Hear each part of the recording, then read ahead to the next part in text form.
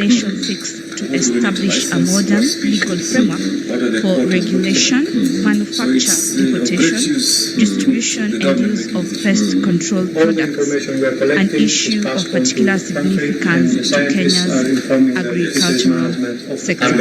As you see, members are going into the afternoon's sitting.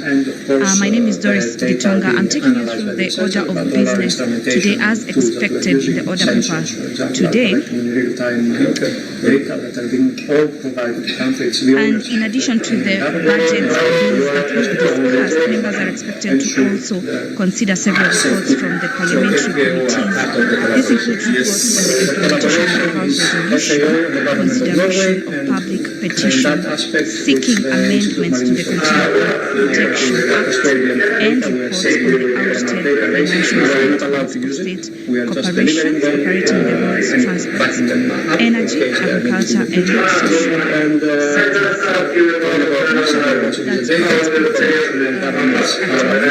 The Sovereign Wealth Fund Bill, National Assembly Bill number 7 of 2026. This is a bill by the leader of the majority party. It will be in the second reading. The members will debate this bill, and if not concluded, it will be considered on Thursday. This in the front of the disc is the main station of the navigation. So when the scientists want to take a sample of the members will be deliberating this on the second reading. This station. The members will be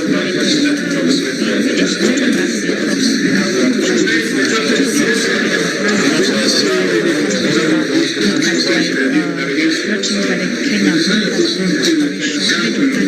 The members will be deliberating this in the committee live in the Parliament chambers here in Nairobi, where we are waiting for the Speaker of the National Assembly to make the afternoon session, which is the Kenya members are scheduled to start, and the deliberations are continuing at the committee for the procession of the Speaker of the National Assembly. We are just awaiting the Speaker of the National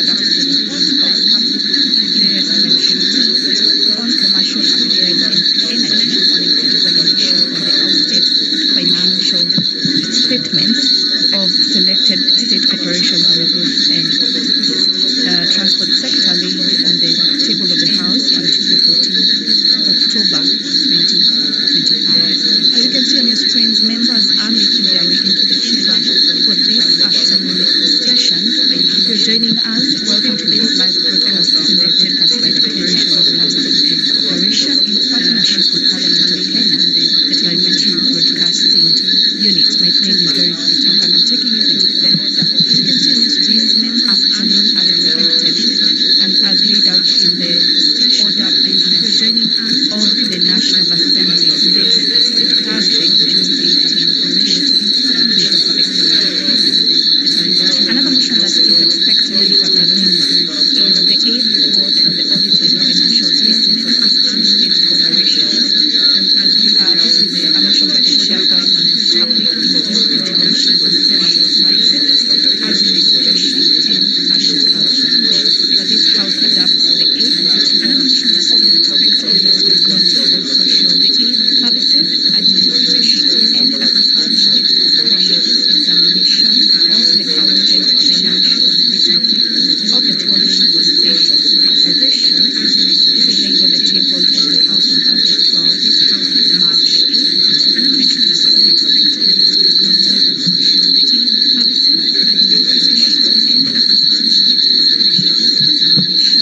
As you can see on the screens, members are already into the chamber and we are waiting at the arrival of the Speaker of the National Assembly. And one of the bills that will be discussed this afternoon is the Pest Control Products Bill, National Assembly Bill number 48 of 2025. This is a bill by the Leader of Majority Party, which will be in the first reading this afternoon. The principal objective of the Pest Control Products Bill 2025 is to regulate the importation, exportation,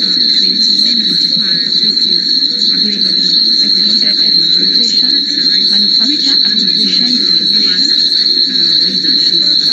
advertising, and disposal of products used for the control of pests and organic infections of plants to establish and provide for the powers and functions of the Pest Control Products Authority and for connected purposes. I can take you through part of this bill. Part 1 of the bill, Clause 1 to 5, it deals with parliamentary matters, including the title which the members will this afternoon look at. Okay, as you can see on your screens, the procession for honorable members, Mr. Speaker. The procession for the Speaker of the National Assembly is just making its way for this afternoon sitting. If you're joining us from across the country, welcome to this live broadcast. Honorable members, And Mr. Speaker of the National Assembly who is making his way to this afternoon sittings. There is a full house today and members are expected to debate on various bills that affect the country. My name is Doris Gitonga. Do have a lovely afternoon and enjoy your meal. The National Assembly who is making his way to this afternoon sittings. There is a full house today and members are expected to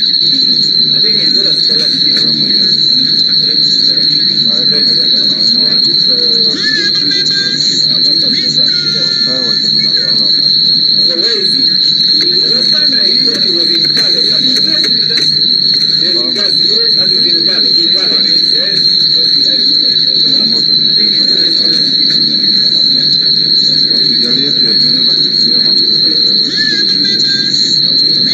haki na amani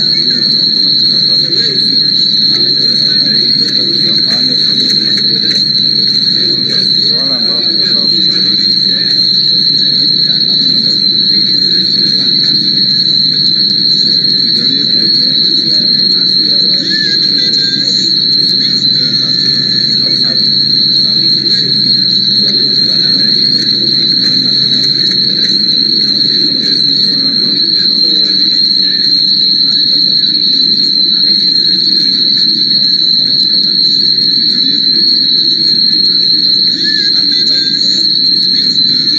Honorable members, I'm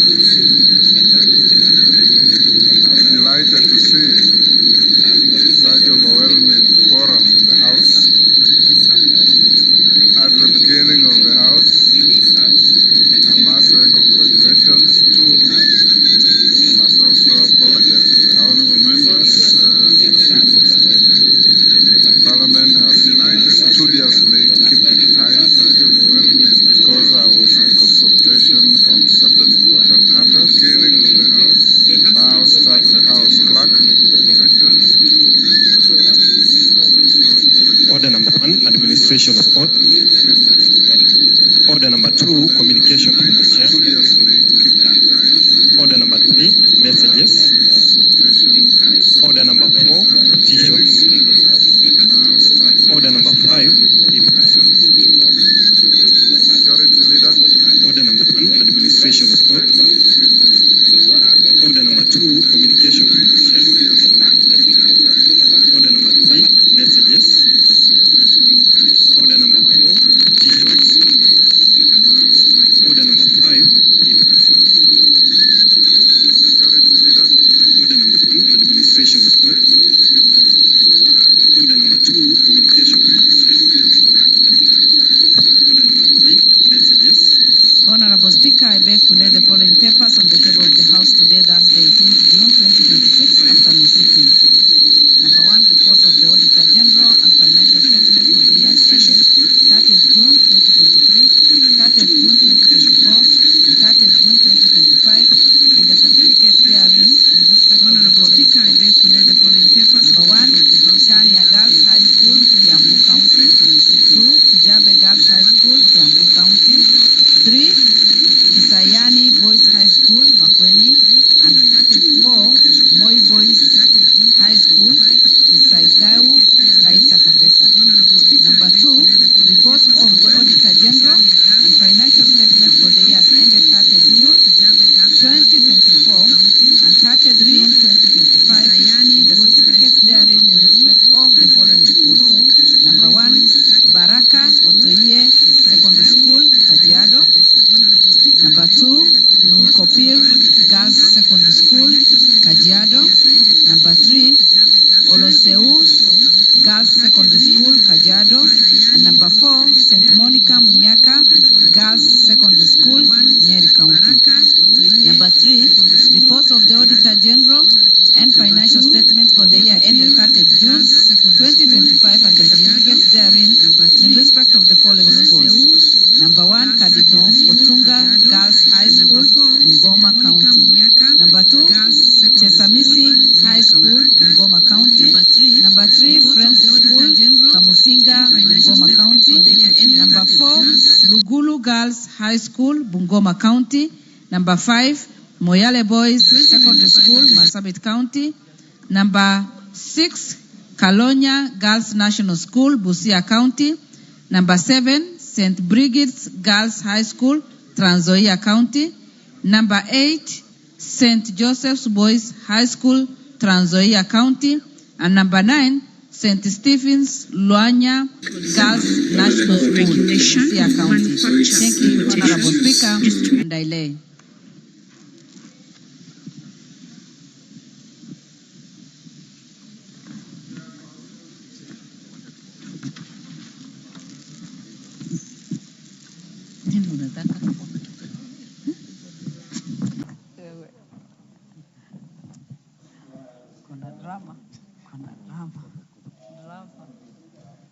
I beg to lay the following paper on the table of the House.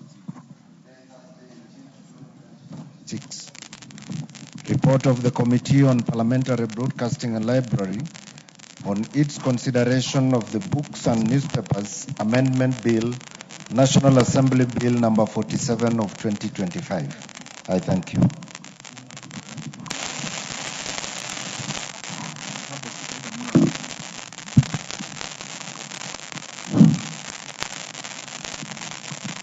Sergeant, can you get your IT people to address the malfunctioning system?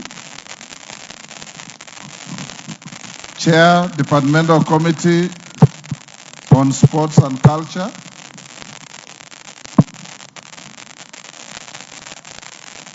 And clerk, can you also advise if the Hansard recording is working?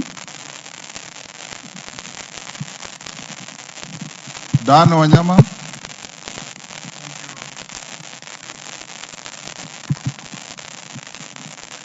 Thank you, Honorable Speaker. Honorable Speaker, I beg to lay the following papers on the table of the House today, Thursday, 18th June 2026. Reports of the Departmental Committee on Sports and Culture on its consideration of the following bills.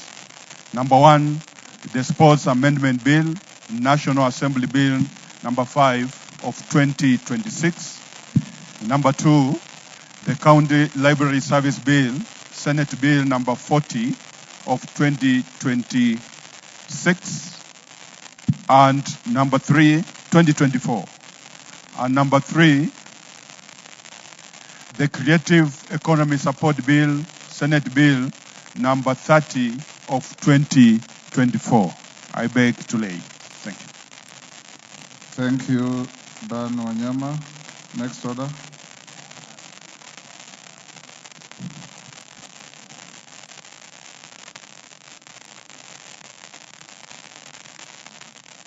Order number 6, notices of motion. Order number 7, questions and statements. Honorable members, before we call out statements, allow me to acknowledge in the Speaker's Gallery Ndanai Girls Secondary School from Sotik, Bomet, Maralal High School from Samburu, West Samburu,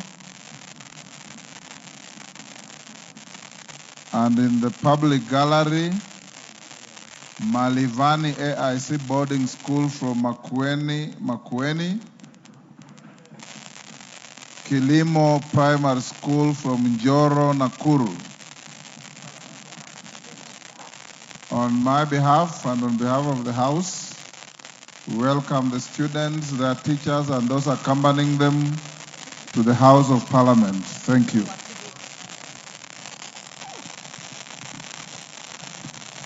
We now go to statements. Mashua Waithaka.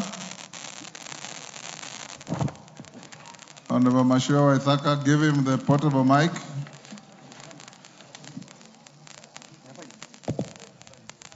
Thank you. Thank you, Honorable Speaker.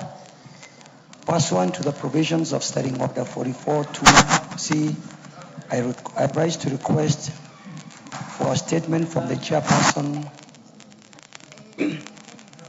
of the Departmental Committee on Communication, Information and Innovation regarding internet connectivity in ICT hubs within Kiambu constituency.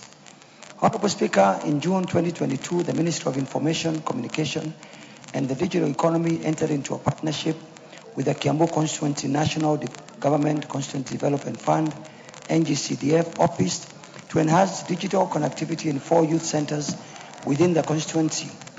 The partnership sought to establish fully equipped ICT hubs at Dumberi, Tinganga, Kehingo, and Gishosho youth centers in collaboration with Telecom Kenya. In furtherance of this initiative, the Kiambu Constituency NGCDF office remitted payments to Telecom Kenya for each of the 4 centers on the 14th June 2022. Honorable Speaker, despite the said payments being made and noting the importance of the project in promoting youth empowerment, digital literacy and digital inclusion, Telecom Kenya is yet to install internet services in the 4 ICT hubs. This delay has denied young people in the constituency access to critical digital services, online learning opportunities, e-government services, and other ICT-based economic opportunities. Honorable Speaker, it's against this background that I request for a statement from the chairperson of the Departmental Committee on Communication, Information and Innovation on the following. 1, report on the status of implementation of the ICT Hub connectivity project in Duberi, Tinganga, Kehingo, and Geshosho youth centers in Kiambu constituency. 2, Reasons for the failure by Telecom Kenya to install internet services despite receipt of payments from the Kiambu Constituency NGTF office on 14th June 2022. 3. The steps being taken by the Ministry of Information, Communication and Digital Economy to ensure that the internet services are installed and operationalized without further delay, including the expected timeline for completion. And 4. Plans being implemented to monitor and ensure timely implementation of digital infrastructure projects across the country. I thank you, Honorable Speaker. And Honorable Speaker, this is the second time I'm reading this statement, and I've not heard anything from the chair of the IC of ICT. The chair ICT, is KJ in the house? He isn't. Majority Leader, can you cause the chair to bring a response before we break for the long recess? Most obliged, Honorable Speaker. Joyce Kamene, member for Machakos County.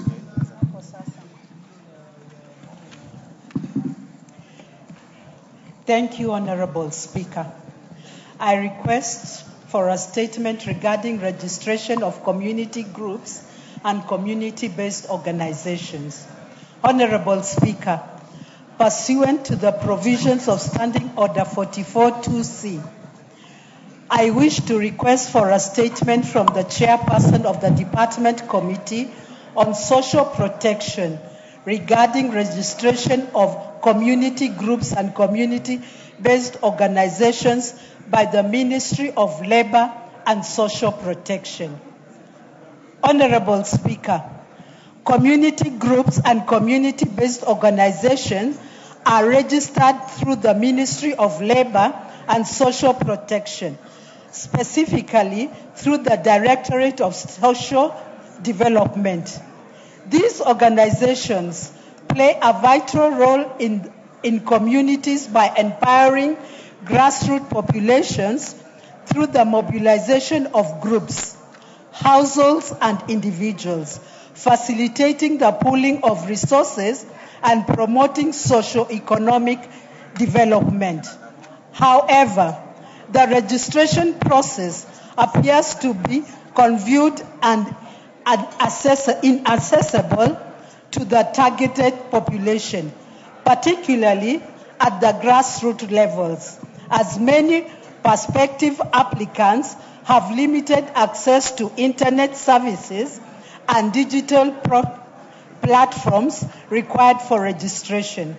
Honorable Speaker, women and other vulnerable persons who form a significant proportion of these groups are concerned on the process of registration and seek civic education on registration requirements. In addition, the associated costs for registration, such as the approved registration fee, travel to registration offices, and statutory filing requirements, which low-income applicants, among others, may not afford.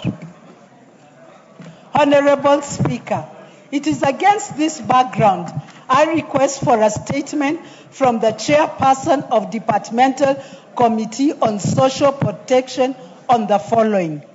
Steps being taken by the Ministry of Labor and Social Protection to ensure implementation of a user-friendly platform to streamline the registration process for community-based organizations.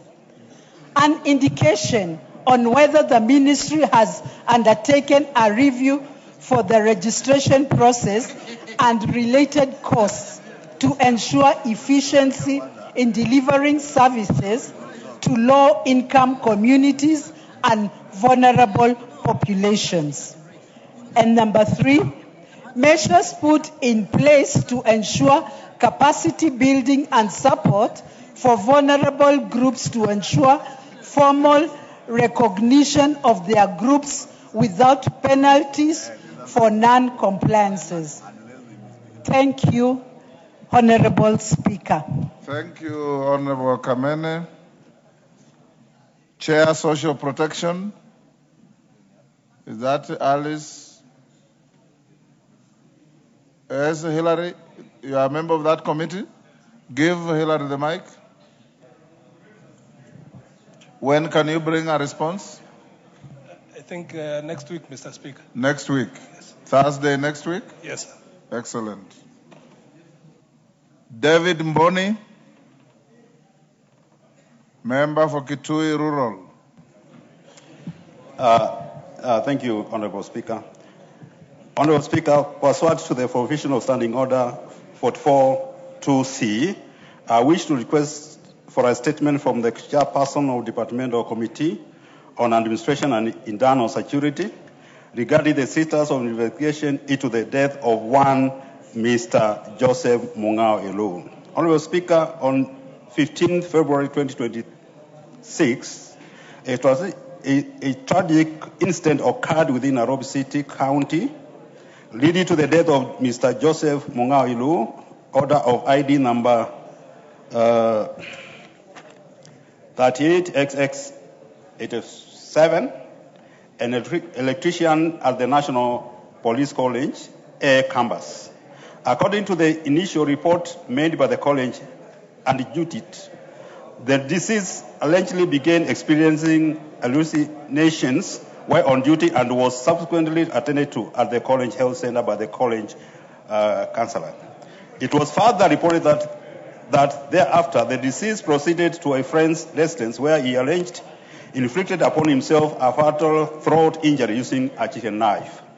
He was rushed to Nairobi West Hospital for emergency medical attention, but unfortunately succumbed to his injuries while undergoing treatment. Officers from the Directorate of Criminal Investigation processed the scene and the matter was reported as Embakasi Police Station, Feed OB number 2/6/2/2026. The body of the deceased was later moved to Chiromo mortuary pending autopsy. However, the family of the deceased is yet to be provided with the status of investigation and action taken to determine whether there was foul play in his death.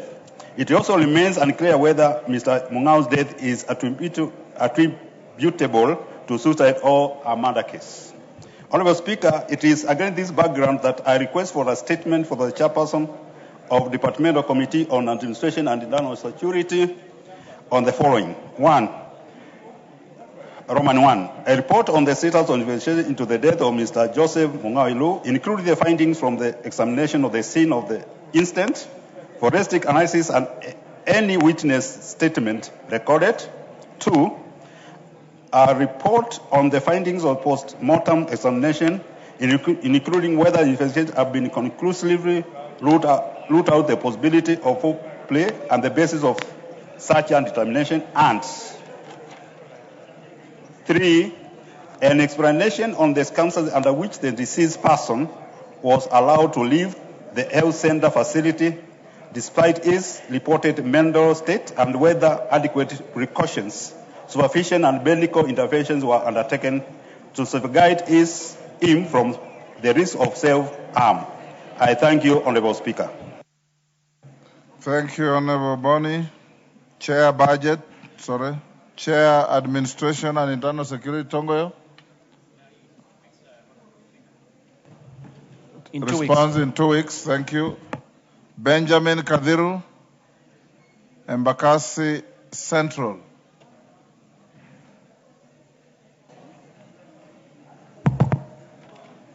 Thank you, Mr. Speaker. Mr. Speaker, I'd like to seek a statement regarding public participation in the budget-making process. Honorable Speaker, pursuant to the provision of the Standing Order number 44-2C, I'd like to request a statement from the Chairperson of Budget and Appropriation Committee regarding public participation in the budget-making process. Honorable Speaker, Article 10 of the Constitution recognizes public participation as one of the national values and principles of governance. Further, Article 201 of the Constitution require openness, accountability, and public participation in financial matters. In this regard, the National Assembly has continuously undertaken public hearing and engagement in the budget-making process. For instance, during the consideration of annual estimates for the financial year 2024-2025, public participation was conducted in 20 counties, among them being Nairobi City County. Similarly, during consideration of the recently concluded annual estimates in the financial year 2026-2027, public participation was conducted in 16 counties, including Nairobi City County. The public and the stakeholders who participated in this exercise have legitimate expectations that their views and projects' priority will be considered in the outcome of the budget process. However, concerns continue to arise regarding the extent to which the projects and programs identified by the public are prioritized, funded, and implemented. Honorable Speaker, it is against this background that I request for a statement from the chairperson of the Budget and Appropriations Committee on the following. 1. A list of all the constituencies in which public participation was conducted in Nairobi City County during consideration of the annual estimates for the financial year 2024-2025 and financial year 2026-2027. Number 2, comprehensive report on projects proposed through public participation during the consideration of the annual estimates for the financial year 2024-2025 in Nairobi City County, including amount allocated and the specific constituencies in which the projects are located. Number 3, the current implementation status of all projects identified through public participation and subsequently incorporated into the annual budget for the financial year 2024-2025, including a list of the funded projects and the respective constituencies.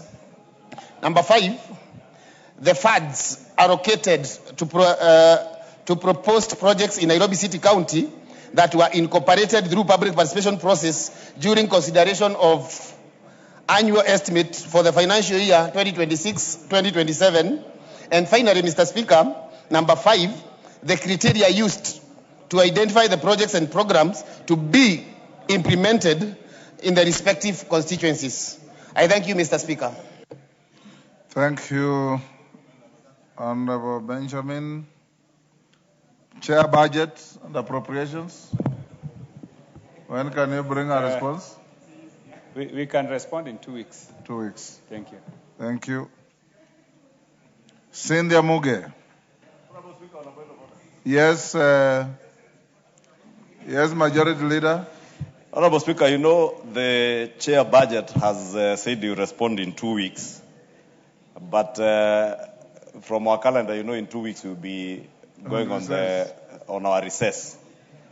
And the member for Embakasi Central was busy being engaged by the member for Embakasi East and the member for Kirinyaga, so he did not hear. So I wanted to help the member for Embakasi Central that the chair is saying he will respond to you in 2 weeks when we shall be on recess. So you are likely not to get your response. And Honorable Atandi, I know, is now chair for about a year. But the member for Embakasi Central, Honorable Speaker, maybe just for information of the House, because I was keenly listening to the issues he's raising, was a member of the Budget and Appropriations Committee in 2 out of the 3 years he's seeking that information. So maybe we could benefit from Honorable Atandi, first to bring the statement earlier, and to also tell us, is it that the member for Embakasi Central did not know what was going on in the Budget Committee when he was a member of the Budget Committee, to now request for a statement on issues he's transacted as a member of the Budget Committee? Or Honorable Atandi, is it, or are you, I don't know, I'm just lost there, because the member for Embakasi Central was a member of that committee. He should have known what happened in 2023, 2024, 24, 25. The chair was a member, I think, of the finance committee then. He was not even in the budget committee. So I'm just lost. Who is to give who information? Maybe that's why Atandi wants to take us to the recess period when we will not be here. And we would want to hear. Yes, Major Dong. Thank you, Mr. Speaker. I want to inform the majority leader that during that time, me and Honorable Atadi, we were both members of the budget committee. Again, after exactly the public participation about that financial year I'm seeking, majority leader removed me from that from budget and appropriation committee. So I don't know whether it's that the majority leader doesn't want the Embakasi Central people or Nairobi County people to benefit from the budget, or he doesn't want the residents of Nairobi to be informed on how the money is used and how the projects were identified. Point made. Are you comfortable to receive your response while on recess? Thank you, Mr. Speaker. But Honorable Atadi is a very good chair, but a cunning one, and that's why he's talking about the 3 weeks. So I will be comfortable if he promised to bring before the recess. And this is information. This information, Speaker, even if Honorable Atadi wish to submit this information next week, Tuesday, he can be able to get it. So I'm comfortable, and I request you, Mr. Speaker, you... Let him finish. Yes, Majority Leader. Honorable Speaker, some of these people are just fond of accusing me because it helps them with bonga points with their constituents. But the member for Embakasi Central, my good friend, who I knew when he was a businessman selling mitumba in Gikomba, and my dear wife used to finance Major Dong, and he knows, when she was working at the bank. So we know each other very well. Honorable Speaker, Major Dong, I'm saying that so that people may know we are all friends here.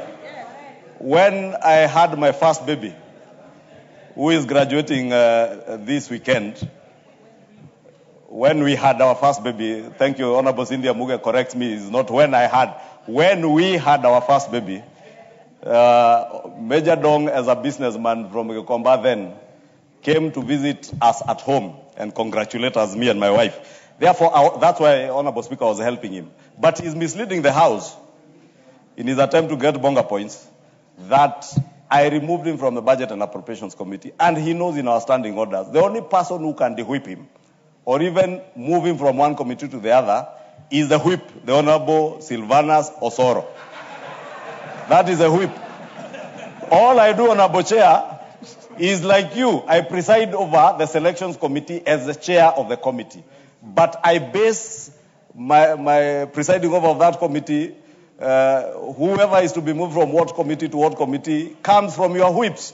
Therefore, Honorable Major Dong, my friend, I cannot have the powers to remove you from a committee. I only sought you to clarify to the House, now that you are no longer in the committee, when you are a member of the committee, 2022-2023, 2023-2024, 2024-2025, is it that you never knew what was going on in your committee where you sat? That is all I sought you to clarify. Order, Kadiru, I've not given you the floor. Let's make progress. So much of that comic relief. Cynthia Muge.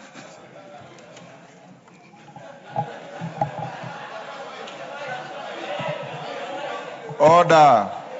Thank you, Honorable Speaker. And please protect me. Order, Wandeto, what is it? Pardon? Interest. Order. Order, Wandeto. You are misconducting yourself. Take your seat, Kadiru. Order, Kadiru. Order. All that has been said about you is in very good light. There's nothing wrong with being a trader in mitumba or anything else. There is nothing wrong in visiting a friend who has had a child. It happens to all of us. Cynthia Muge. Thank you, Honorable Speaker.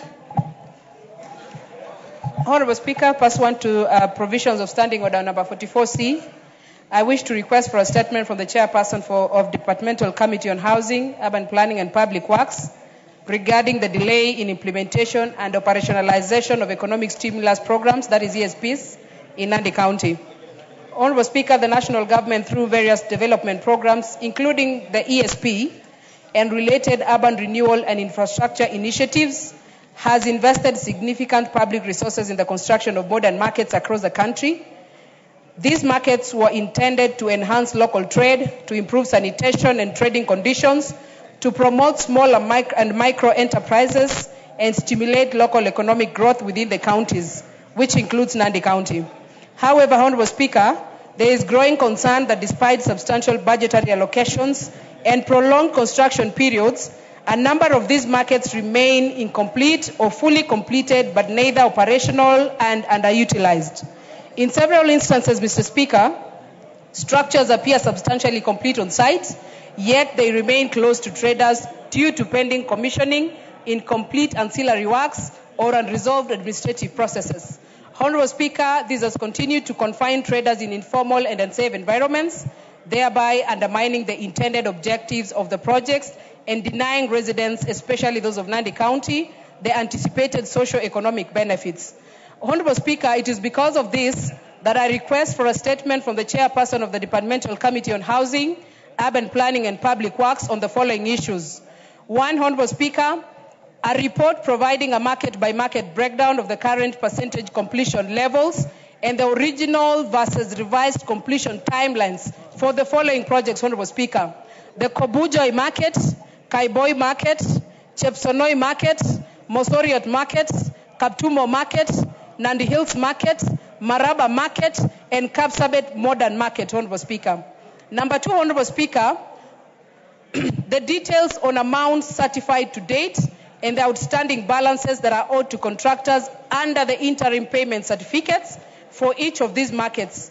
Noting, Honorable Speaker, whether these pending payments have caused contractors to hold on to sites. And lastly, Honorable Speaker, the actions taken to address specific administrative, technical, or intergovernmental bottlenecks that are delaying the formal commissioning of seemingly complete structures.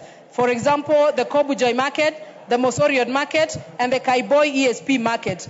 Honorable Speaker, these remain locked while local traders continue to operate in unfavorable outdoor environment. Thank you, Honorable Speaker.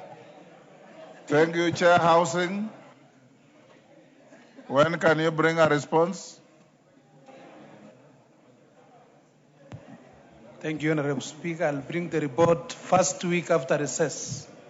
Thank you. First week after. Yes, Maklap, what is it? On the same issue? Mr. Speaker, I want to joyride on this matter. Yes. Mr. Speaker, it is not only Nandi that has delays in projects of economic stimulus for markets, affordable housing, and institutional housing in this country, Mr. Speaker. Mr. Speaker, even in Baringo, most of the projects are either stalled or they are perpetually on procurement. So, Speaker, how can a project be on procurement process for more than 8 months? So, Speaker, and the PS is nowhere to be seen on this particular matter. He's always absent or traveled out of the country. So, Speaker, I wish that this report includes other projects across Kenya of economic stimulus markets and affordable housing that are delayed, so that we can get a comprehensive report of the status of these particular projects in some parts of this country, including Baringo North, Mr. Speaker, Kabartonjo Market, Barwesa Market, affordable housing in all those institutions, Mr. Speaker. So it is a comprehensive report for all of us, Mr. Speaker, that projects have been delayed. Thank you. I can see a lot of interest on this. Chairman of Housing, what you probably can do if you don't find adequate information the first week after recess, I'll call the housing minister to Akamkunji. Then you can interrogate the minister so that we can be able to make progress on the business of this afternoon. Thank you. When you call, we cannot call a PS to Akamkunji. You can call the PS to your committee. Thank you. Only ministers are allowed to come to our Kamkunji here. Well noted, Honorable Speaker. And communicate, Majority Leader, that the minister comes accompanied by her PS. We'll do that first week. Ngalechev is on this. I've closed that.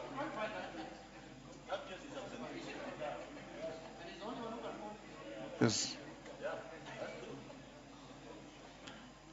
Daniel Carrido, member for Igembe Central. Is he in the house? Daniel Carrido. Question stayed.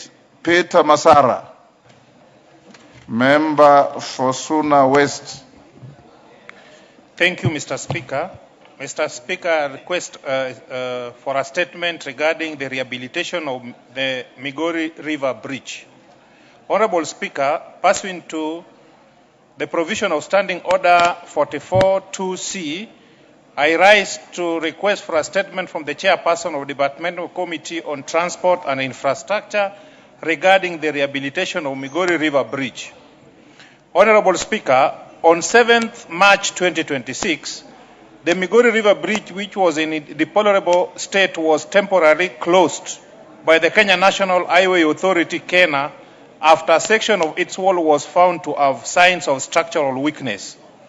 The closure followed rising water level in the River Migori as a result of heavy rain, making immediate repair impossible. According to KENHA, the bridge was to be repaired once the water level subsides. However, the authority is yet to commence the rehabilitation works to date.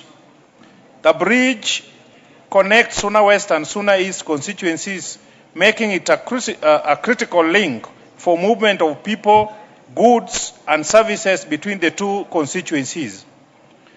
The delay in rehabilitating the bridge continued to inconvenience residents, motorists, and traders. It also poses a safety risk to members of the public who have resulted to dangerous option to cross from one end to the other. Honorable Speaker, it is against this background that I request for a statement from the Chairperson of the Departmental Committee on Transport Infrastructure on the following. 1. The reason for the delay by the Kenya National Highway Authority in commencing the rehabilitation works on the Migori River Bridge, despite the lowering of water levels. 2.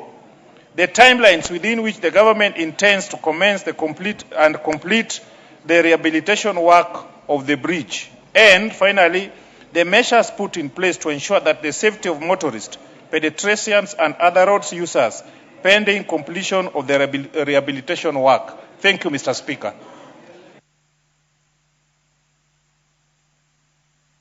Yes, sorry. Chair Transport, you want to joyride on this? Yes, Suna East. Mr. Speaker, there is a matter raised by my colleague, Honorable Masara. Mr. Speaker, it's a very, very serious matter. And Mr. Speaker, you have visited Migori several times, many times. Even I've gone with you.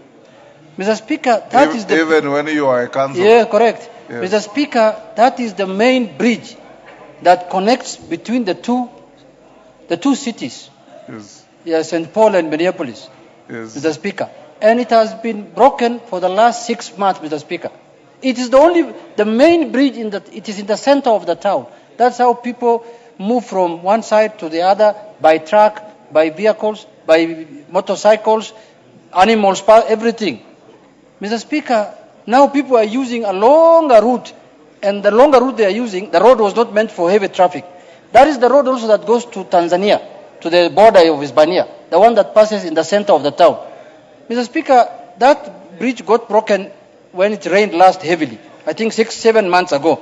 And Kenya said they are waiting for the waters to subside. Mr. Speaker, that town is at standstill as we speak. Yesterday, I called the Kenha Director General. He told me we are doing something about it. But, Mr. Speaker, these are matters that cannot wait even for a response from Transport Committee. That town is in crisis. That place is kaput. No work is going on, Mr. Speaker. Mr. Speaker, do something. Do something, please. Chair Rhodes. Komingoi, you are the Vice Chair. No, I'm not, but I'm a member of the committee. Yes, Junet. Mr. Speaker, the chair of transport is never in the house. Kimongo is the one who answers questions for him all the time. I'm told he's running a small restaurant somewhere near Gigiri there. Mr. Speaker, selling mandas. Let him come to the house and tell us we have a problem. Komingoi. Yeah, while that may be a preserve of private business, Honorable Speaker, I think we may endeavor to provide the information to the member and also the minority leader next week. Can you bring a response next week? Wednesday next week? Yes, Honorable Wednesday Speaker. next week. Thank you. Responses. The first response, Major Deco's request. Both Major Deco and the chair of the committee have spoken to me and have agreed that they will prosecute the matter better before the committee. I have acceded to that. Onesimus Ngogoyo's request.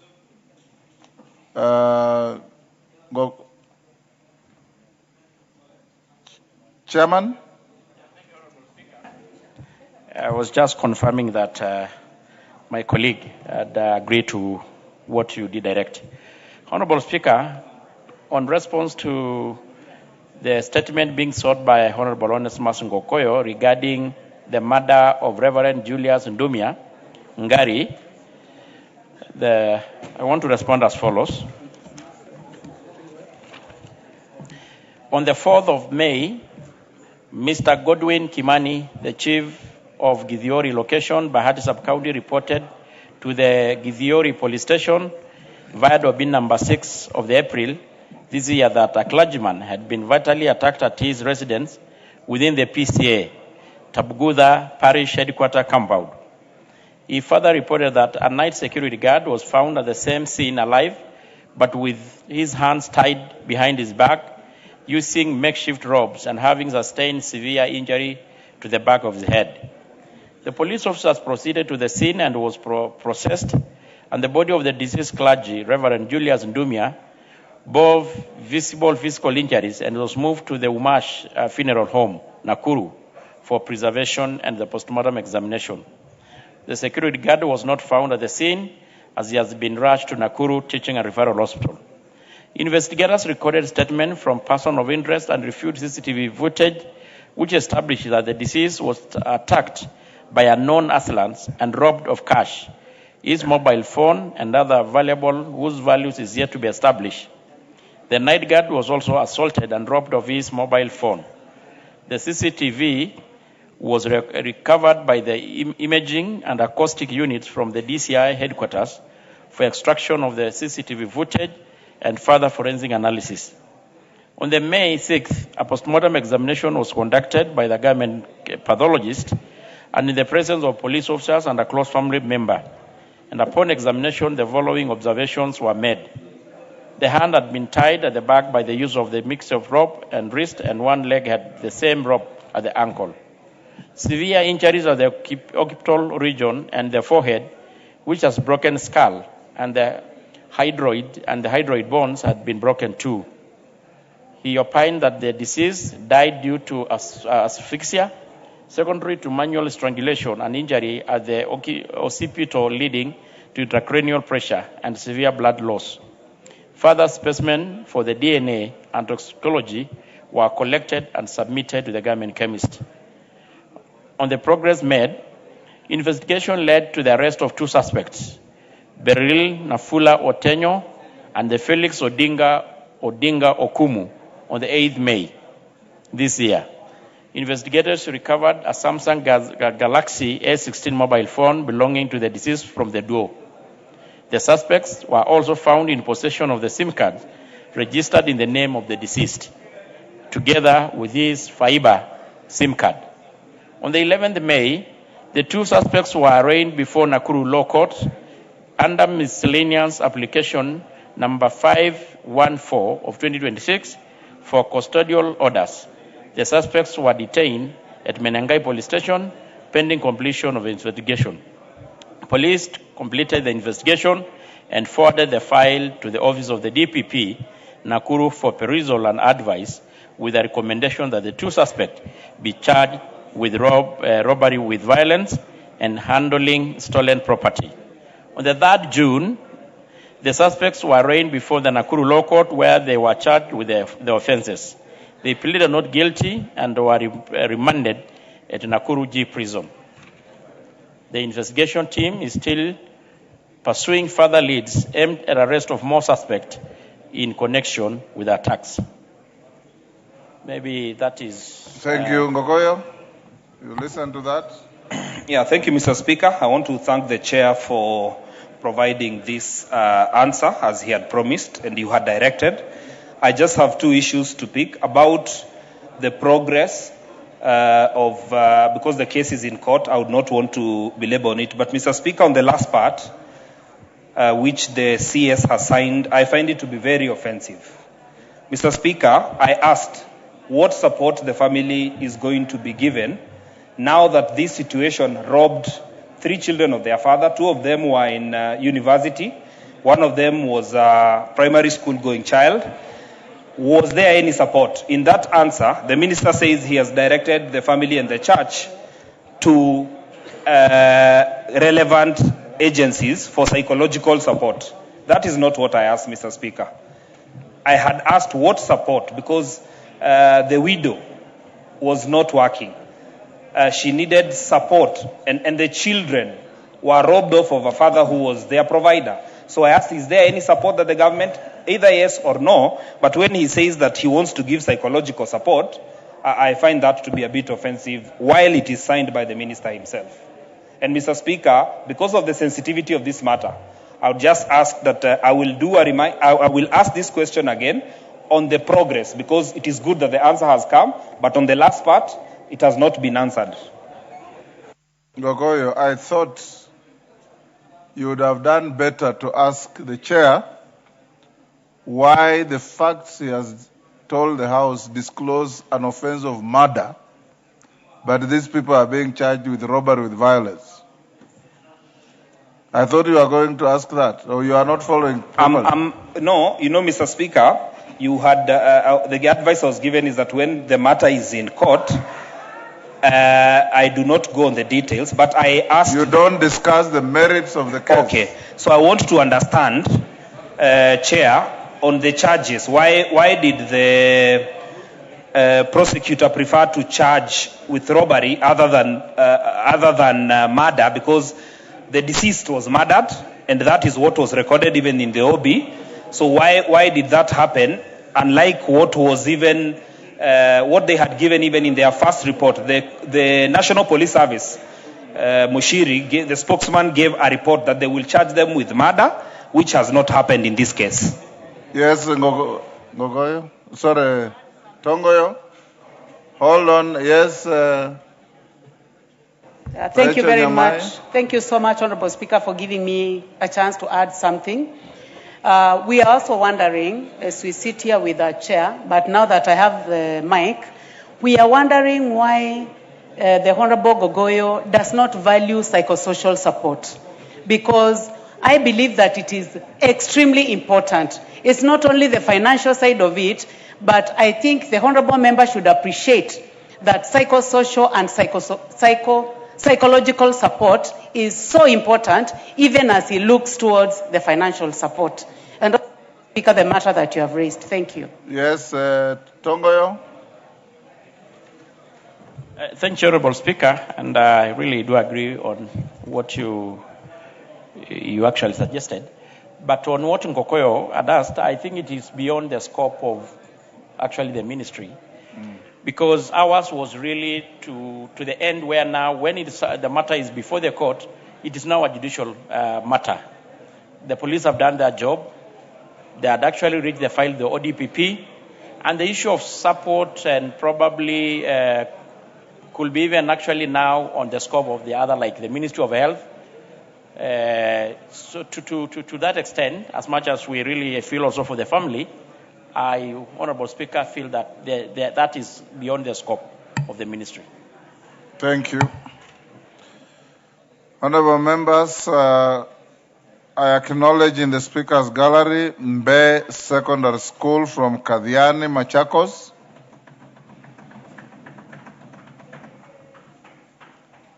Wami Academy from Starehe, Nairobi. In the public gallery, Lamad Primary School from Juja, Kiambu. And Kajiado Township School, I believe, from Kajiado Central, Kajiado. On my behalf and on behalf of the House, we welcome the students, their teachers, and those accompanying them to the House of Parliament. Honorable members, we are done with the statements. We have the majority leader statement of every Thursday. Yes, Ngogoyo? Sorry, Tongoyo? Yeah, people keep confusing. Honorable Speaker. Yes, Tongoyo. I don't know whether it was not appearing in the order paper. I have also a statement regarding the GBV, being sought, gender-based violence. It is not on my list. Okay. You'll do that on Tuesday. Galechei?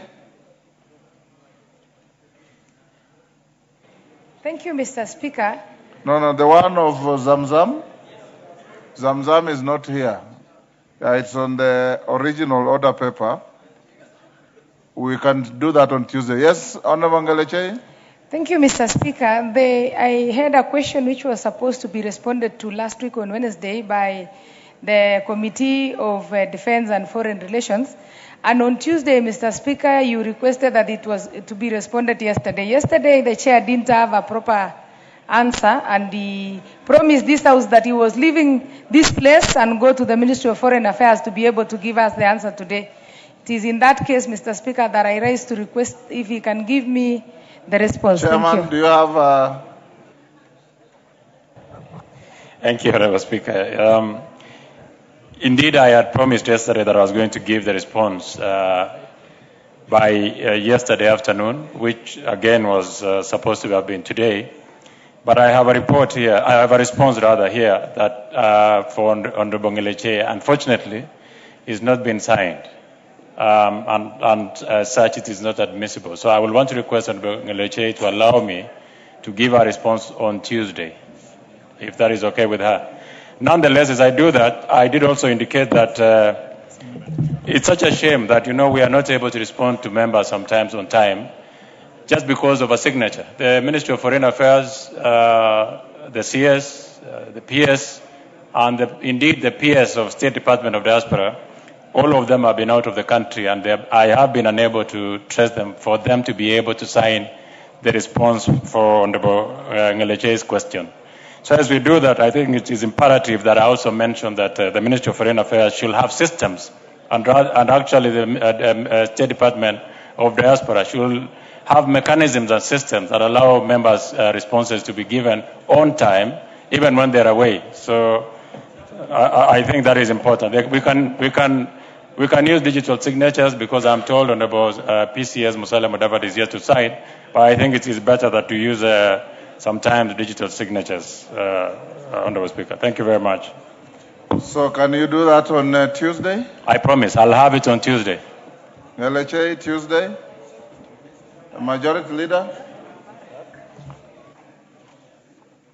Your Thursday statement? Thank you, Honorable Speaker. Honorable Speaker, pursuant to the provisions of Standing Order 44.2a, I rise to present the following statement on behalf of the House Business Committee, which met on Tuesday, 16th June 2026, to prioritize business for consideration during the week and the business coming before the House in the following week. Honorable Speaker, allow me first to thank honorable members, individually and collectively as a House, for dedicating additional sitting time this morning to consider certain budget-related priority business, which we finalized with the appropriation bill in the second and third reading stages this morning. It is my hope that we sustain this impetus at all times as we consider the important trusts that have been bestowed upon us by the people of Kenya. Honorable Speaker, with regard to business scheduled for Tuesday next week, the House is expected to undertake the following. 1, the second reading of the following bills, if not concluded in the course of business today. 1 is the Sovereign Wealth Fund Bill of 2026 and the Competition Amendment Bill of 2026. 2 is a Committee of the Whole House on the following bills. 1, the Central Bank of Kenya Amendment Bill of 2026. 2, the Kenya Revenue Authority Amendment Bill of 2026. 3, the Fisheries Management and Development Bill of 2023. And 4, the Public Participation Bill of 2025. Additional, Honorable Speaker, debate will also be undertaken on the following motions. 1, consideration of nominees for appointment as members of the NGCDF board. I think it's important I repeat that so that I have the attention of all the members, because this relates to all of you, that we will have debate on consideration of nominees for appointment as members of the NGCDF board. 2 is consideration of a petition regarding variation of boundaries for 3 specified forests. 3 is report of the Kenyan delegation to the 151st Assembly of the IPU, the Interparliamentary Union, and related meetings. 4, second report on the status of reports on petitions and resolutions. 5, consideration of the petition regarding the proposal to amend the Consumer Protection Act. 6, report on the audited financial statements of selected state corporations in the roads and transport sector. And 8, report on the audited financial statements for 6 state corporations. In conclusion, Honorable Speaker, the House Business Committee shall reconvene again on Tuesday, 23rd June 2026 to schedule business for the rest of the week. I now wish to lay this statement on the table of the House. Thank you.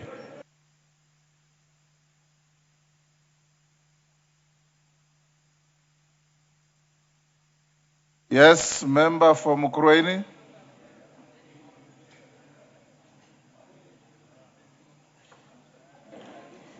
Thank you, Speaker. I would like also to put it on record that I have 2 statements that have not been responded so far. I have a request that, Speaker, you approved on 17th of February 2026 on request for a statement regarding non-grading of Kenya Sign Language for non-deaf students in the 2025 Kenya Certificate of Secondary Education examinations. Honorable Speaker, the Chair of Education had given 2 weeks, and this has not been forthcoming so far. So, Honorable Speaker, I would request that he gives us the date when he can be able to give us this response. Honorable Speaker, I also have request for a statement regarding the delayed construction of Gaikundo Kaheti Nyagwathi Wakulima Dairy Road in Mukurweini constituency. Honorable Speaker, you had approved this statement on 26th February 2026, and the response has also not been forthcoming. Lastly, Honorable Speaker, I would also want to join on the issue of the markets, as has been raised here. You are out of order. You wanted to bring to my attention the fact that your 2 statements have not been responded to.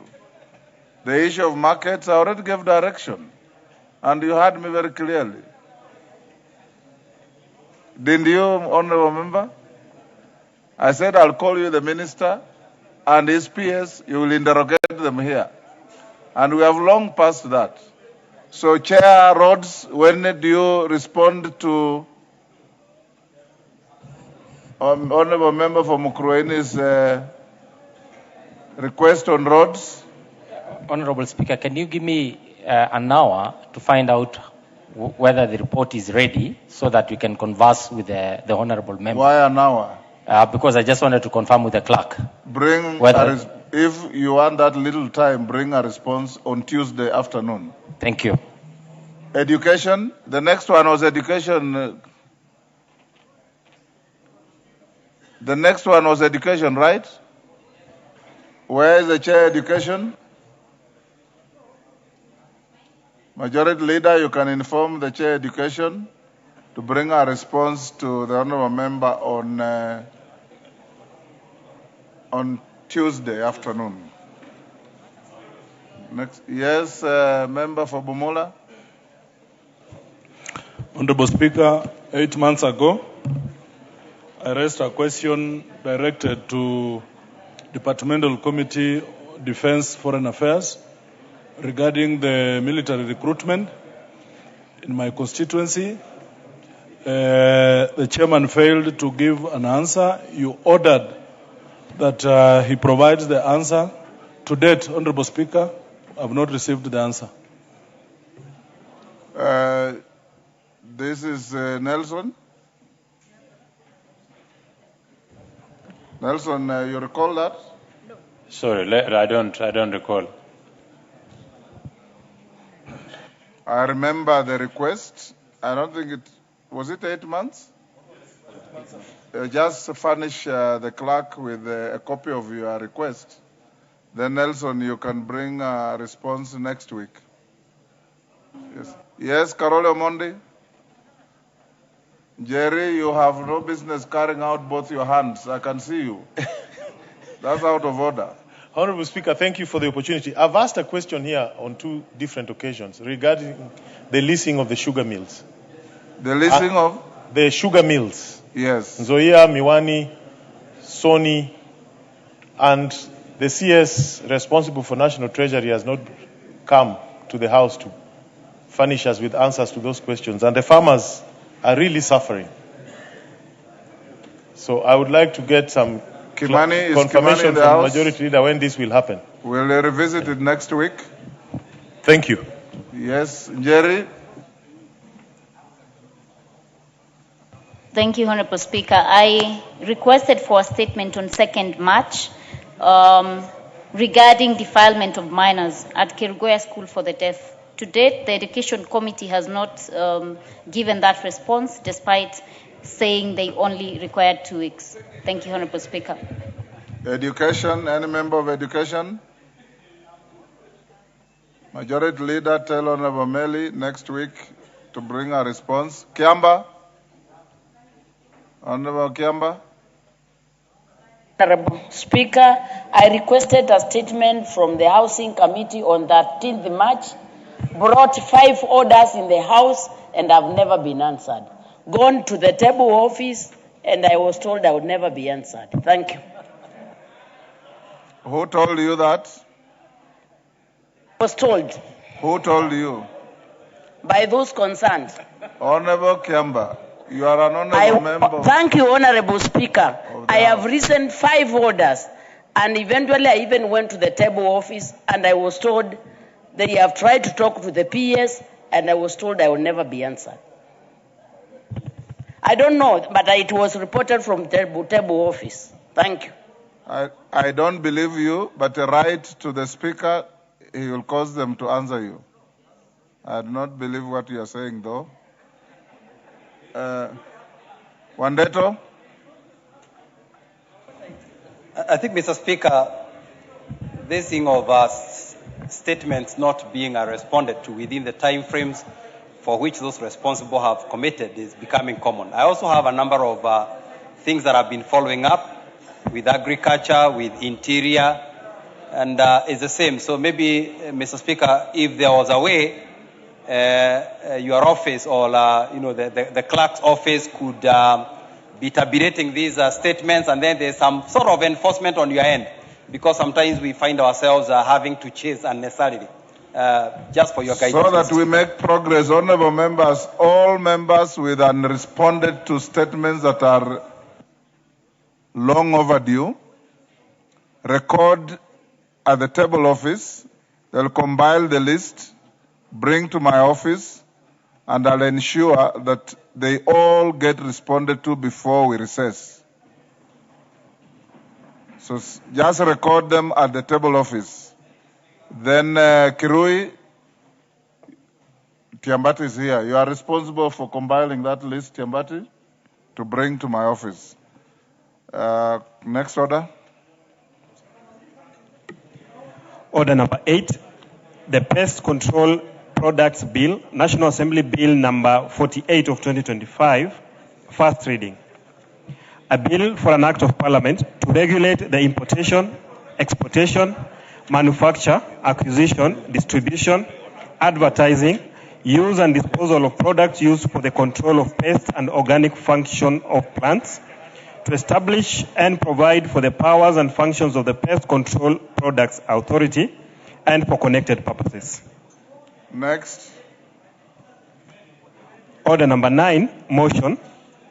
8, reports of the audited financial statements of 6 state corporations. Honorable Wangwe, have been requested by the majority leader and have acceded that I reorganize the order paper so that we go to order number 10, Committee of the Whole, then come back to your motion. Is that okay with you? Give Honorable Wangwe the mic. Thank you, Honorable Speaker. Honorable Speaker, that's quite in order. Thank you. Yes, sir. Next order. Order number 10, Committee of the Whole House. Honorable members, remain seated. Remain seated. Sergeant, go back. Members on their feet, take your seats. Honorable members, before you go into Committee of the Whole, on the Finance Bill and the Appropriations Bill, I have the following short communication.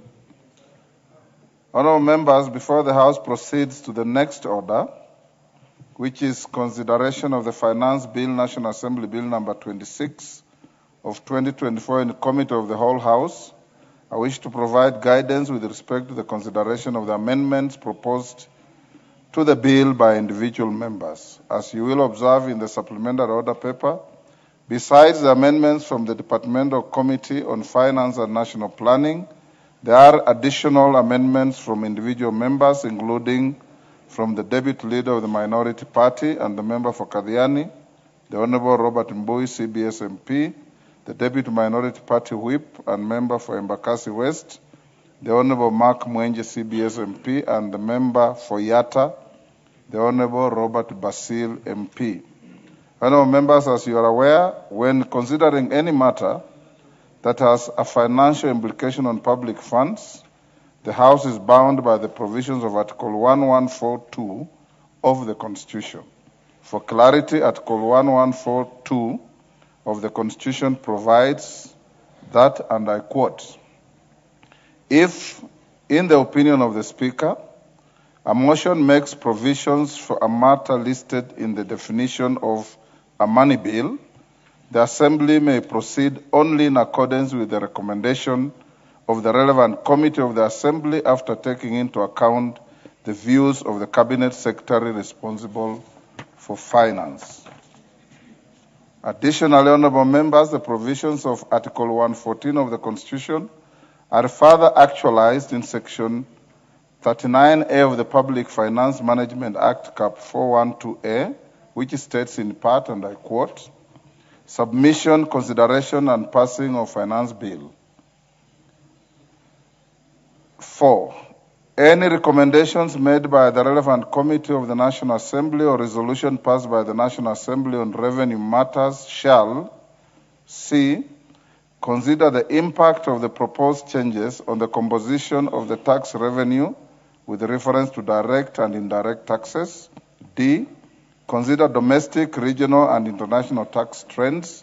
E, consider the impact on development, investment, employment, and economic growth. F, take into account the recommendations of the Cabinet Secretary as provided under Article 114 of the Constitution. And G, take into account the taxation and other tariff arrangements and obligations that Kenya has ratified, including taxation and tariff arrangements under the East African Community Treaty.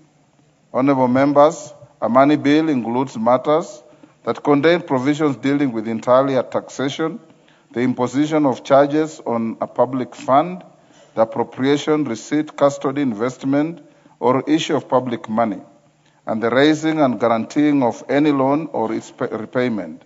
In this regard, the finance bill, being a bill dealing with inter taxation measures, is evidently a money bill.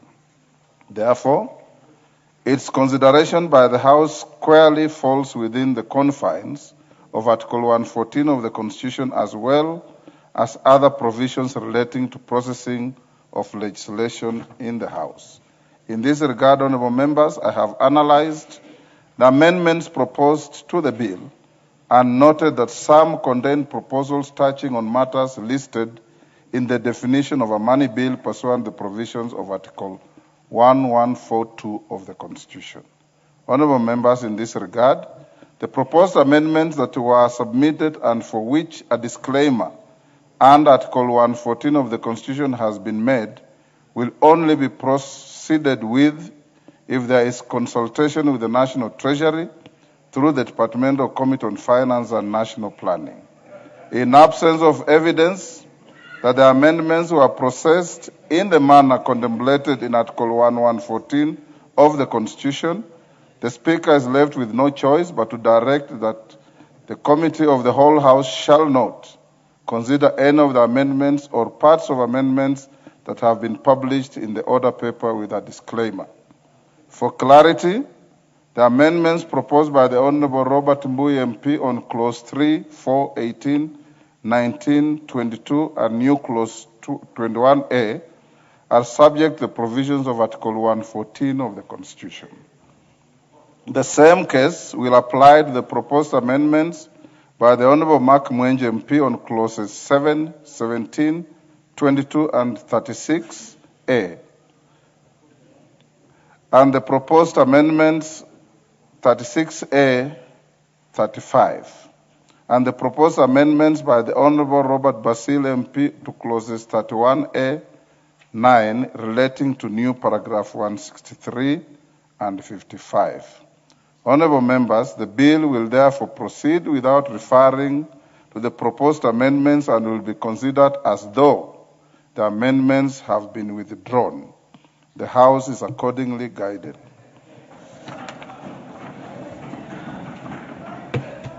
Honourable members, it's as clear as that. The Speaker did not write the Constitution. We wrote it as Kenyans, including yourselves. And we are all bound by it. So when you deal with delicate matters like finance bill and appropriations, I encourage you, and money bills, just do a bit of reading. Just do a bit of reading. I have a lot of consultants and advisors employed by you in this parliament. Just go to the Directorate of Budget. There is a very well-educated young man there called Dr. Masinde, a PhD holder in finance matters. He will help you so that when you bring your amendments, I'll approve any amendments you bring that conform with the Public Finance Management Act, the standing orders, and the Constitution. I'm a facilitator. Where you offend the law, again, my hands are tied. And Robert Mbui, I even placed a call to you and told you this, so that it's not strange, because I saw you as the team leader, and that is the law. The law is not necessarily reasonable. The law is the law. And Shakespeare said, the law is an ass, but it is the law. Honourable members, will you be upstanding?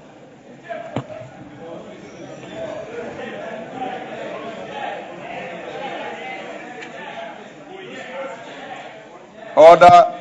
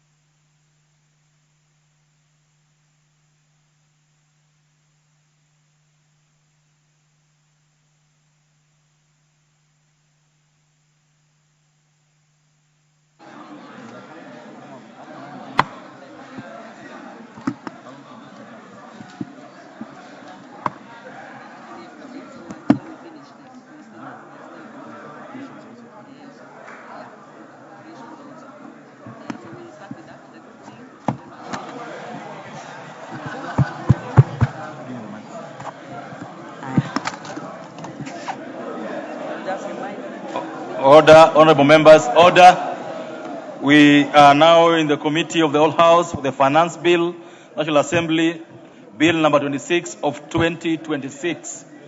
And just remind you that the speaker has given order. The speaker has given directions on how we proceed with this. And I hope the members who had amendments that are affected are properly guided. The chairperson of finance bill, I hope you are in your place to proceed with this. Honorable Mbui, what's out of order? Go ahead, Honorable Mbui.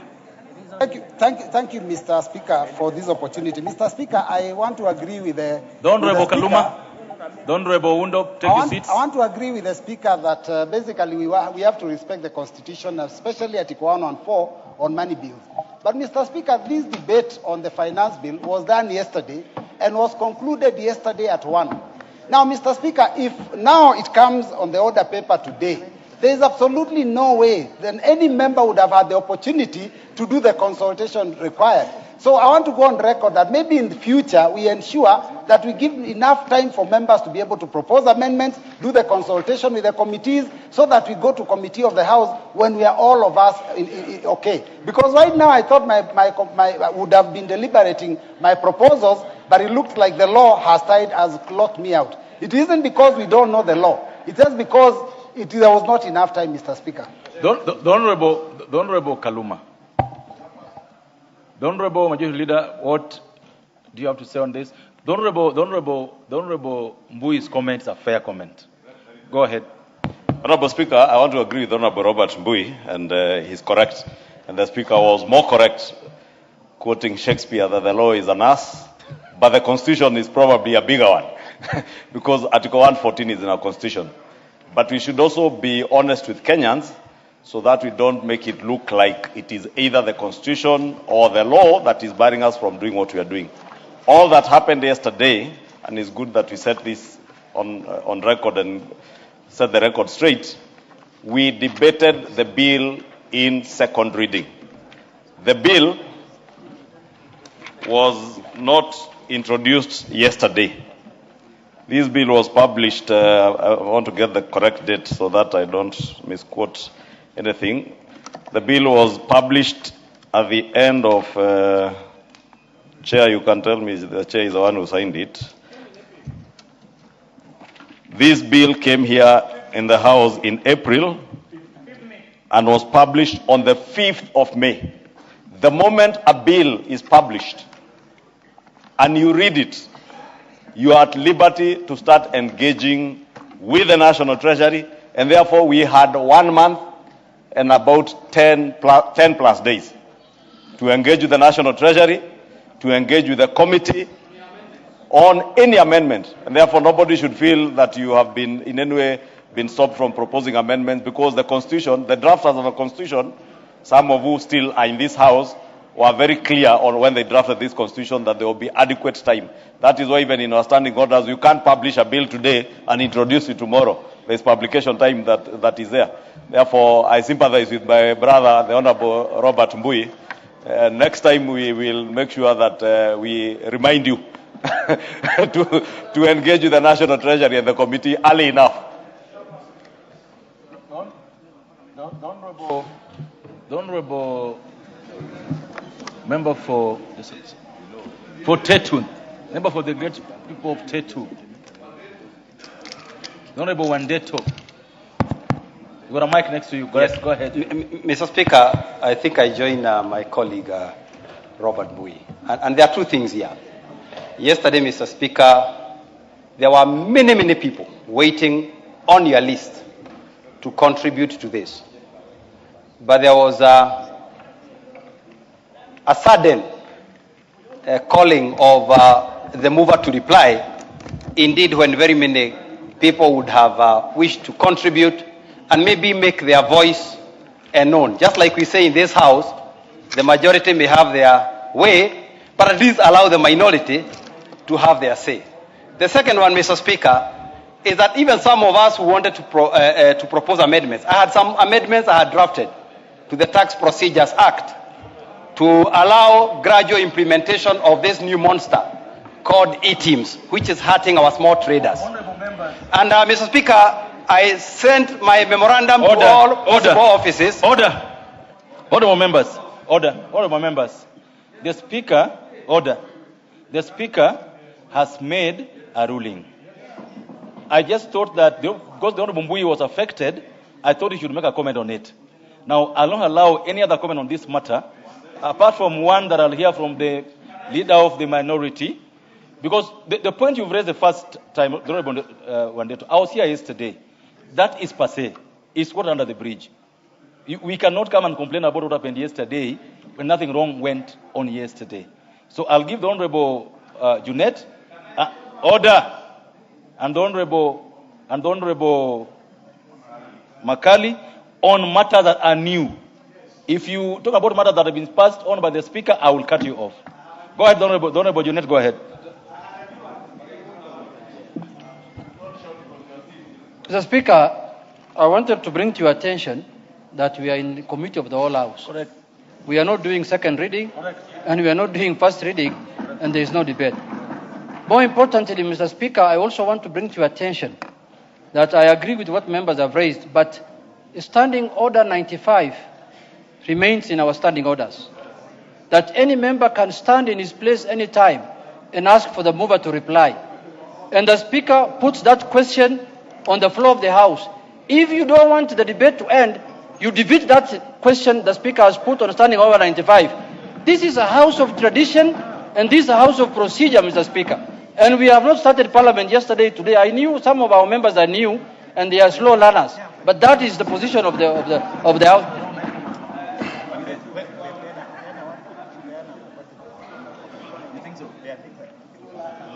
Makali Mulu. Yeah, thank you so much, Honorable Speaker. Honorable Speaker, I totally agree with the Speaker's ruling, and we are not questioning it. But it is important we also go on record with a number of issues relating to the procedure. Honorable Speaker, everybody in this House knows that amendments to a bill are only allowed at the third reading, which means there is no other level where you can do amendments. So, Honorable Speaker, what I would say, and this is for the future, because it's now water under the bridge. I think then what it means is basically that before we go for a third reading for any money-related bill, it would be important to create some time between so that members can go to the chairperson of the committee and if there is need consult Treasury so that we don't lock members from making amendments, because there is no way you can amend a bill at second reading. And that one, you know, Honorable Speaker. Okay. If that was possible, Honorable Chairperson, Honorable Ndindi's comments would have gone to the bill. Correct. And I think it's better to go on record. Thank you. Thank you, Honorable Chairperson. The Honorable Makali Mulu. What you said is right, but the Honorable Ichungwa said something that's very important, because then we'll end up in confusion. You and I have been in this House now 13 years. We do bills, second reading in the morning, and do committee in the afternoon. What the Honorable Ichungwa said, which every member must remember, is that as soon as a bill is published, prepare your amendments, file them with the table office. There is no timeline upon which you must file your amendments, so that in case something happens like what happened now, your amendments are in file. This is important. It's good to listen sometimes too, that if you do amendments early, then there will be no excuse to leave them out. That is very important, that there's no timeline upon which you must file your amendments. You can file them as soon as a bill is read the first time. We'll now proceed to the Committee of the Whole House of the bill concerned, the Finance Bill number 26, 2026. Let's go ahead. Provisions relating to the Income Tax Act, Cap 470, Clause 2. Honourable members, I propose the question that Clause 2 be part of the bill. The Honourable Chair of the Finance Committee. Honourable Chair, I beg to move that Clause 2 be amended as per the order paper. Honourable Speaker, this particular amendment is seeking to clarify that when it comes to distribution of software, they do not constitute royalties in line with international best practice. Further, this amendment to the definition of withdrawals and winnings is seeking to correct clerical errors and to provide clarity on the definition. The amendment is to specifically exclude money transfer service, Honourable Speaker. Thank all members. I propose the question that clause 2 be amended as proposed by the chair of the Finance Committee. I now put the question, members, that clause 2 be amended as proposed by the chairman of the Finance Committee. Will as another opinion say aye? Aye. Will as the opinion say nay? The ayes have it. Members, I now put the question that clause 2 as amended be part of the bill. Will as another opinion say aye? Aye. Will as another opinion say nay? Ayes, of course, have it. Clause 3. Members, I propose the question that clause 3 be part of the bill. Chairman. Honorable Speaker, I beg to propose that clause 3 be amended as per the order paper. Honorable Speaker, this particular amendment is the one that is seeking to define what gratuity is.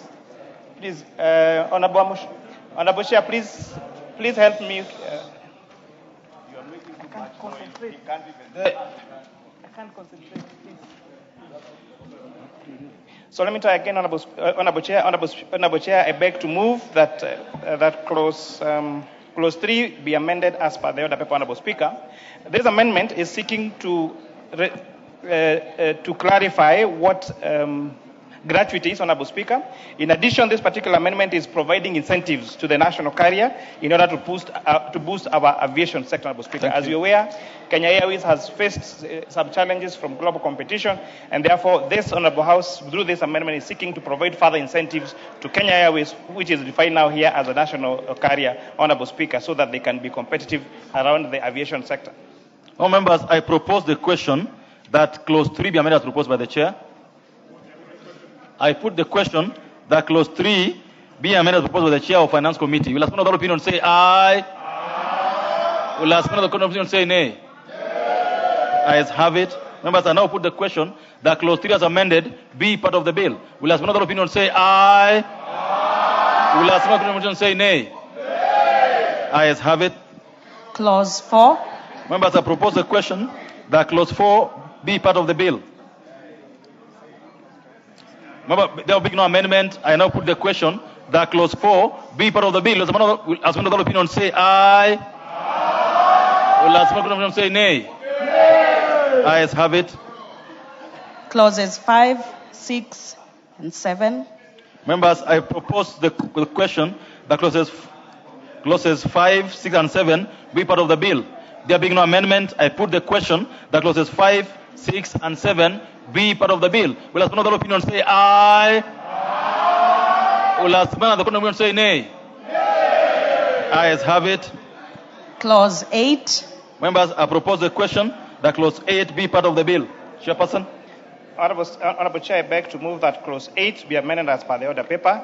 Honorable Speaker, it's important to note that this amendment is not substantive, but only seeking to clarify the provisions of that, that new section 11 of the Income Tax Act. I beg to move, Honorable Chair. All members, I propose the question that clause 8 be amended as proposed by the chair of the Finance Committee.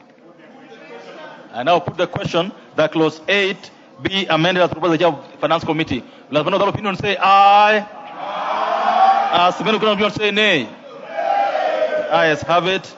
Members, I now put the question that clause 8 as amended be part of the bill. Will another opinion say aye? Aye. Will another opinion say nay? Ayes have it. Clause 9. Members, I propose the question that clause 9 be part of the bill. There being no amendment, I put the question that clause 9 be part of the bill. Will another opinion say aye? Aye. Will another opinion say nay? Ayes have it. Clause 10. Members, I propose the question that clause 10 be part of the bill. Chairperson. Clause 10, Chairperson. Honorable Chair, I beg to move that clause 10 be amended as per the order paper, Honorable Speaker, that in subsection 2, by inserting the following new provision, provided that in case of a person carrying out a money lending business, bank or financial institution licensed under the Banking Act, Microsoft Act, or Central Bank Act, a debt that has become bad in accordance with guidelines issued by Commissioner shall include principal, interest, and any other amount. Honorable Chair, this is a very critical amendment, Honorable Speaker, because currently, as it is in the law, if a bank or a microfinance institution incurs a loss on their bad debts, then there has been a limitation on them not being allowed to claim that as bad debts. And therefore, Honorable Speaker, this now provision will make it cheaper, Honorable Speaker, to access banks, Honorable Speaker, to access these particular loans by allowing these institutions to claim bad debts, Honorable Speaker, and to seal loopholes that have been used in the computations. I beg to move, Honorable Speaker. Thank you. Order, the Honorable Kaluma, order. Members, I propose the question that clause 10 be amended as proposed by the Chairperson Finance Committee. I now put the question that clause 10 be amended as proposed by the Chair of Finance Committee. Will have another opinion say aye. Will ask those of the contrary opinion say nay. Ayes have it. I now put the question, members, that clause 10 as amended be part of the bill. Will ask another opinion say aye. Will ask those of the contrary opinion say nay. Ayes have it. Clauses 11, 12, 13, 14, and 15. All members, I propose the question that clauses 11, 12, 13, 14, and 15 be part of the bill. There being no amendments, members, I put the question that clauses 11, 12, 13, 14, 15 be part of the bill. Will ask another opinion say aye. Will ask another opinion say nay. Ayes have it. Clause 16. Members, I propose the question that clause 16 be part of the bill. Chairperson. Honorable Speaker, Honorable Chair, I beg to move that clause 16 be amended as per the order paper. This is the issue of deemed dividend distribution. The proposed introduction of a 60% deemed dividend distribution threshold would improve an unnecessary burden on businesses and limit the ability to retain earnings for reinvestments. Noting further that existing legal framework already provides sufficient discretion to address tax avoidance concerns. So, Honorable Speaker, this is one of the issues that I know some of the members from across the aisle had raised, Honorable Speaker, and the committee listened to the members of the public, and we have now proposing this particular amendment, Honorable Speaker. All members, I propose the question that clause 16 be amended as proposed by the Chair of Finance Committee. I now put the question that clause 16 be amended as proposed by the Chairperson of the Finance Committee. Will ask another opinion say aye. Will ask another opinion say nay. Ayes have it. All members, I now put the question that clause 16 as amended be part of the bill. Will ask another opinion say aye. Will ask another opinion say nay. Ayes have it. All members, as we say ayes and nays, order. As we say ayes and nays, we are joined by students from Kongotik Girls School, Bomet Central in Bomet County, in the Speaker's Gallery, and students from Muya Comprehensive School, Kiambaa Constituency, Kiambu County, Redeemed Hope, and then you have children from, this is Muya Comprehensive Redeeming Hope Senior School from Kiambaa, and Redeemed Hope Senior School in Embakasi, Nairobi. They are all welcome for the proceedings this afternoon. The Honorable Mwenje, you want to say something about the bill or the students? Okay, 30 seconds. Give it to Honorable Mwenje. You got the mic. Thank you, Honorable Speaker. Honorable Speaker, I just want to welcome the students to Parliament as they observe the Committee of the Whole. That school that Redeemed Hope from Embakasi West is in Umoja, Honorable Speaker, and it's one of those schools that is really rising and helping, especially the underprivileged. And I think on your behalf, Mr. Chairman and the House, let me welcome the students once again to observe the proceedings as we pass and oppose the finance bill. Thank you. Thank you so much. I think the students are sufficiently encouraged by your statements, and we welcome the full proceedings. The Honorable Leader, what you want to the students of the bill? Chair, allow me also in 30 seconds to welcome those students. Go ahead. And to also inform them that when we vote in the affirmative or in the negative, it is part of our democracy. But it is also good for us to realize that in some of the proposals where we are reducing taxes, if you are voting no, you are saying those high taxes that Kenyans have been complaining about to remain. So be careful. Okay, that is the effort. We were welcoming students to the House. There's no debate. There's nothing out of order. This has been done. All members. Honorable members, I only allowed the two members to welcome students to the house. On this side, the Honorable Monja did it for us. On this side, the Honorable Chungwa has done it for us.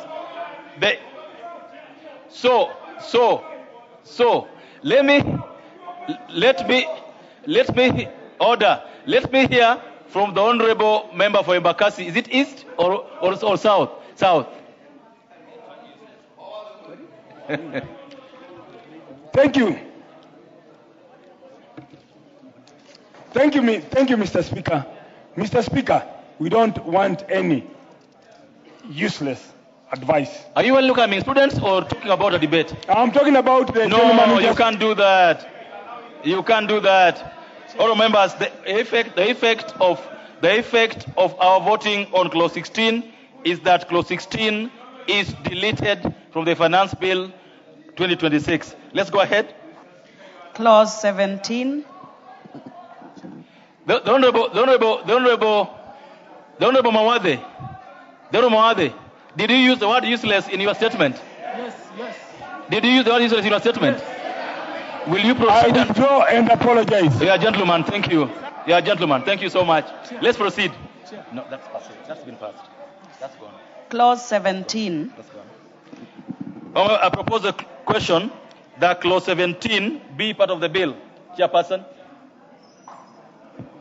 Honorable Chair, I beg to move that clause 17 be amended as per the order paper. This proposed, Honorable Speaker, is to repeal the proposed repeal of the exemption on payments by the national carrier to non-resident service providers would increase business costs, raise compliance and operational expenses, and disadvantage access to specialized foreign services critical for maintaining international aviation standards. Further, the amendment is seeking to provide clarity on payments made by a resident air transport operator designated by the government as a national carrier or a non-resident person, Honorable Speaker. What this means, Honorable Speaker, voting yes to this particular amendment would mean we are approving these measures to make our Kenya Airways very strategic and very competitive. And voting no on this amendment, Honorable Speaker, means disadvantaging Kenya Airways and giving our competitors, which are other airlines, Honorable Speaker, a better opportunity, Honorable Speaker. Thank you. Oh, members, I now propose the order. I now propose the question that clause 17 be amended as proposed by the Chair of Finance Committee. The Honorable Biegon, what do you have to say on this? Mr. Speaker, sir, I wanted to put the point of to ask for a point of order. No, you already have the mic. To know as to why you are denying me to say hello to my students. You must not, that's not your right, so you cannot claim it. It's not your right. Go ahead and do what you want to do. Thank you, Mr. Speaker. Thank you. I would like to take this opportunity also to welcome my students from Kongwati Girls from Bomet East, and I would like to tell them that you are most welcome to this August House, and this is a place where some of you might even land in the near future. And what do you say about this particular amendment? I support. Thank you. All members, I now put the honorable member for Nandi, please. Please go ahead. You know, Honorable Speaker, the person who should have had the heaviest comment to make about this particular amendment that is very progressive was the Honorable Yegon, because he actually works with the airlines and he does a lot of business with it. But Honorable Speaker, allow me to borrow his word so that I can be able to say and appreciate the committee for actually considering this amendment. This is part of the issues that the eyes of the Kenyans who do business and even travel around here had actually picked. So this is a very progressive amendment to make sure that our national carrier, that is the pride of Africa, gets to continue flying and gets to make more profits. So I support this amendment. Members, I put the question, therefore, that clause 17 be amended as proposed by the Chair of Finance Committee. Will as that opinion say aye? Aye. Will as that opinion say nay? Nay. The ayes have it. I now put the question, members, that clause 17 as amended be part of the bill. Will have another opinion say aye? Aye. Will those opinions say nay? Nay. The ayes have it. Clause 18. Now, members, I propose the question that clause 18 be part of the bill. Chairperson. Honorable Chair, I beg to move that clause 18 be amended as per the order paper. Honorable Speaker, by deleting clause 18, Honorable Speaker, this was where Kenyans were telling us the nil return filers, Honorable Speaker, there were further requirements that were being recommended for them in this particular bill, Honorable Speaker. And having listened to the views of the members of the public, they felt the status quo for filing of nil returns should remain.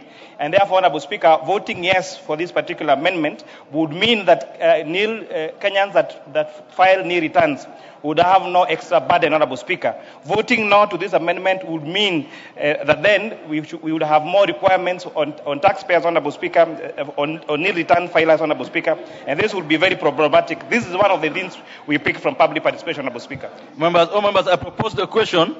I now propose a question that clause 18 be amended as proposed by the Chair of Finance Committee. The Honorable Pukose.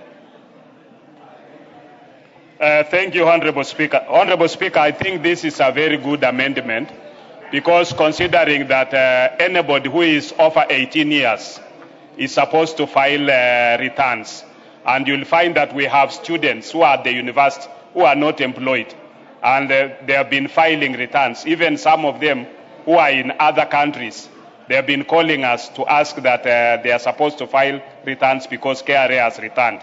Now, by deleting this, it means that those students can still file nil returns because they are not employed. Correct. And therefore, I know my colleagues have entered into rejection mode, but I think this is a good amendment that we should all of us support. Okay. With those few remarks, I support. The Majority Leader. Majority Leader. Honorable Chair, I rise to support this amendment, and as the Chair has said, the proposal in the bill was to move people who are doing their returns, nil returns, people who have no income to declare to KRA for tax purposes. They would have been forced to report by the end of January, to file their returns by the end of January, 30 days after. What the Chair is doing, in conformity, again, for the interest of those who say that public participation bears no answers to the people of Kenya. The people of Kenya, during public participation, for those who cared to read the committee's report, the people of Kenya said they want the status quo. Even if you are filing nil return, you don't have to file in January. Therefore, by supporting this and voting yes, I am agreeing with the public. And anyone voting no is disagreeing with Kenyans on that particular provision and telling Kenyans that they now, if you are filing nil returns, our students, our university students, because they get help loans, many of them register for PIN numbers. If you have a PIN number with the prefix A, then the bill was saying you file your returns by the 31st of January. That is why we are voting yes. Thank you. To help Kenyans. Thank you. The Honorable Deputy Majority Leader. Thank you, Chairman. Chairman, I want to say that I am happy that the House is agreeing with us that we reject the proposal from the executive. That is why we are voting on this one, yes. Correct. The Honorable Member for Nyeri. Over there. The Member for Kirinyaga, sorry. You know, it is very interesting that the majority leader can purport that they are doing young Kenyans a favor, while it is indeed them who had put this punitive provision in the finance bill. It is okay. No, you must allow order. You'll allow that member her time to make a point. Go ahead. Finish your point. It is unfathomable that he is the one suppressing the young people of Kenya and yet pretending to offer them help. Thank you. Thank you. The Honorable Minority Leader. I'm going to give you. I'll give you. Chair, first, let's have him first, then you come. Chair, first I stand to support this amendment. But Chair, I'm happy that my deputy has acknowledged and he has realized that legislation is done in the House and not in the streets. So you should propose more so that we can agree with him, Chair. Because they want to do it in the streets other than doing it here, and now we are agreeing with them. For the benefit of Kenyans, and the amendment belongs to the committee and not him. The Honorable Majority Leader, you have something you want to say about... Chair, no, just because the Honorable Member for Kirinyaga, my good friend, Jerry Maina, mentioned me adversely, saying that I brought the bill. This bill, first, I know she has not read it also. It's signed by the chair of the Finance Committee. Honorable Speaker, if you... Honorable Speaker, I'm very meticulous. In my that's too below. This bill, that is, for the benefit of those who have not read this. That is too below the skirt. That is too below the skirt. You will withdraw it. That is too below the skirt. Thank you, Chair. Thank you, Chair, for your guidance. I beg to withdraw that reference. Thank you. But for the benefit of those who have not read this bill, for their benefit, this bill is signed by the Honorable Kuria Kimani, MP, Chairperson, Finance and National Planning. Number 2, FCPA. Number 2, Honorable Chair, this bill, these are proposals that come from the National Treasury. The Chairperson of the Finance and National Planning Committee does not have a single proposal coming from him. These are proposals from the executive. So for the benefit of my good friend Jerry Minor, to know that you and the chair of the Finance Committee and myself are legislators, we oversight and represent the people. That is why when the chair proposed we amend the date on behalf of young Kenyans, I prevailed upon you, and the leader of minority has agreed with us that we need to agree with the committee. Thank you. That this proposal is good. Don't just vote no. Thank you. Because Wamunyoro has said you vote no. Thank you. No. I will indulge the chairperson of the committee to say a word, then you can put the question. Chair, I want to raise on standing order number 91, where a member shall be responsible for the accuracy of any facts which the member alleges to be true and may be required to substantiate any such facts instantly. Honorable Chair, the leader of minority has said that they are voting no to these particular proposals. They are helping Kenyans. It is important, Deputy Minority Leader, the Honorable Robert Mbui. In that case, therefore, Honorable Speaker, that statement is the opposite. Because, Honorable Speaker, by them voting no for this particular clause, it would mean a big problem for those people who file returns, Honorable Speaker. So it is very important that the leader of minority the deputy leader of minority does not misinform this House just to speak to the gallery. Thank you so much. It is important that he withdraws that particular statement so that Kenyans can know the import of them voting no to this particular clause. Thank you. So that they're not there saying how they're being helpful and they're doing the opposite. The Honorable Wandeto, 30 seconds. Go ahead. 30 seconds, then we'll put the question, please. I'm waiting. Thank you, Speaker. It is important what the majority leader has said, that this is indeed a bill of the executive, which sadly the Honorable Kimani Kuria signed. I don't know whether he read it before he signed. And now we are here, Mr. Speaker, to rubber stamp the work of the executive. So after they realize the heat from the public... Order, Honorable Wandeto. Order. Members, I'm very patient with every member. But when you get the mic, don't raise issues that create heat, mostly because they are not legal, they are not factual. There's no reason for that. So that we proceed. Order. On this particular matter, members know this, that there's no minister who is in this House. So all bills come to this House will come in the names of chairpersons or reason committees. You don't need to talk about it. It's not. All members, I now put the question that clause 18 be amended as proposed by the chairperson of the Finance Committee. Will have another opinion say aye? Will have another opinion say nay? Ayes have it. Members, I put the question therefore that clause 18 as amended be part of the bill. Will have another opinion say aye?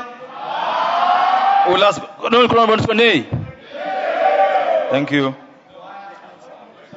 The ayes have it. Clause 19. Members, I propose the question that clause 19 be part of the bill. Chairperson. 19. Honorable Chair, I beg to move that clause 19 be amended as per the order paper.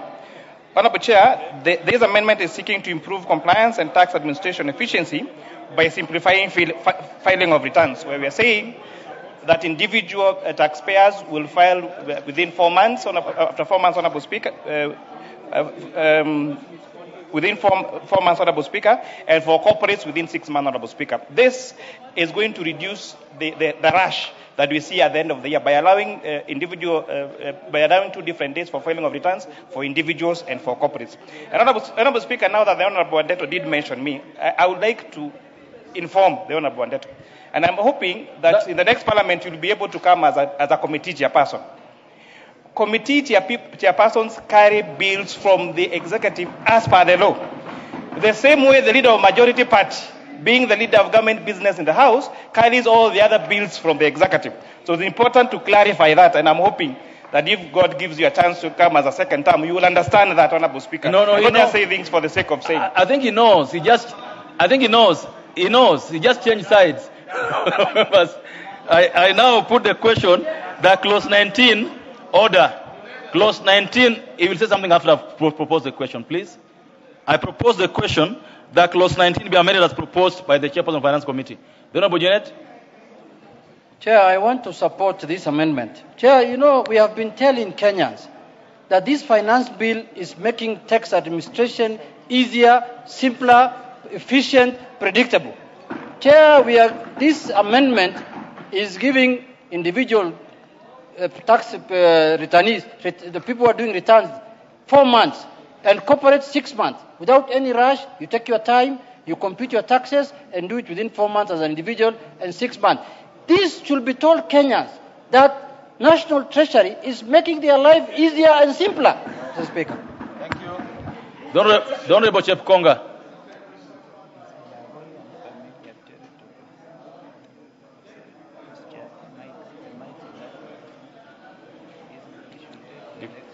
Thank you very much, Honorable Speaker. Thank you for recognizing me for being here. That this part of the House is part of Parliament. It's part of the House. Go ahead. Part of the House. Thank you very much, Honorable Speaker.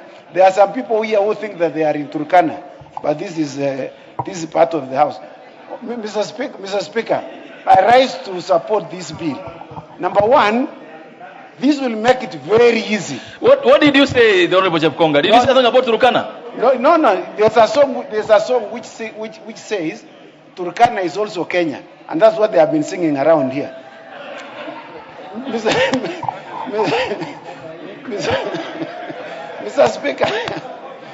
Speaker, I rise to support this bill.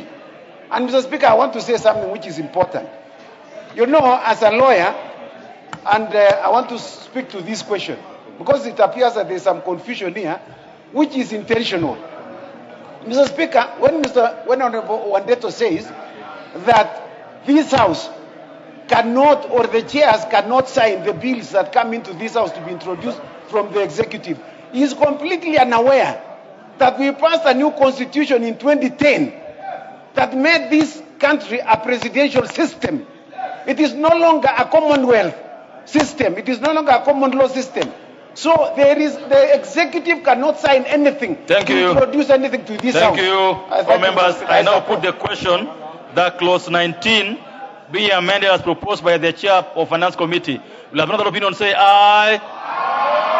Will have another opinion say nay? Ayes have it, and now put the question that clause 19 as amended be part of the bill. Will have another opinion say aye? Will have another opinion say nay? Ayes have it. Honorable Kaluma. Honorable Speaker, would it be confirmed if Honorable Mbui and Honorable Jack Wamboka have a loudspeaker in their chest? Because they are only 2 people, but when they speak, it is like 100 people on this side. Given. The Honorable Jack Wamboka. I'm not to blame for inability for Honorable Kaluma to speak as we do. First. 2, Honorable Kaluma should know that I don't want him to ever mention my name in his life. And that has to go on record. Yeah.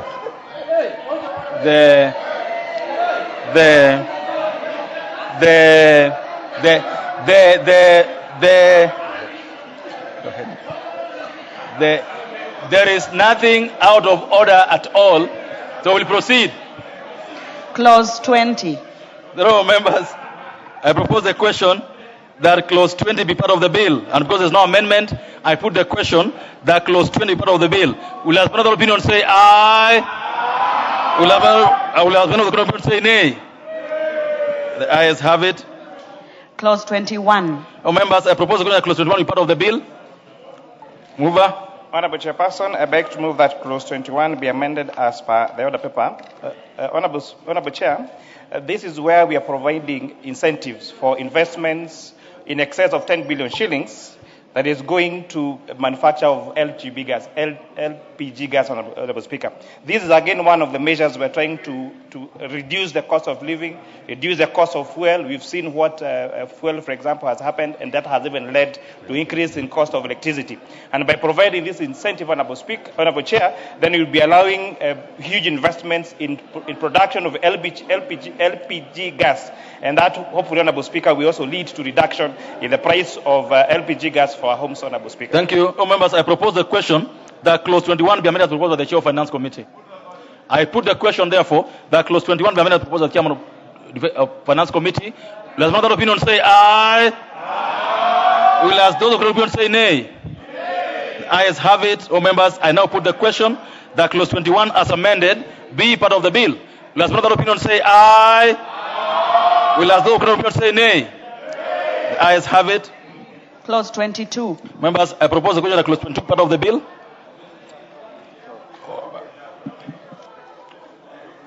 Clause 22, the amendments were dropped. I therefore put the question that clause 22 part of the bill. Will as another opinion say aye? Aye. Will as those opinion say nay? Aye. Ayes have it. Clause 23. Members, I propose the question that clause 23 be part of the bill. The proposed amendment by the chair, by the honorable member, were dropped, so we have amendments by the chairman of the committee.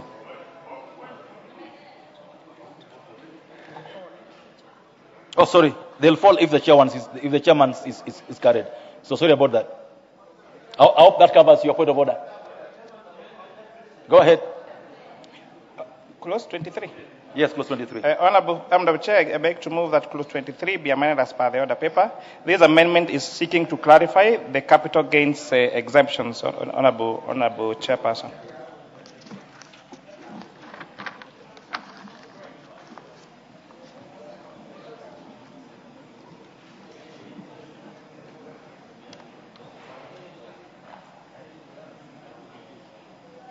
Yeah, you need a further explanation. So if you check Honorable Chair, clause 23, it was proposing that paragraph 2 of the 8th schedule of income tax is amended by inserting the following new subparagraph: gains derived from the alienation of shares by a non-resident person, where the shares derive their value from Kenya, or the alienation results in a change in the group ownership of a company resident in Kenya and ownership of title in or interest in property located in Kenya. Honorable Chair, this particular provision is seeking to tax, Honorable Speaker, when international companies repatriate the dividends that they make from this particular country, Honorable Speaker, and when they change the ownership of shares. So, Honorable Speaker, what we've been seeing is multinationals, they come, they register here as shareholders, as Kenyan shareholders, and then their purpose is not to have Kenyan shareholders, is to return back, Honorable Chairperson, to their home country. So, we're saying if you repatriate those shares back to a country outside Kenya, then you'd be subject, Honorable Speaker, to income tax. To income tax. This has happened before, and I think it's a good amendment. We propose the question that clause 23 be amended as proposed by the Chair of Finance Committee. I put the question that clause 23 be amended as proposed by the Chair of Finance Committee. Will as one of that opinion say aye? Aye. Will that opinion say nay? Nay. Ayes have it. And now put the question that clause 23 as amended be part of the bill. Will as another opinion say aye? Aye. The other opinion say nay? Nay. Ayes have it. Clause 24. I propose the question. The Honorable.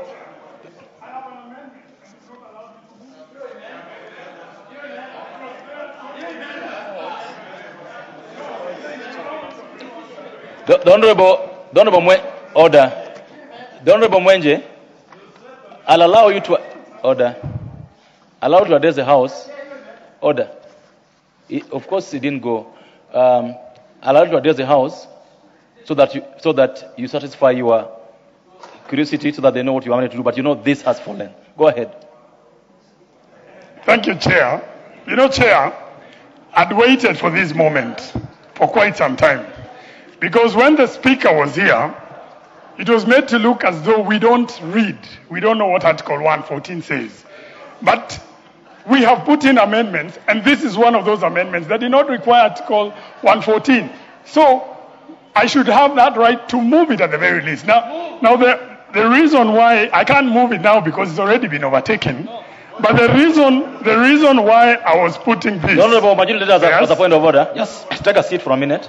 Just take a seat. We'll come back. Don't worry. Honorable Chair, you know the Honorable Mwenje is right, and nobody has stopped him from moving because the one that we have has been moved and adopted is an amendment by the chair. Yours would only fall if probably it has similarities with the chairs. Therefore, if there is no similarity, if it is different, you then get an opportunity to move yours and convince us. Is that simple? Go ahead, Honorable Mwenje. Thank you, Chair. No, thank you, Chair. The reason why, because I think the way we've done it traditionally, yes, I might be a first-timer, but usually we put all of them together, and then the chairs take precedence. Once we vote on it, the others fall. Now it's very similar. And the reason why I was bringing it up, because my proposal, which I'm hoping the chair would be listening to, I was proposing that this threshold that he has put for shares being repatriated by inserting the words that make 50% of the share capital. What you put, the way it is right now, it has no threshold. It means even 1% of shareholding, which will discourage people from investing in Kenya. Okay. So what I would have thought is that if we would allow and set a threshold, and you know that even under income tax, at times we get to up to 20%. What is standard within our region is 50%. That is, and even the bilateral agreements we sign with Mauritius and all these other countries. So, Honorable members, I think your point, Honorable Mwenje, is made. And yes, and I'd be sorry. The reason we did what we did is that the Honorable Chairperson's amendment was deleting the whole thing. So there was nothing to amend. But for your comfort, after 6 months, you can come back with this amendment so that you carry it without the chairman interfering with your train of thought. Let's go ahead. You still want to say something on this, Honorable Chungwa? Thank you. Clause 24. Oh, members, I propose the question that clause 24 be part of the bill because there's no amendment. I now put the question that clause 24 be part of the bill. Will as another opinion say aye? Aye. Will as other opinion say nay? The ayes have it. New clauses. New clause 22A. So, members, I propose the question that the new clause 22A be part of the bill. The mover to move this for second reading. Honorable Chair, I beg to move that new clause 22A.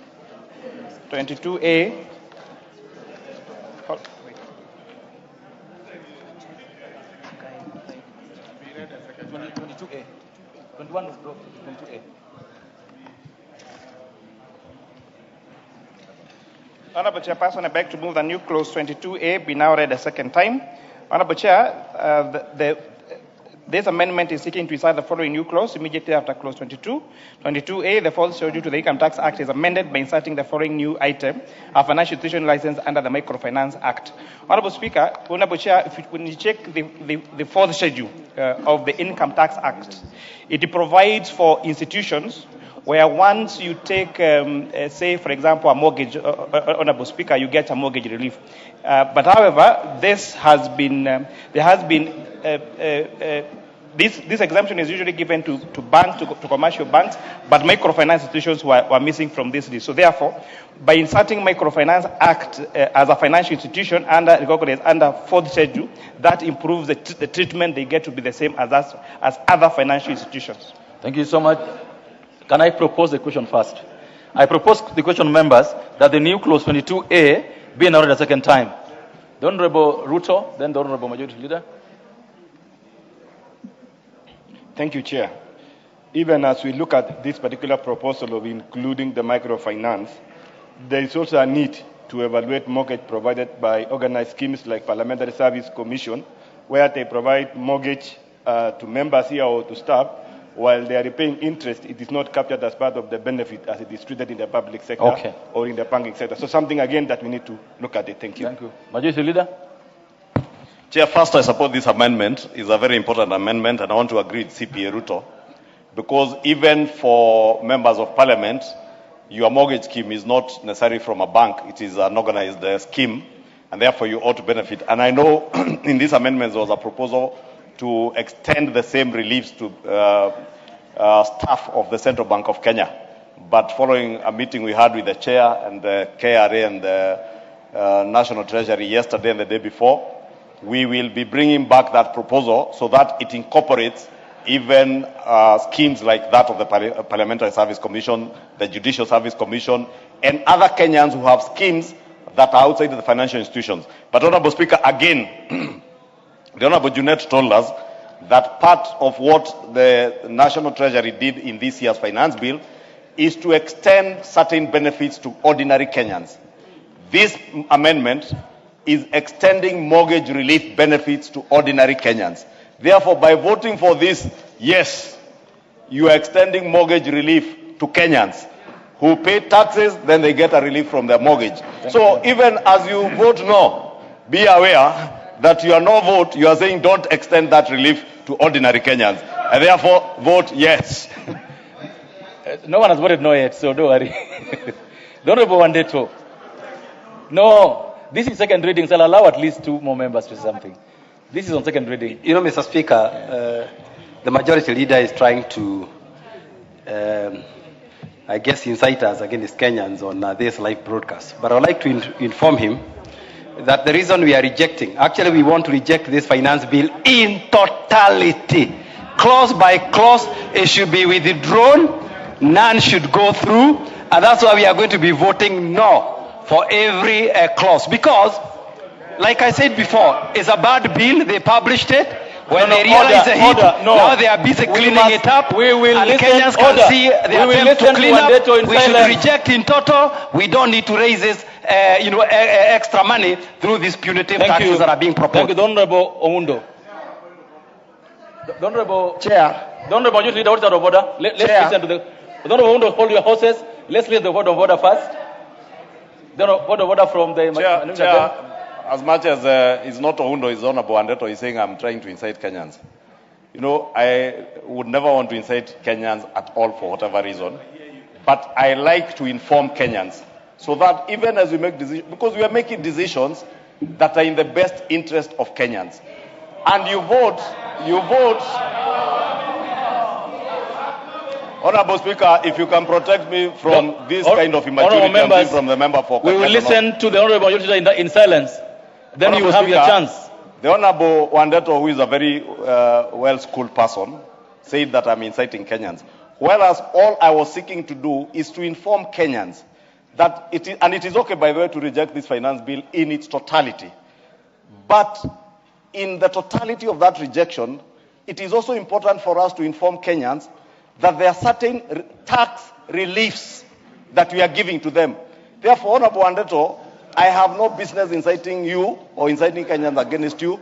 I want you to tell the people of Mukurweini, of Tetu, where the ones you represent, those who are tea farmers and coffee farmers, who have no privilege like myself and yourself to be able to access mortgages from big commercial banks like we do. They walk to their microfinance institution in Tetu or in Nyeri town. They access a mortgage facility there. I get a relief on my mortgage. You get a relief. You do not want the villager in your village to get a relief. Why would you be that unfair to your people? Why? Thank you. Why would you be that unfair? Thank you. Why? Thank you. Why, Wandeto? That's okay. I think order. I think all of us are entitled to our views, and there's nothing to be ashamed of our views. Honorable Oundo, go ahead. Chair, as much as this amendment is laudable, I need to ask the chair to expand it beyond what we have been provided here, probably in due time, to include SACCOs and any other schemes that can be registered. But Honorable Speaker, this element of tokenism, and then you say you are doing a favors to Kenyans, this is undermining the intelligence of people of Kenya. This tokenism, if we had not taxed them so highly, housing, they would not even be bothered by this tokenism that we are providing here. Honorable Kagushia. Thank you, Honorable Speaker. Honorable members, what I realize is that... Honorable members, I'm allowing this debate, not point of orders, but this debate because we are on second reading. So I would like to hear a debate, no point of orders anymore. Go ahead, Honorable Kagushia. Thank you, Honorable Speaker. What I have noticed and is what we have realized, there is a bit of lies and misleading information from this House, is that from the budget that we passed a budget where we are going to collect 3.6 trillion Kenya shillings this coming year. And the much we have collected this year is about 2.6 trillion. Honorable Speaker, we are projecting to collect a revenue of an extra 1 trillion Kenya shillings, but Majority Leader is here convincing Kenyans that we are not raising any funds through this finance bill. Honorable Speaker, that is misleading, and Kenyans need to know. Honorable Kagushia, we are talking about the new clause 22A. I would like to listen to you on that clause, please. It's called relevance. Thank you, Honorable Speaker. Yeah. What I'm trying to say is that the assertion that this finance bill, including the clause in question, is relieving Kenyans from taxes is untrue. Kenyans are going to be subjected to a tax to raise revenue up to 1 trillion Kenya shillings in the coming one. Thank you. Honorable Minority Leader. Chair, the problem we are having here is that there is a mentality and belief that the finance bill is supposed to raise taxes only. Taxes only. It can also reduce. Chair, facts are facts, and facts are stubborn. Majority of our people in this country bank with microfinancing. And if they are given mortgage reliefs for those who are borrowing from microfinances, and you are here opposing it, with the mentality that a finance bill should only raise taxes, it should not reduce, then you're in the wrong place. Thank you. You're in the wrong place. Thank you. Honorable Muchomba. Honorable Muchomba. I've given you the mic, so just be patient, you're going to get it.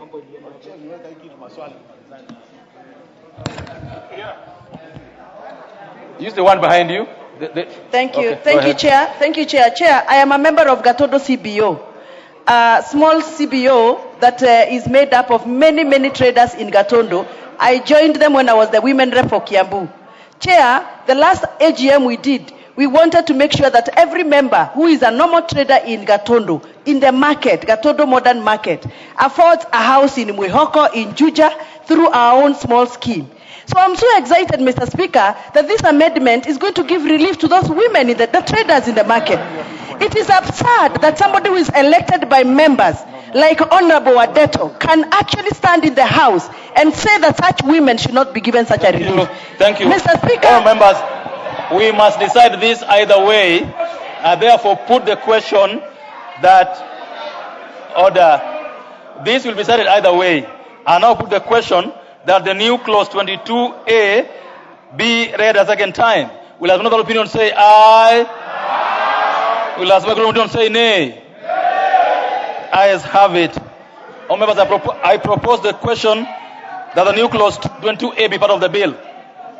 I now put the question that the new clause 22A be part of the bill. Will another opinion say aye? Aye. Will another opinion say nay? Ayes have it. The honorable member from Kisii. I'm not able to get the name. The honorable Mayaka. What is out of order? Chair, we are not. Our voices are not as loud as our male colleagues. You got the mic now, so go ahead with your point. So, Chair, I just wanted to add my voice to this particular clause because it's very important. One of the microfinance institutions that is actually licensed under this is the Kenya Women Finance Trust. And for me, this is a win for the very many million women Kenyans who are members of the Kenya Women Finance Microfinance Institution because they're beneficiaries of this. So Members, I now put the question again that the new clause 22A be part of the bill. Will as another opinion say aye? Aye. Will as those of opinion say nay? The ayes have it. Provisions relating to the Value Added Tax Act, CAP 476, Clause 25. Members, I propose the question that clause 25 be part of the bill. Because there are no amendments, I put the question that clause 25 be part of the bill. As one of that opinion say aye. Aye. As one of that opinion say nay. Ayes have it. Clause 26. I propose the question that clause 26 be part of the bill. Chairperson, clause 26. Honorable Chairperson, I beg to move that clause 26 be amended as per the order paper. Honorable Chair, there has been a big shift in how businesses are employing employees. So what you find is that most establishments would outsource the service of the staffing of their staff, Honorable Chair. And so what that meant is if I have a business that I employ 1,000 people that work at Quickmart, so I will pay my staff their salaries, and then Quickmart will reimburse me, will pay me. So what KRA did was go to those particular businesses and say, because you have received this, then you should charge VAT. And Honorable Speaker, Honorable Chair, from public participation, we realize that is a mistake because there is no value being added. It is just reimbursement for their service. And therefore, we are recommending that we expressly provide it for the law, where these establishments provide for that outsourcing of labor, Honorable Speaker, they will not be subjected to VAT when they are reimbursed by those establishments. Thank you. Thank you. Members, I propose the question that clause 26 be amended as proposed by the chairperson. I put the question that clause 26 be amended as proposed by the chairperson of the Finance Committee.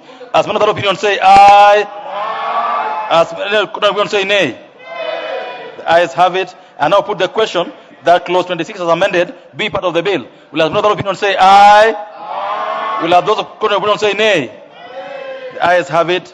Clause 27. Members, I propose the question that clause 27 be part of the bill. Chair. Clause 27. You know, Honorable Chair, it's the leader of majority who is consulting on a particular matter. Honorable Speaker, I beg to move that clause 27 be amended as per the order paper.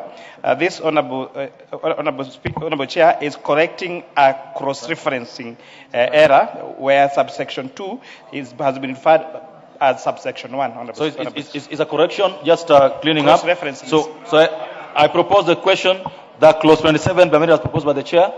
I put the question that clause 27 be amended as proposed by the chair. Will as another opinion say aye? Aye. Will as another opinion say nay?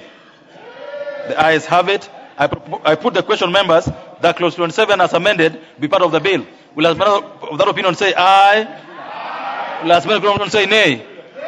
The ayes have it. Clause 28.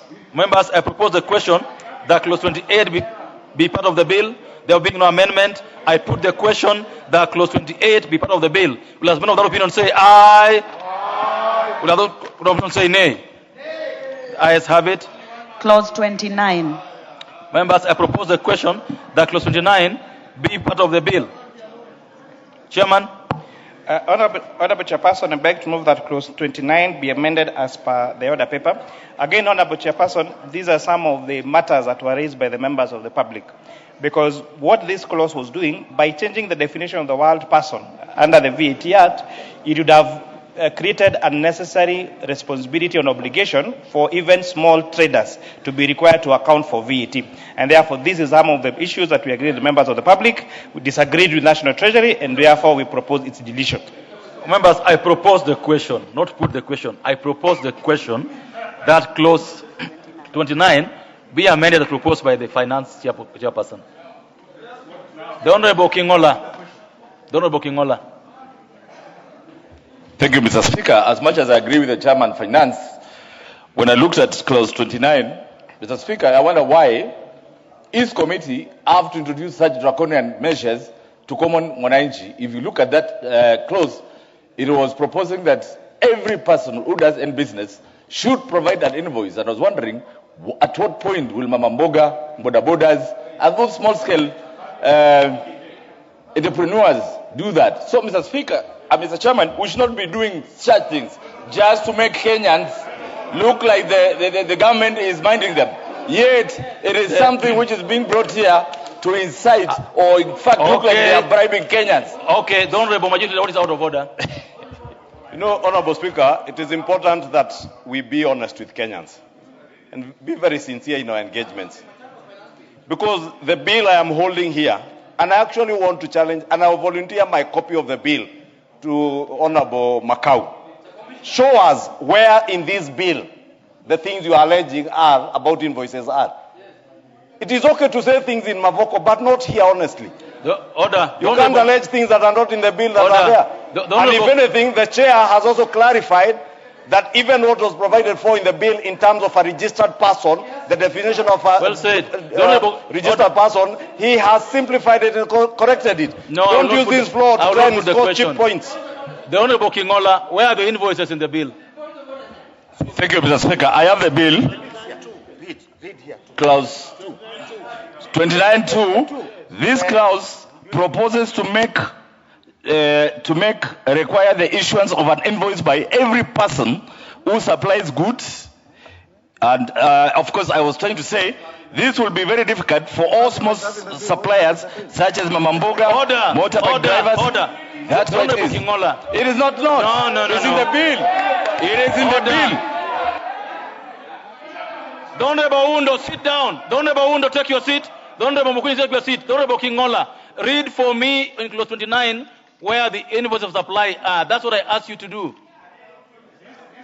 The Honorable, give it. Order. Mr. Speaker, Mr. Chairman, look at clause 29.2. You can read, Mr. Chairman. Read. Order. I asked the Honorable Kingola to read. Let Honorable Kingola read that bill. Order. The Honorable Zambia, order. The Honorable Mukunyi, take your seat. Order. You can take my specs. The Honorable Kingola, you shall read that bill. Order, members, order. The Honorable Kingola, go and sit and read.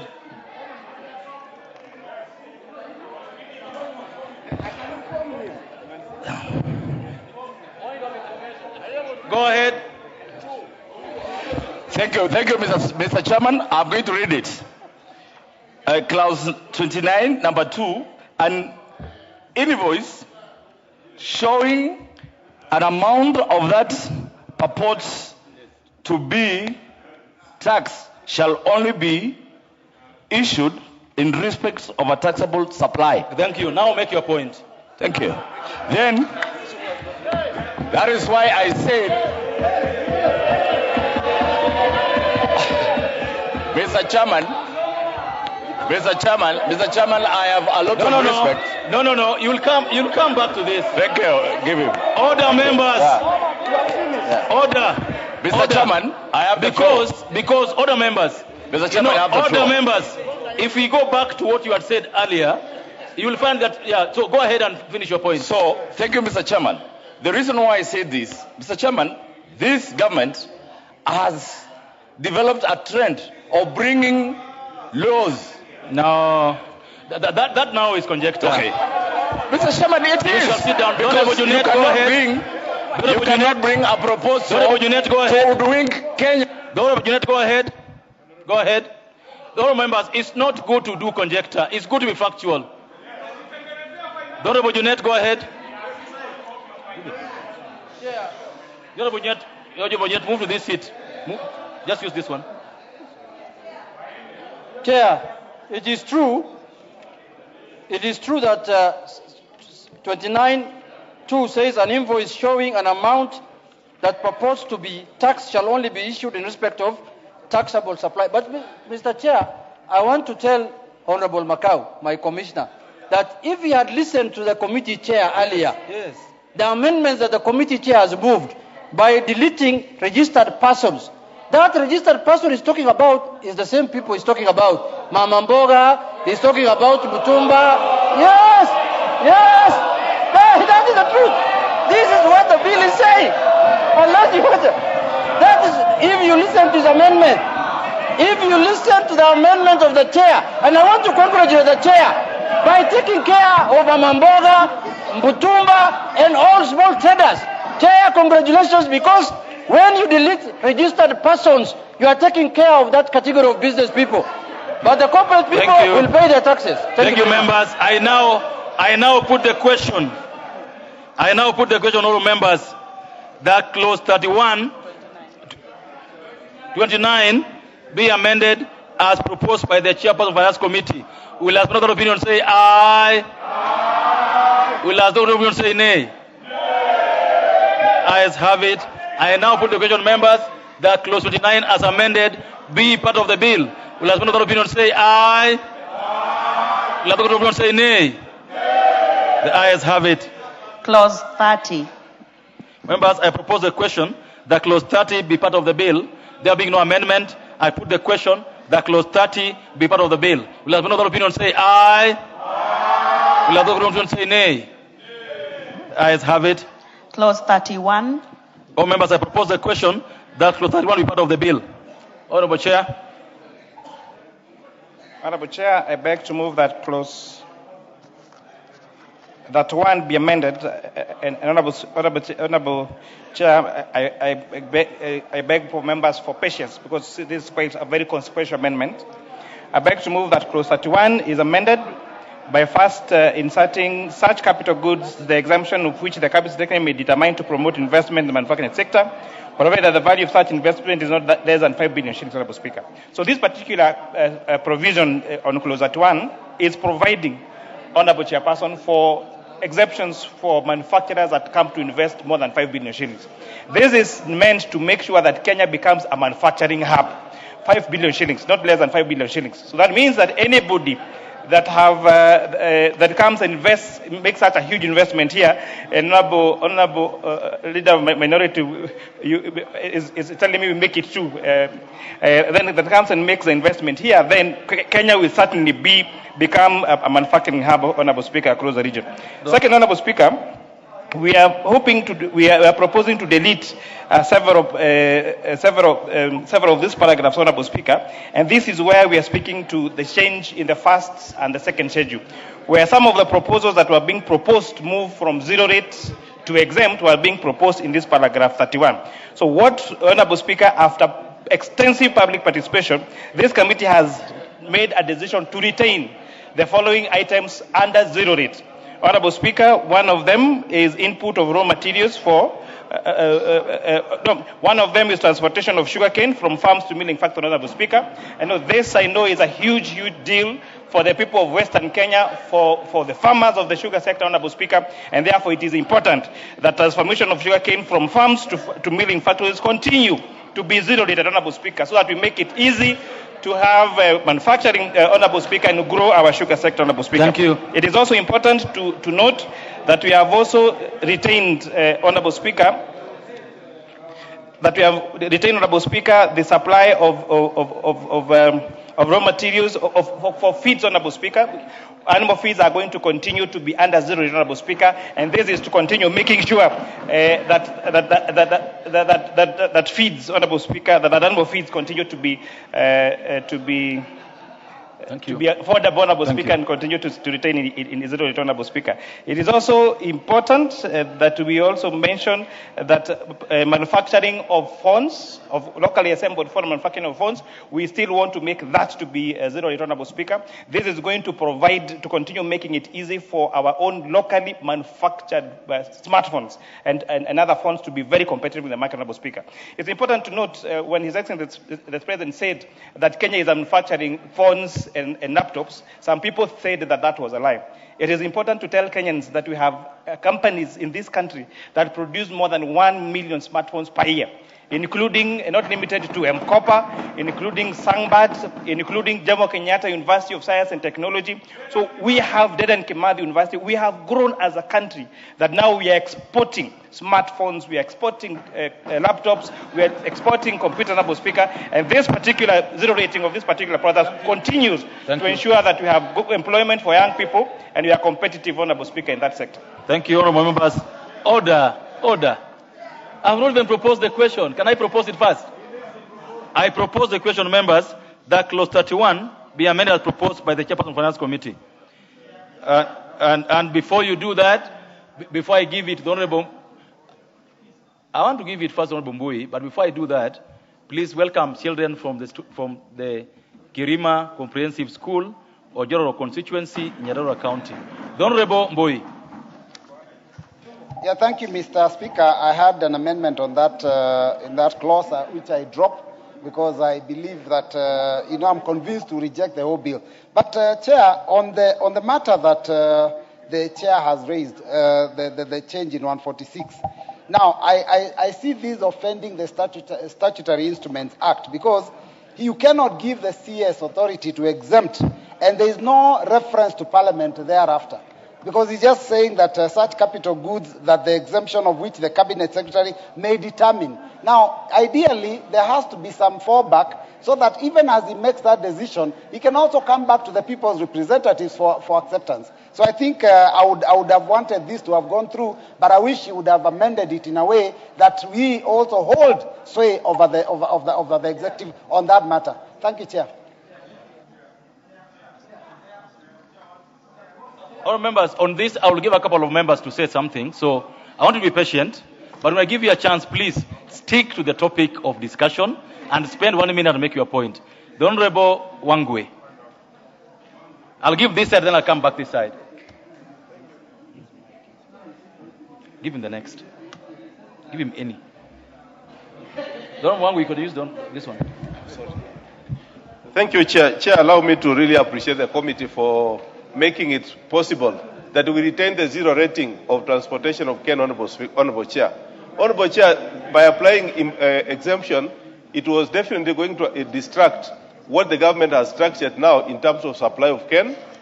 The industry has stabilized, Honorable Chair, and distorting it by making it exempt was definitely going to distract everything. Therefore, I want to support the amendment and retain that the committee amendment stands. Thank you, Honorable Chair. Members, the Honorable Wangwe had moved successfully the sugar bill and is now an act of parliament. That's why this is very important to him. I'll give it the Honorable Junet. There's a young man I want to give a chance before you. He's called Honorable Mukunji. Go ahead. Thank you, Honorable Speaker. And when I was reading this bill, Honorable Speaker, I was wondering what is it that this country wants to achieve by moving from zero rated to exemption of important things such as manufacturing of things in this country. Honorable Speaker, this House in 2024 was invaded because of some proposals that were felt to be so draconian in this country, Honorable Speaker, and out of the executive proposals, we found ourselves under siege, and many members had to run away in very weird places, including ambulances, Honorable Speaker. Honorable Speaker, I am one of the people who spoke closely to these manufacturers. And because of that proposal alone, funds would have gone to more than 40% increase in their prices, and they could not compete with even what is, Honorable Speaker, they are getting from outside. But Honorable Speaker, I ask myself, why is it that somebody can sit down and make a proposal so bad that it gets to this House and this House gets a bad name out of it? That's why, Honorable Speaker, as we say, and I know we are going to actually continue having this fight between zero ration and exemption. It is important, Honorable Speaker, to realize that many of these proposals have a ripple effect, whereby some of these proposals will have jobs being The lost. Honorable Honorable Speaker. Order. And The Honorable Mukunji. Now, be specific on 31, please. yes, I am there, Honorable Speaker. Please. Honorable Speaker, the phone manufacturers, as a matter of fact, they should be given some tax rebate, including the railway tax and other taxes that involve local manufacturers. Thank you. The Honorable Ngogoyo. I gave you a minute. You've taken 3. Thank you. Actually gave you 1 and allowed you 3. I said 1 and I gave you 3. The Honorable Ngogoyo, go ahead. Thank you, Chair. And I want to say that on this particular clause, the committee has taken into consideration what we raised on the second reading. But let me say, if you want to build a country, this is how you build a country by zero rating. The executive had proposed totally different, and most importantly, you want to bring in other clauses the issue of excise duty, and you don't want funds to come from outside the country. Grow your economy so that some of those things you are able to facilitate people who are in this industry, so that ultimately the issue of even excise duty, which we will be rejecting, will not be there, because once we grow this industry, it will be easy for us. Lastly, allow me to say, the chair, you have considered what you say. That is now what should be happening, not what you do in other incidences. Thank you. The Honorable Wandeto.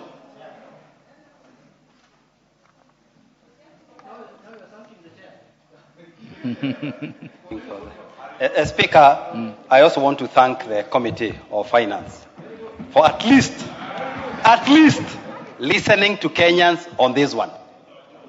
And that's why I was challenging my good friend, Honorable Kimani Kuria, that such proposals should not have even been published in the first place.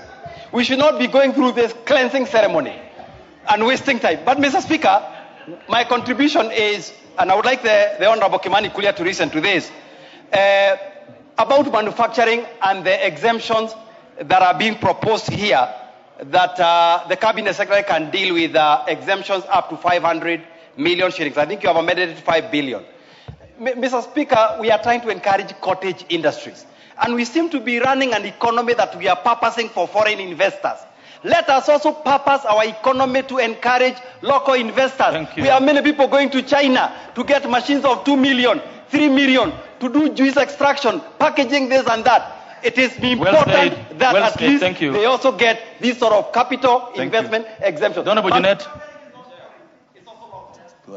Chair, I want to point out that members don't understand the powers they have. It is the same reason why, we are looking at this bill is because we are the ones who have the powers to amend it. National Treasury can propose anything they want under the sun. Now, you don't need to say, why is National Treasury proposing? It is you as the representative of the people who should make a decision. And that's why we're here today. That's what we are doing. Honorable Wandeto must know he has been sent here by Tetu people so that he can protect their interests in accordance with the law. And that is what we are doing to do. So, Mr. Speaker, first I want to support this amendment. I want to say, Mr. Chair, that this amendment is going to make Kenya an industrialized country. Chair, you know, when you attract investment more than 2 billion shillings to your country and giving them reliefs is when you will get serious investors. That is when you will attract international investors. That is when you will attract foreign direct investment to your country, Mr. Speaker. Secondly, Mr. Speaker, I represent sugar growing area.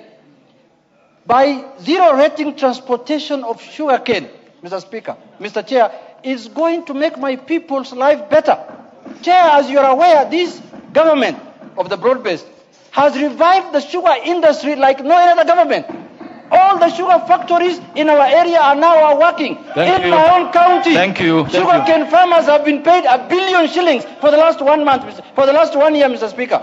Mr. Speaker, let us accept when the government is doing a good job. Let us own it, Mr. Speaker. Let us not just oppose for the sake of opposing, like what I'm seeing from this village of Amunyoro. The Honorable Muchomba. 1 minute, please. Let it be a minute so that we clear this. Honorable Muchomba. Chair, thank you very much. I happen to be a member of Finance Committee.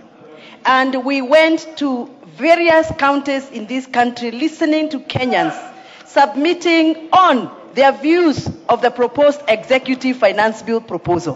One of the biggest proposals we received, especially in my county, Kiambu, they came and told us they don't understand the issues of exempt. All they care is whether the animal feeds are going to be cheap at the point of purchase. So, Honorable Chair, it is important for every member of this parliament, before we come to such strategic discussions like today, everybody should seek to read the reports of committees before you come to debate in this house, so that you know what members of your county proposed and what is being adopted. Thank you. Thank you. You know, I gave out the 5 on this side. Allow me to also give this side. The Honorable Oundo. Yeah. It's only fair. Yeah. Thank you, Mr. Chair. I want to support the amendments brought by the Chair of the committee on clause 31, particularly to make manufacturing in this country more competitive. But more importantly, Mr. Chair,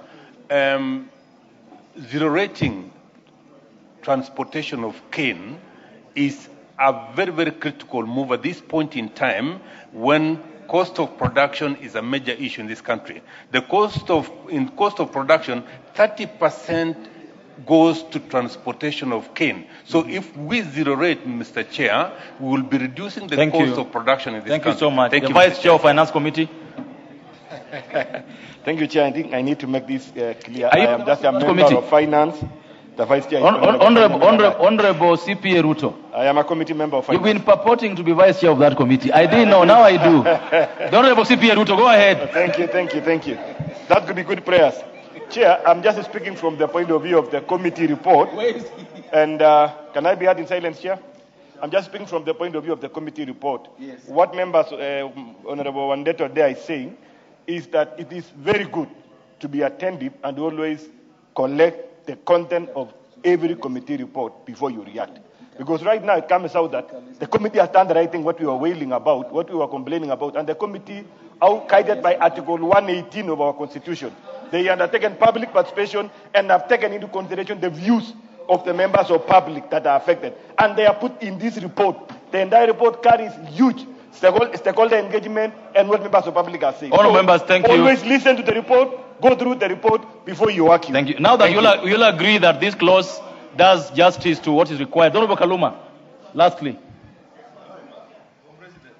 Chair, I want to support this provision, but with a caution. That when we zero rate goods and services, the benefit should go to the consumer. Honorable Chair, the reason as to why the government was initially proposing deletions of these zero-rated items is that no benefit is going down. Instead, the tax expenditure is going into hundreds of billions. So we are collecting money, giving to people who are not passing the benefit. So let me say that because we are not as bold as we should be today, and because the people want it so, let us zero-rate these goods, but let the factories, the owners of the goods and services, transfer the benefits to the consumers. Thank you so much. That is something we need to members, look at. I want to allow the Honorable, because there's a small thing we left out, and it's causing confusion. The Honorable Chairperson of Finance Committee, you got 2 further amendments to move before we vote on this. Please go ahead. So, Honorable Chairperson, even before I move these 2 amendments, Honorable Speaker, I am happy that our honorable members from the other side of the aisle, we are now reading from the same page. That Honorable Chair, these proposals come to this House. It is our responsibility to make our decision. That's why we are elected by the people of Kenya, Honorable Speaker. As important also, not to take the floor of this House to deliberately mislead, so that when you are voting no, then you are purporting that Thank you. Please move your amendments now. Honorable Speaker, after further consultation, I want to move a further amendment, Honorable Speaker, that's on clause 31, that such goods with the exemption of the Cabinet Secretary may determine to promote investment in the manufacturing sector, provided that the value of such investment is not less than Kenya shillings 2 billion shillings, Honorable Speaker. The 5 billion is a bit too high, Honorable Speaker, and I think we agree that allowing investment of up to 2 billion shillings, Honorable Speaker, at least that will give an incentive to many more manufacturers. A billion, Honorable Speaker. Honorable Speaker, secondly, I would like to further move that. Where is that? Honorable Speaker, Honorable Chair, I beg to further move that clause. It's 174, paragraph D. That clause 174, paragraph D, be further amended to read the following. In paragraph B1, by deleting the proposed new paragraph B and substituting therefore the following new paragraph, the issue, transfer, receipt, and other dealing with money, including money transfer services and accepting over the payment counters of household bills, but does not include the rest. So we're just changing the word or to and.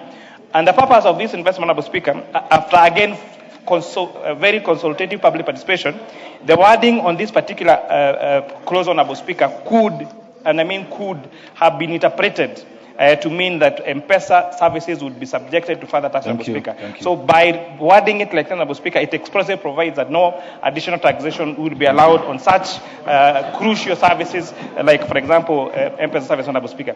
And Honorable Speaker, lastly, following the ruling on the T-bill, Honorable Speaker, by the court, I think it's important that I declare interest that I'm a farmer. Okay. And so I did a lot with animal feed. And therefore, Honorable Speaker, it's important that I go on record that I am a farmer, Honorable Speaker, on this particular Chair, before you sit down, there's an issue that was raised by Honorable Mbui earlier on what are the benchmarks to ensure that the CS Treasury does not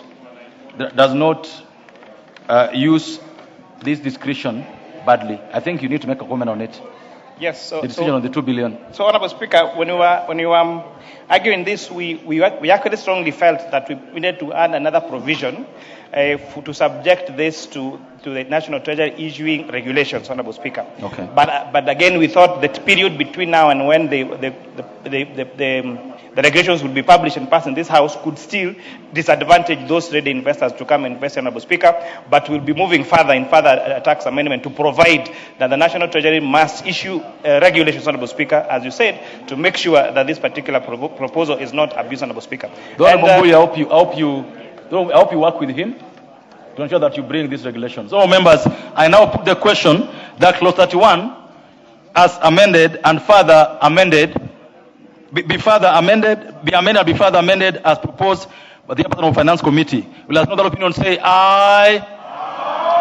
Will those opinion say nay? The ayes have it. Members, I propose the question, therefore, that clause 31 as amended and further amended be part of the bill. Will another opinion say aye? Will another opinion say nay? Ayes have it. Clause 32. Members, I propose the question that clause 32 be part of the bill. Chairperson of the committee. Honorable Chairperson, I beg to move that clause 32 be amended as per the order paper by deleting the following paragraphs, Honorable Chair. Now that we have made the deletions on clause 31, that we are moving those items from second schedule to first schedule. We now need to delete them again where they are, Honorable Speaker. So this means that now the items that we have listed as taking them back to zero rate remains under zero rate. You are cleaning up. Thank you. Members, I propose the question that clause 32 be amended as proposed by the Chair of the Finance Committee. Honorable Undo. Let me also take this opportunity to thank the committee for listening to the cries and the voices of Kenyans. But of course, as we do that, we must always question the motive of the drafters of this document. They must have been sadists. They are not typical experts that we thought went there. No sane person, no sane Kenyan could have done this. Honorable Speaker, it's unbelievable. But thanks a lot for the Parliament for listening. Thank you. Members, I now put the question that clause 32 be amended as proposed by the Chair. Will another opinion say aye? Will another opinion say nay? The ayes have it. Members, I now put the question that clause 32 as amended be part of the bill. Will another opinion say aye? Those opinion say nay? The ayes have it. New clause 26A. Members, I propose the question that new clause 26A be part of the bill. Mover to move it for second reading.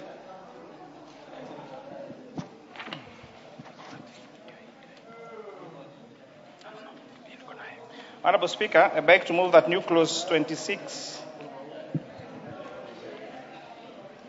that new clause 26A be now read a second time, Honorable Speaker. Honorable Speaker, this relates to supplies that are made to Kenya Defence Forces, Kenya Defence Welfare Services, the National Intelligence Service, the National Police Service, and the National Intelligence Service, Honorable Speaker. Honorable Speaker, Honorable Chair, the supplies that are made to these institutions for our men and women of uniform who do very tremendous job in protecting our country, Honorable Speaker, are exempt. But however, when the suppliers of this particular supplies to them, they are not exempt. And therefore, the suppliers to these particular institutions are not able to claim their input VAT. So, Honorable Speaker, by now providing this expressive proposal, Honorable Speaker, is going to increase the working capital available to these particular institutions. And we're talking about entities that apply, for example, fuel to Kenya Defence Forces. So that supply of fuel is exempt because Kenya Defence Forces, for example, or National Intelligence or National Police Service product, those particular institutions are exempt from VAT. But now the supplier, according to the current law, is not allowed to claim input VAT. So therefore, we are exempting this particular case, Honorable Speaker, to make it easier for those that supply vatable product to this particular institution. Members, I propose the question that the new clause 26A be now read a second time. I put the question that the new clause 26A be now read a second time. Will as many of the opinion say aye? Aye. Those of the opinion say nay? Nay. Ayes have it. Members, I now propose the question that the new clause 26A be part of the bill. I put the question that the new clause 26A be part of the bill. Will as many of the opinion say aye? Aye. Those of the opinion say nay? Nay. The ayes have it. Provisions relating to the Excise Duty Act, CAP 472, Clause 33. Clause 33 has no amendment. I therefore propose the question that Clause 33 be part of the bill. I put the question that Clause 33 be part of the bill. Let another opinion say aye. Those opinion say nay. Ayes have it. Clause 34. Members, I propose the question that Clause 34 be part of the bill. Chairperson. Honorable Chairperson, I beg to move that Clause 34 be amended by being deleted. Honorable Chairperson, this is one of the issues that we debated extensively yesterday and before yesterday. This matter relates to taxation on funds on activation. Honorable Chairperson, we agree that there has been a lot of tax evasion for many traders in mobile phones. Honorable Chairperson, you might find a phone like maybe an iPhone 17 trading at 200,000 shillings on a shop, whereas you know that price is not reasonable, Honorable Speaker. It means that around 55% of the taxes that on the phones, those people are not paying taxes, Honorable Speaker. So therefore, if taxing these funds on activation would have led to higher collection, Honorable Speaker, and making it a level playing field for everyone. Okay. However, Honorable Speaker, upon further interrogation of this particular clause, the committee concluded and agreed with the members of the public, the Kenya Revenue Authority needs to work on systems first if they are to change the taxation point, Honorable Speaker, because as worded in this law, Honorable Speaker, it would have added unnecessary tax administration to consumers.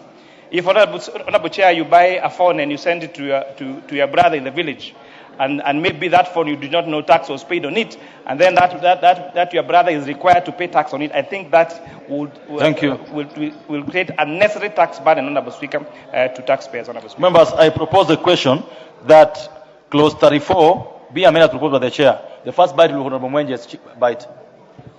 Thank you, Honorable Speaker. Thank you, Chair.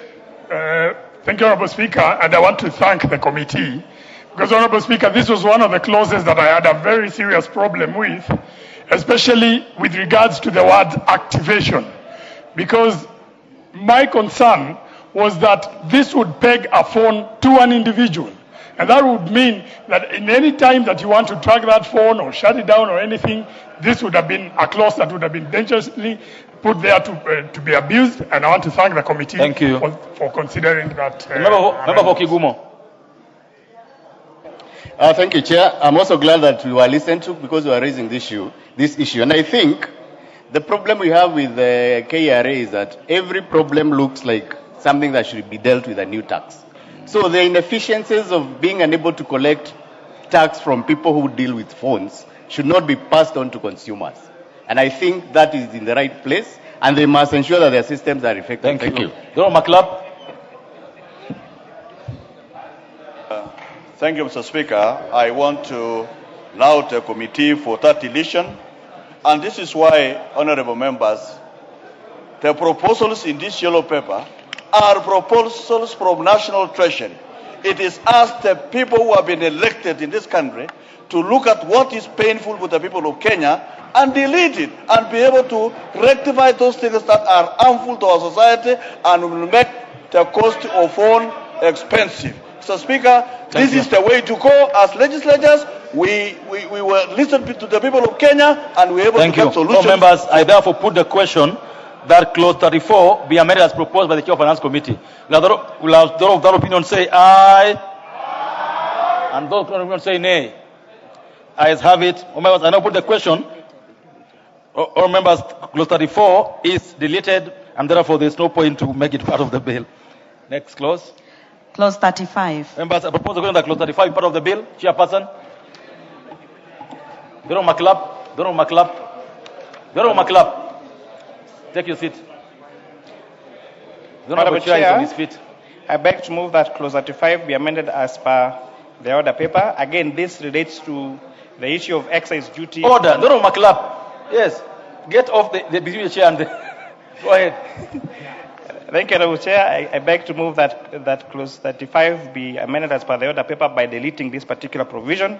And again, this relates to the issue that we are discussing on telephone, on mobile phones, Honorable Chair. Members, I propose the question that clause 35 be amended as proposed by the Chair by deletion. Members, I put the question that clause 35 be deleted. Will husband of that opinion say aye? Those of that opinion say nay? The ayes have it. Clause 36. All members, I propose the question that clause 36 be part of the bill. Honorable Chair. Yes,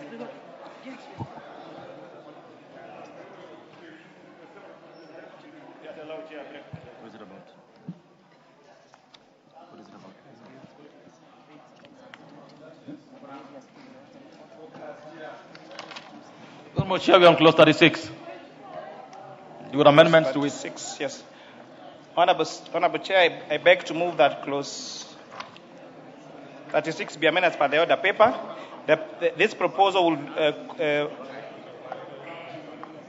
again, Honorable Chair, clause 36(1) is about funds. On clause 36(1), Honorable Chairperson, the other is about the various rates, Honorable Chair, including the rates for small independent brewers.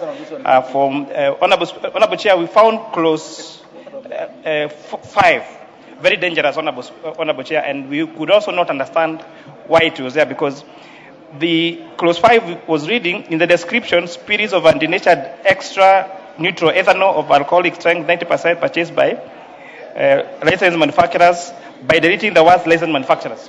So by deleting the word licensed manufacturers, it will mean that you will have high concentrated ethanol being sold to other businesses who are not registered manufacturers, Honorable Speaker. And we thought that would be very dangerous, Honorable Speaker.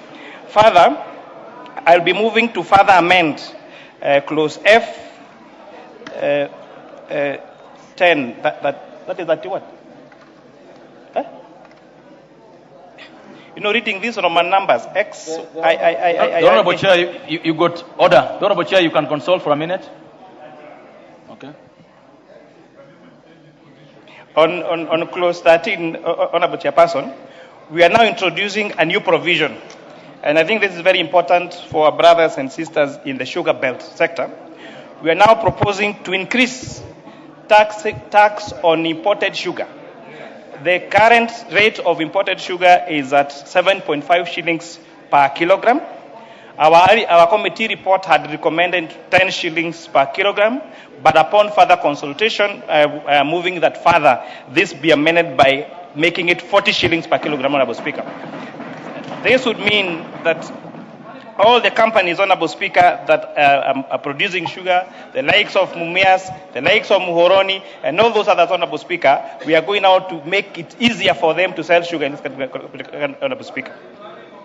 Thank you. Those members, I propose the question that clause 36 be amended as proposed by the Chair of Finance Committee. The first bite will go to Honorable Nabi Nabuera.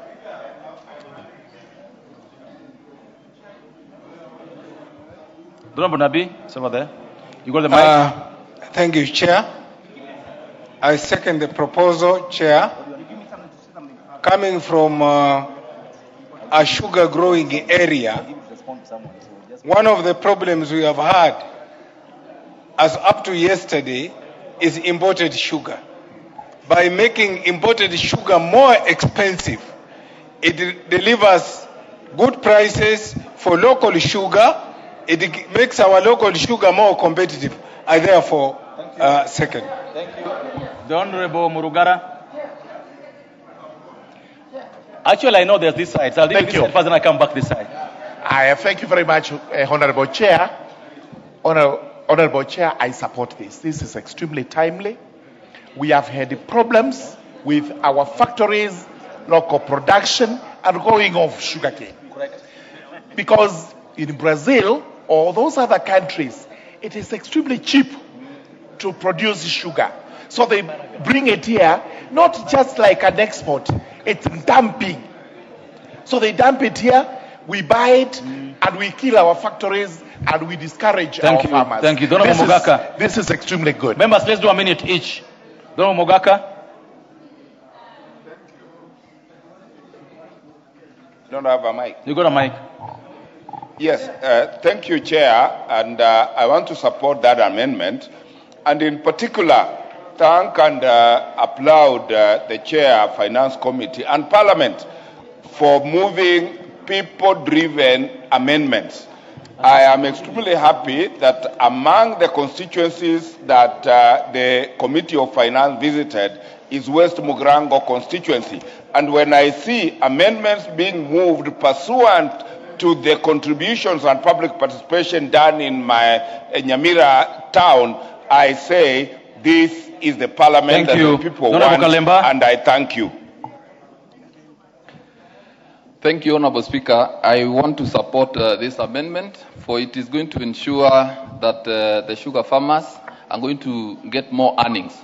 But, Honorable Chair, as the government imposes tax on imports of sugar, it must also remove levy imposed on tea, because tea farmers will not get earnings, will not get profit for their tea if their tea, which is entirely meant for export, is levied.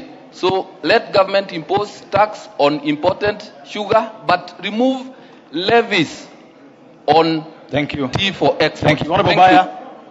Honorable Baya. Honorable Baya, you got the mic. Thank you. Chair, I would like to support this amendment and congratulate the committee, but also to say that this will contribute to growing sugar in new frontiers. For example, Kwale is one of the areas that for many years, Ramisi sugar. We have even potential to grow sugar in Tana River and potential to grow the fastest growing sugar in Kilifi. Honorable Chair, this is an opportunity, but also in the same breath, I would like to request Honorable Karemba to substantiate what levies have actually been imposed on tea. You know, Thank you. He does. The Honorable Junet. Chair, we must tell Kenyans the truth. That this finance bill is for Kenyans and it's meant to make their lives easy and simple. Chair, as I've said earlier, I represent sugarcane farmers. I represent my voters as sugarcane farmers. Chair, we have 17 companies in Kenya that produce sugar. And courtesy to this government of President William Ruto and the broad-based, all the 17 are functioning. And all the 17 are paying farmers. And they are paying within 7 days. Chair, I want to tell you, governments that are facing elections like now, 1 year to elections, are known for removing taxes from sugar so that they can raise campaign funds. But this is a government that is imposing taxes on sugar 1 year to the election. What is that telling you? They want to take care of the farmers. They want to make sure that farmers earn, farmers get money. There is money in their pocket. We must respect and congratulate the president. Thank you, Chair. Chair, I would like to... Now, what is out of order, Honorable Wanjiboka? I'm concerned, Honorable Chair. The Chair of Finance received a call, and he has since not returned back. And you know he was dealing with a live wire. He was dealing with a live wire. So is he safe? Is he safe, Honorable Chair? Wanjiboka. No. The member for Lagos Songa, order. Now Lagos Songa on his feet, he will be given a chance to contribute. Thank you, Chair. Chair, I wanted to say that this is one of the very progressive amendments that I would like to support. Chair, you know that me and you come from Siaya. We have 2 companies that are setting up, sugar manufacturing companies. And we want them to produce sugar to be sold to Kenyans, not to produce sugar and keep them in stores. Therefore, I want to thank the committee for this progressive amendment. This amendment actually is going to put money in the pockets of Kenyans, and is going to create employment for millions of Kenyans across the sugar belt. Thank you. Thank you, Chair, for this opportunity. You know, Chair, by increasing the import duty or tax on imported sugar, basically we are protecting our farmers, and it's a good thing, Mr. Chair, that we protect farmers. But Mr. Speaker, it's also important to ask ourselves, what happens to the local prices of sugar? Why is it they are not competitive in the international market? Because that may be what we need to deal with. Because as you protect farmers and you impose import duty that is very high, you forget that you've also got consumers who actually require the cheaper the price. So what we need, Mr. Speaker, is to find a way of sorting out the price matter, that we support our local farmers, but at the same time we also support consumers. Thank you. Because The member from where? Thank you, Honorable Speaker. There is nothing out of order on what Honorable Mbuya said. Go ahead, Honorable Member from where? Thank you, Mr. Speaker, for giving me this chance to contribute to this amendment.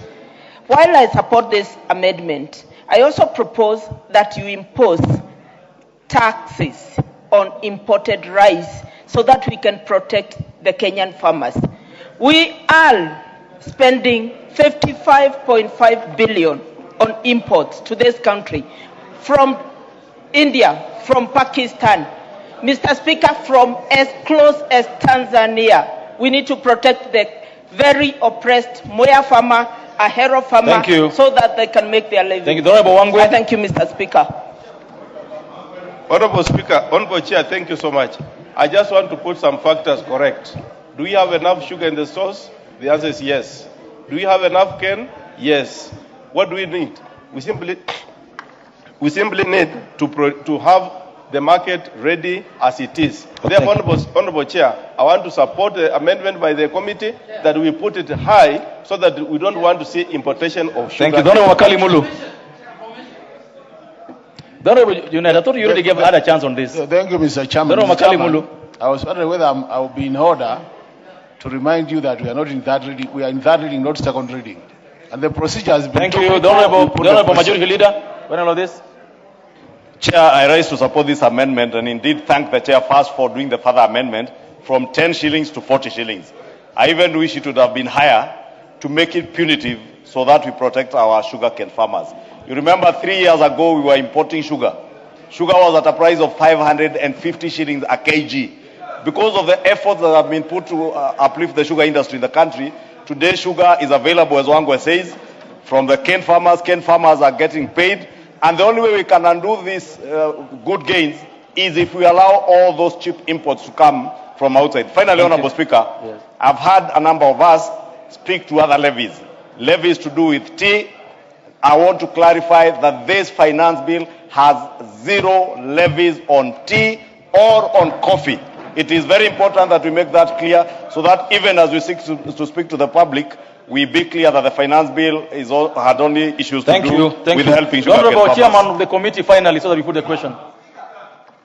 So, Honorable Chairperson, I just wanted to also inform this House that further, we have provided... Do you want to be informed by the Honorable Babu Owino? Okay, let me be informed by the Honorable Owino. You want to inform the Honorable Chair? Go ahead and inform him. He says you can inform him. Thank you very much, Chairman. You know, Mr. Speaker, Mr. Chair. whoever he is, now, as at now, Chairman, let me inform the Chairman. No, Babu Owino. When we sit where you are sitting, we are chairpersons. When you sit on the seat behind me, we are speakers. We are not whoever he is. Thank you. I was just trying to massage your ego, Chairman, but I it's don't okay. have ego at all. Anyway, Chairman, let me inform Chairman Finance Committee. Chairman, our consumption rate for sugar in Kenya is at 1.14 million tons that we consume.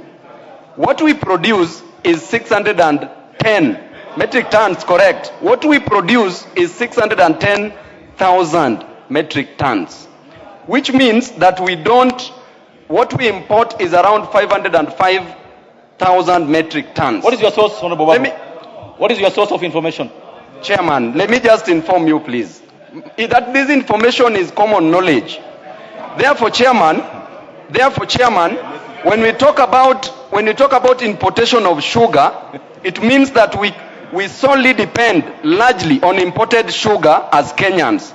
And therefore, when the Chairman Finance Committee is stating that taxes will be increased from 10 to 40, at that rate, it means that the consumers in Kenya are going to be hurt more.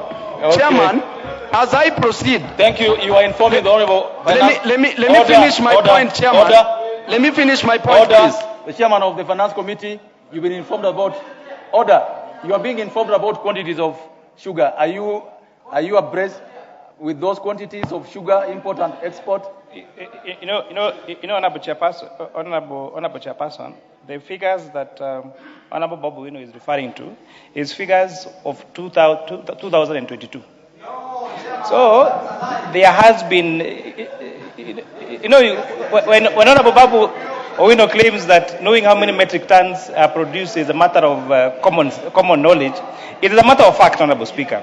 And some of us also have an advantage of having extensively done our research on this particular matter to have the correct results, Honorable Speaker. So I don't want to be informed because Honorable Babu Owino is misinforming and disinforming. Go ahead and wind up. Honorable Chairperson. Wind up. On the other matter, Honorable Chairperson, it is important to note on EE, Honorable Speaker, on imported MDF boards, imported block boards, imported plywood, Honorable Chairperson, we are now adding 30% excise duty, Honorable Speaker, for some of these particular items, Honorable Speaker. And this is the reason. I come from a timber growing constituency, Honorable Speaker. The whole of Njoro, the whole of Molo, the whole of Kuresoi. But what has happened, Honorable Speaker, we have some these imported MDF and plywood, Honorable Speaker, that are coming from all the way from China, that has made our factories uncompetitive, Honorable Speaker. So what we are saying is that we are going to be selfish as a country. We are going to protect our own. We are going to grow our manufacturing. And it is important, even if the figures about our production is even it were to be correct, Honorable Chairperson, we are not stopping importation. We are saying if you have to import, fine, pay more. We have higher tax collection, and we support farmers, Honorable Speaker. Thank you. Members, I now put the question that clause 36, as amended, be part of the bill. Order. Honorable Babu Owino, order. Members, I now put the question that clause 36, amended proposed by Chair of Finance Committee. As one of the opinion say aye. As one of the opinion say nay. Members, I put the question that clause 36, as amended, be part of the bill. Last that opinion say aye. As many of the opinion say nay. Ayes have it. New clause 35A. Members, I propose the question that new clause 35A be part of the bill. Chairperson. Move to second reading. Honorable Chair, I beg to move that new clause 35A be now read a second time. This is amending section 29 of the VAT Act by inserting the following new paragraph: that excess duty has been paid in respect of inputs used by a licensed or registered manufacturer to manufacture accessible goods. Honorable Chairperson, this is seeking to provide clarity on payment of excess duty on inputs by a licensed or registered manufacturer. So what is happening currently, Honorable Chairperson, manufacturers of accessible goods have not been able to claim their inputs they pay on the excess. So therefore, putting this provision now will make excess duty that is paid on raw materials, Honorable Speaker, to be claimable by manufacturers of accessible products. Thank you. All members, I propose the question that the new clause 35A part of the bill. I put the question that the new clause 35A be now read a second time. I put the question that the new clause 35A be now read a second time. As one of the opinion say aye. As one of the opinion say nay. Ayes have it. I now put the question, members, that the new clause 35A be part of the bill. I put the question that the new clause 35A part of the bill. As one of the opinion say aye. As one of the opinion say nay. Ayes have it. New clause 36A. Members, I propose the question, the new clause 36A part of the bill. Mover. The new clause 36A.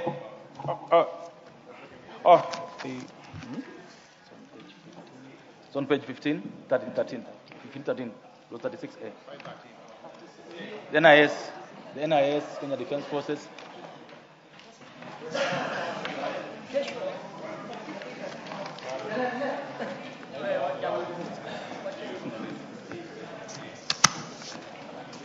Honorable Chairperson, I beg to move that this new 36A be now read a second time.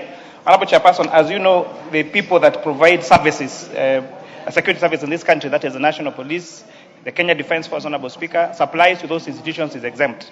However, another important entity in terms of our security operators is the National Intelligence Service. So we are now providing for supply of goods and services to National Intelligence Service to be now be exempt, to be now be treated the same as we treat for KDF and for Kenya Police. Members, I propose the question that the new clause 36A be now read a second time. I put the question. Let me hear the Honorable Boy. Thank you, Chairperson. You know, I have noted that there will be a drafting error because if you're going to put National Intelligence Service immediately after Kenya Defense Forces without either a comma or the word and, then obviously that's a drafting error, so we need to correct it now. Okay. I think the error is accordingly carried the way it's been mentioned. I now put the question that the new clause 36A be read a second time. As one of the opinion say aye. As one of the opinion say nay. Ayes have it. I propose the question, members, that the new clause 36A be part of the bill. I put the question that the new clause 36A be part of the bill. As one of the opinion say aye. As one of the opinion say nay. Ayes have it. Provisions relating to the Tax Procedures Act, Cap 469B, Clause 37. Members, I propose the question that clause 37 be part of the bill. There being no amendment, I propose the question that clause 37 be part of the bill. As one of the opinion say aye. As one of say nay. Ayes have it. Clause 38. I propose the question that clause 38 be part of the bill. Chairperson. Honorable Chairperson, I beg to move that clause 38 be part of the bill. Honorable Chairperson, this clause 38, as you may recall, this Honorable House last year became the first country in Africa to pass a standalone legislation on virtual asset providers. Now that we already have a law that recognizes virtual asset service providers, now we are subjecting them to procedures of Tax Procedures Act.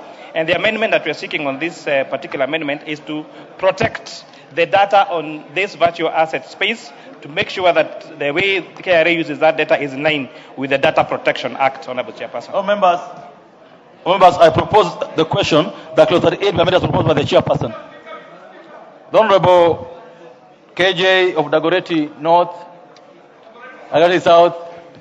Mr. Speaker, I want to thank you, and I want to thank the Finance Committee, because in the hearings with the public, this is an issue that did come up, Mr. Speaker, and I want to agree with the chairperson that the movement that we are doing is in place with the new laws that we are making, and also making reference to laws that we have passed in this House, up to and including the first Data Protection Act in Africa that was passed by members of this House, Mr. Speaker. And so I want to associate myself with these amendments. These amendments, Mr. Speaker, are proving a fact that this House does listen to the public. When we go out on public participation, it is not an act of public PR, public relations, Mr. Speaker.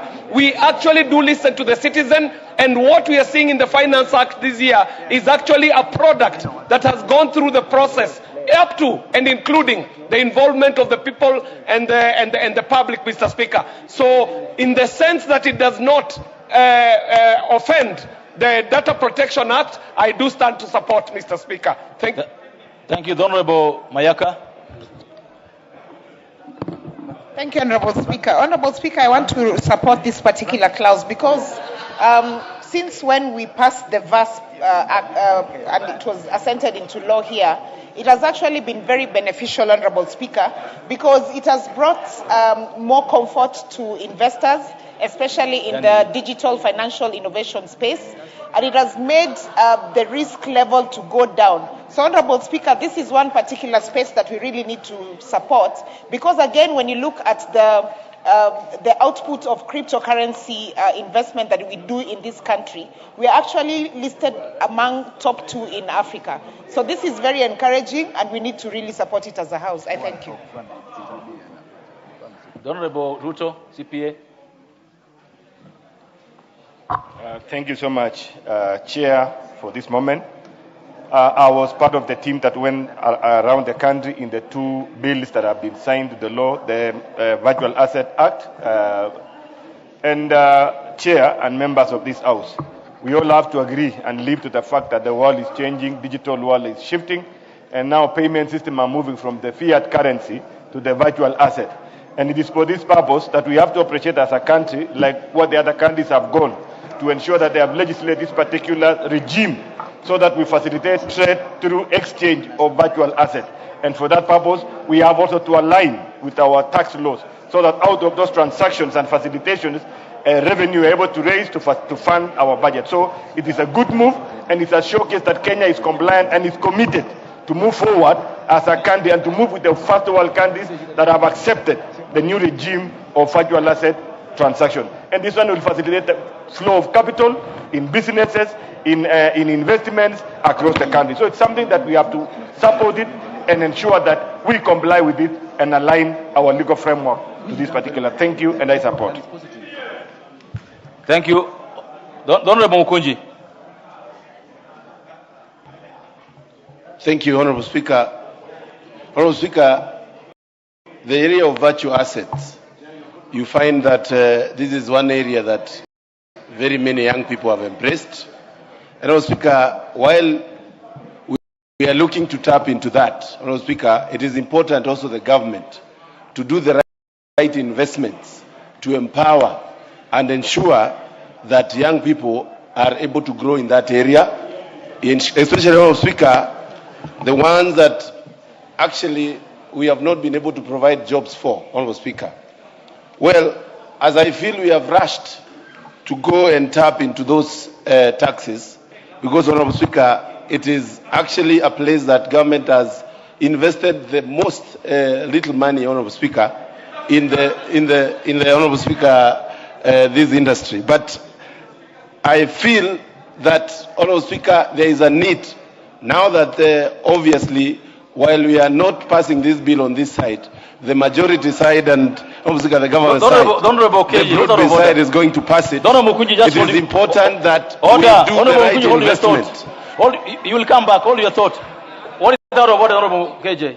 If Honorable Speaker, Honorable Mukunji must be responsible for the veracity of the statement that he makes on this floor. The statement he's making is totally out of order, Mr. Speaker, to claim that there is no investment being made in the digital space by the Kenya government, Mr. Speaker. And Mr. Speaker, this gentleman ought to familiarize himself with the digital master plan that is rolling out digital points in every constituency. And if in his constituency is not investing, Mr. Speaker, he should say that it is in his constituency that the investment is not happening. But nationally, Mr. Speaker, there is a grand plan that is rolling out digital centers in every single ward of this country, Mr. Thank Speaker. you. And I want to call upon Mr. Mukunji to set up his digital innovation hubs. We shall equip them for the benefit of his people in his Honorable constituency. Mukunji. Thank you Thank very you. much, Mr. Speaker. Honorable Speaker, that was an uncalled for interruption, Honorable Speaker. And I want to say that it is not about the promises. And Honorable Speaker, we have been through this. We have seen the promise of Grammys, the promise after promise, Honorable Speaker. We have done the investment, Honorable Speaker, in our constituency. I'm actually doing very good with my digital hubs. But, Honorable Speaker, that does not tell the government to come after those young people that are trying to make a living and trying to make it. When, Honorable Speaker, The Honorable Mukunji. The Honorable Mukunji. You know, you're a young man I like so much, but I would like that when you give you a chance, you be factual. It's very good to debate factually, so that when you're speaking, I don't have so many of this. You know, the Honorable Mwango, please go ahead. Thank you, Mr. Speaker, sir.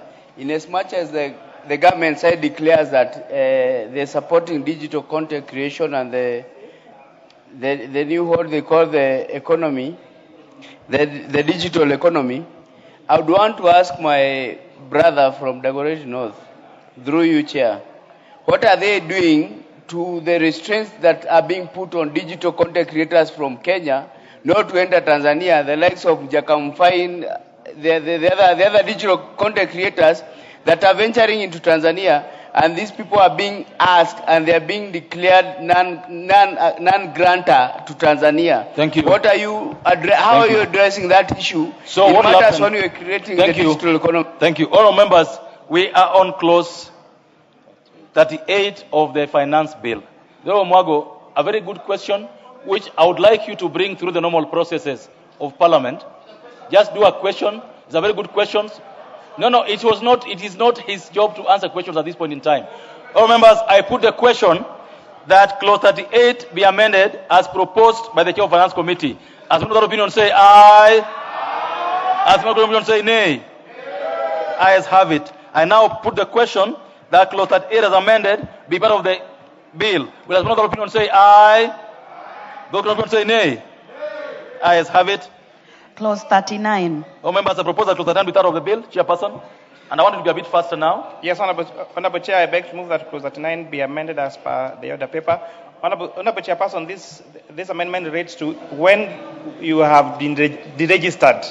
You are as a taxpayer in terms of your PIN was deregistered, and you apply for reinstatement for your PIN, KRA should make a decision within 90 days. All members, that is self-explanatory. I propose the question that clause 39 be amended as proposed by the chair. I put the question that clause 39 be amended as proposed by the chair. As another opinion say aye. As another opinion say nay. Ayes have it. Members, I put the question therefore that clause 39 as amended be part of the bill. As another opinion say aye. As another opinion say nay. Ayes have it. Clause 40. All members, I propose the question that clause 40 be amended. Honorable Mwenje, what is the problem? That is per se. No, members, I propose the question that clause 40 be part of the bill. Honorable Chair, clause 40. Honorable Chair, I beg to move that clause 40 be amended as per the order paper. Honorable Chair, this is where we are exempting non-resident individuals, Honorable Speaker, when they are opening an account within financial institutions and investment banks, that we waive the requirement to have a PIN, a KRA PIN number, Honorable Speaker, because it may not necessarily be registered for tax in Kenya. All members, I propose the question that clause 40 be amended as proposed by the chair. I put the question that clause 40 be amended as proposed by the chair. As one of the opinion say aye. As one of the opinion say nay. Ayes have it. Members, I put the question therefore that clause 40 as amended be part of the bill. As one of the opinion say aye. As one of the opinion say nay. Ayes have it. Clause 41. All members, I propose the question that clause 41 be part of the bill. Honorable Chair, I beg to move that clause 41 be amended as per the order paper.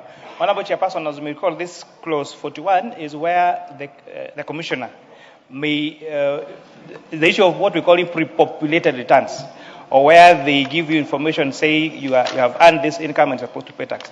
Honorable Speaker, we realize that this would be very dangerous if KRA is not mandated to give you the source of the information. The doctrine of law say that no one should be self-incriminating, and the burden of proof should be on the commissioner. So now, therefore, this requirement is requiring the commissioner, when they do an assessment on you, they give you the source of the information, Honorable Speaker, and so that we're not. So Members, I propose the question that clause 41 be amended proposed by the chair. I put the question that clause 41 be amended proposed by the chair. As per the opinion, say aye. As per the opinion, say nay. Ayes have it. Members, I put the question that clause 41 as amended be part of the bill. As per the opinion, say aye. As per the opinion, say nay. The ayes have it. Clause 42. Members, I propose that clause 42 be part of the bill. Honorable Chair, clause 42. Honorable Chairperson, I beg to move that clause 42 be amended as per the order paper. Honorable Chairperson, this amendment is just seeking to correct cross-reference errors and provide for taxpayers for administration actions safeguards, Honorable Speaker, as explained on 41 above. Honorable Member for Kirinyaga, what's out of order? I can clearly see clause 41A. Certainly, it cannot be clause 41. That is why there's a need to it. Order. This is how it works, Honorable Member. That at the committee, when we have a new clause like 41, a new clause like 41A, we finish all the clauses of the bill, then we come to the new ones, which we do a second reading on first before you go to the committee. So that's okay. I think you needed that information, and it's all right. Honorable members, I propose the question that clause 42 be amended as proposed by the chair of Finance Committee. I put the question that clause 42 be amended as proposed by the chair of Finance Committee. As one of the opinion say aye. As one of the opinion say nay. The ayes have it.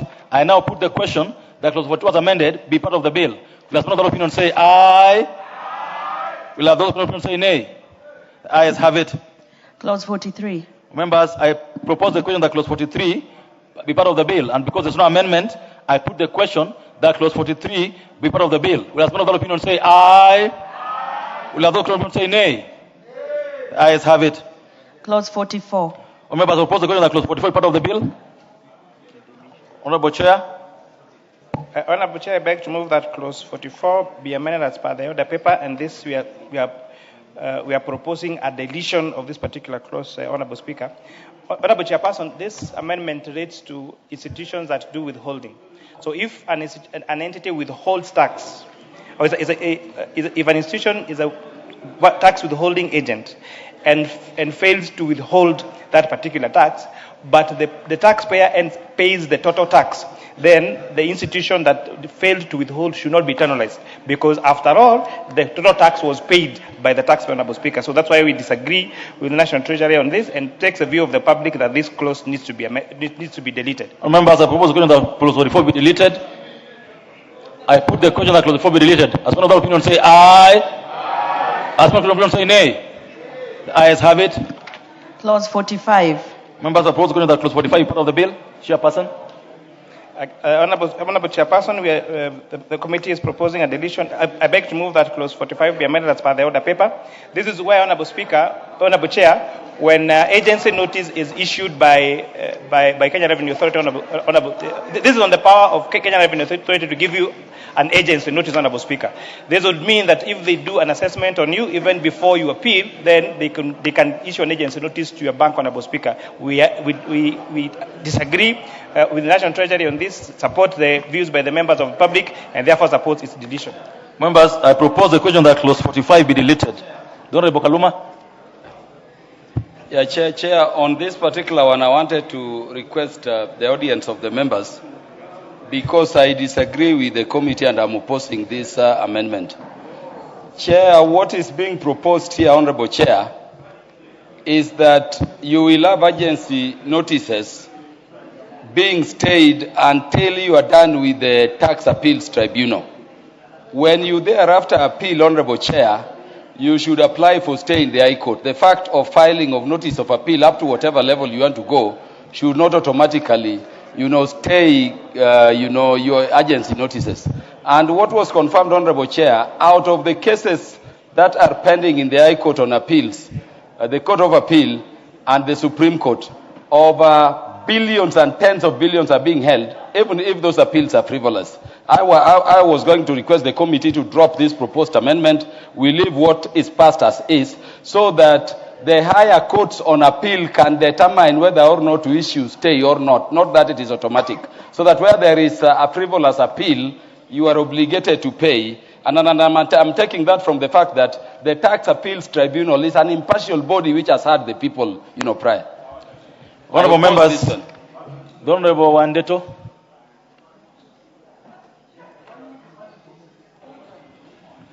Thank you, Chair. And I think this was a very bad proposal, and it is sad that the Cabinet Secretary for Treasury would even contemplate doing something that is very unconstitutional. Because, Mr. Speaker, this is almost like saying, if you are arrested, you can start serving your criminal sentence even before the judges have heard you. And just in case they determine that you are innocent, you will just be released. When agency notices are issued, your property has been confiscated. Even if you win, some of the damage cannot be undone. So we are just saying that the Cabinet Secretary, at least on this one, please, don't bring things that are even unconstitutional. Thank you. Honorable Wakili Muriu. Thank you, Chairman. I like to add my voice on this clause. Again, purely because under our Constitution, you must exhaust the process of the law before the applicant can enjoy the fruits of litigation. Now, in instances whereby in the tribunal, the respondent, or maybe the taxpayer, is dissatisfied with the outcome, then he has right to go to the High Court and the Court of Appeal, and if possible, the Supreme Court. Now, when you stifle that process, and yet is guaranteed under the Constitution, it is work infiltrated, because one will go to court under the Constitution and declare the clause unconstitutional. Thank you so much, Mukili. Honorable Minority Leader. Chair, on this one I want to agree with the amendment proposed by the Chair. And for the first time also I want to agree with the Wamunyoro group. Chair, let us even... What is the Wamunyoro group? They are here. Wamunyoro group is here. Okay, go ahead. Nowadays I am the caretaker. Go ahead. Chair, I am the caretaker of Wamunyoro group in Parliament. They sit behind me. I am the caretaker of Wamunyoro group in Parliament. That's the truth. Don't know Wamboka. What is that of order? They are orphans. They have no people in Parliament. Honorable Junet, can you take your seat? No, Honorable Junet, take your seat. Order, take your seat. Honorable Wamboka, what is out of order? Chair. Check the next mic. The one with the Gasairo, yes. Order. Honorable Chair, it is your duty as the chair to ensure that members debate with the decorum. I would want Honorable Junet in order. The Honorable Wandeto and Co. Can we listen to the Honorable Wamboka? Honorable, throw them out, Honorable Wandeto. What makes you think that you must have the mic all the time? No, the Honorable Member for Busia. The Honorable Wandeto, please, don't test my patience. I'm a very patient man, you know that. The Honorable Wamboka, go ahead. Thank you, Honorable Chair. Honorable Chair, it is your duty to ensure that members of this House debate with the decorum.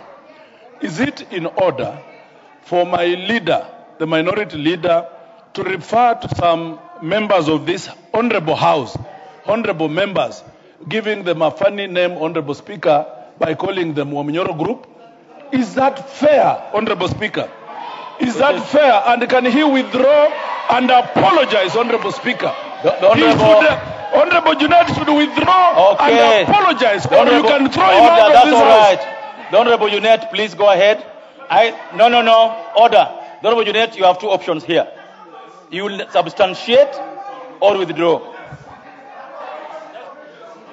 Mr. Speaker, the first and nothing the to be truth fussed is about. that Wamunyoro is a village in Kenya, found in Nyeri County, and it has a house where people meet and discuss things. So why are people running away from Wamunyoro in Parliament? This is a small group who behaves like a militia in Kenya that only talk to themselves and people who don't understand anything in Kenya, Mr. Speaker. Yeah, this is a militia group. But Mr. Speaker, Chair, I want to say this on that amendment. That Chair, and I said I'm agreeing with them because KRA can issue agencies, Chair, frivolously. So on this Wamunyoro issue, take your seat. Take your seat, Honorable Junet. Chair. Because this has to be clear. Take your seat. The honorable members who contributed, who are claiming to have been called wrongfully. Order. The Honorable Wakili Muriu and the Honorable Wandeto. Someone claims you belong to Wamunyoro. Do you or do you not? Mr. Chairman, I'm in Parliament by the virtue of being a member of Parliament. Give the mic. For Gatanga constituency. Order. And my full Give name. the mic. Order. The Honorable, on this matter, on this matter, the members who have contributed on this matter on this side, who would claim not to be or to be, are the Honorable Wandeto and the Honorable Wakili Muriu. So it is for them to respond to this matter. Please go ahead. Mr. Speaker, two wrongs do not make it right. And Mr. Speaker, the fact is very simple. Unless now we deny our names, we say there is a Kasongo function and a Wamunyoro function, then we will be equal. I want to say our Wamunyoro and the Kasongo function. Okay. The Honorable Wandeto.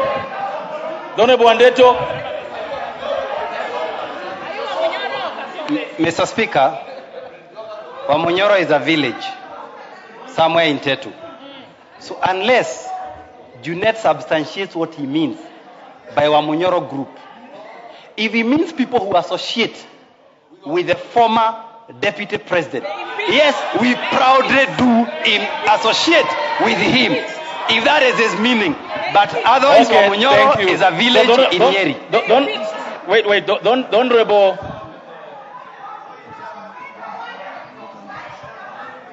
Don't Honorable Kibagendi. Go ahead. Use this one. Use the next one. Okay. Yeah, that one is working. Honorable Chair, the regular vexatious points of order are not in any way adding value to the discourse we have. We need to make progress, and we need to ask the Linda Ruto group to stop constantly. Now, listen to yourself. Don't Honorable Kibagendi. Listen to yourself. Order. The Honorable Junet, proceed on the business we had on the floor. Chair,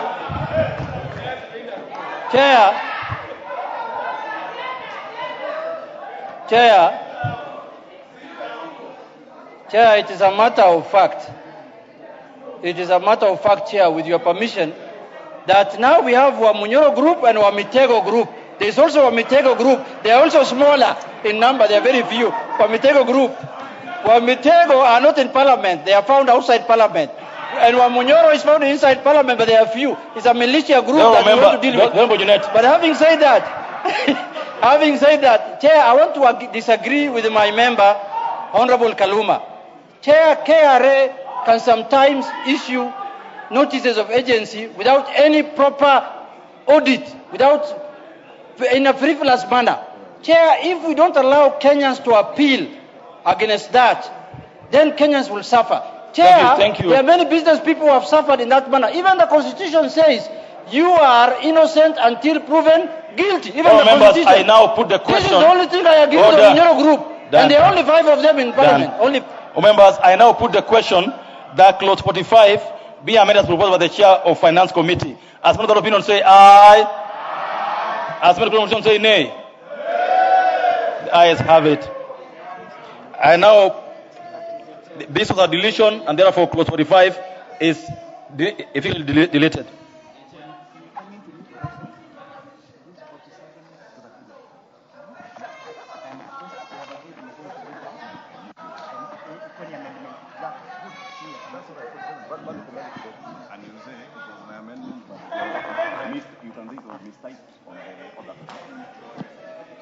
Go ahead. Clause 46. Members, I propose the question that clause 46 be part of the bill. There being no amendment there, I put the question that clause 46 be part of the bill. As many of the opinion say aye. As many of the opinion say nay. The ayes have it. Clause 47. I propose the question that clause 47 be part of the bill. The Honorable Chair. Honorable Chair, I beg to move that clause 47 be amended as per the order paper. Honorable Chair, our committee is deleting this particular clause, Honorable Speaker. And the importance, Honorable Speaker, is this particular clause was seeking to stop manufacturers to be able to claim the overpaid input tax, Honorable Speaker. After public participation and listening to Kenya Association of Manufacturers, Honorable Speaker, we agreed that this proposal would be bad, Honorable Speaker, for manufacturers, and therefore we're supporting its deletion. All members, I propose the question that clause 47 be deleted as proposed by the chair. I now put the question that clause 47 be deleted. Will as many of that opinion say aye? Will as many of that opinion say nay? The ayes have it. Clause 48. Members, I propose the question that clause 48 be part of the bill. Honorable Chair. So, Honorable Chair, I beg to move that clause 48 be amended as per the order paper. Honorable Chairperson, this is where we have issues of pre-populated returns, Honorable Speaker. We agree that we need to leverage on technology, Honorable Speaker, in doing our returns, Honorable Speaker. However, we are also putting an obligation to the authority that they will have to give a taxpayer a chance to amend the pre-populated returns, Honorable Speaker, and therefore, if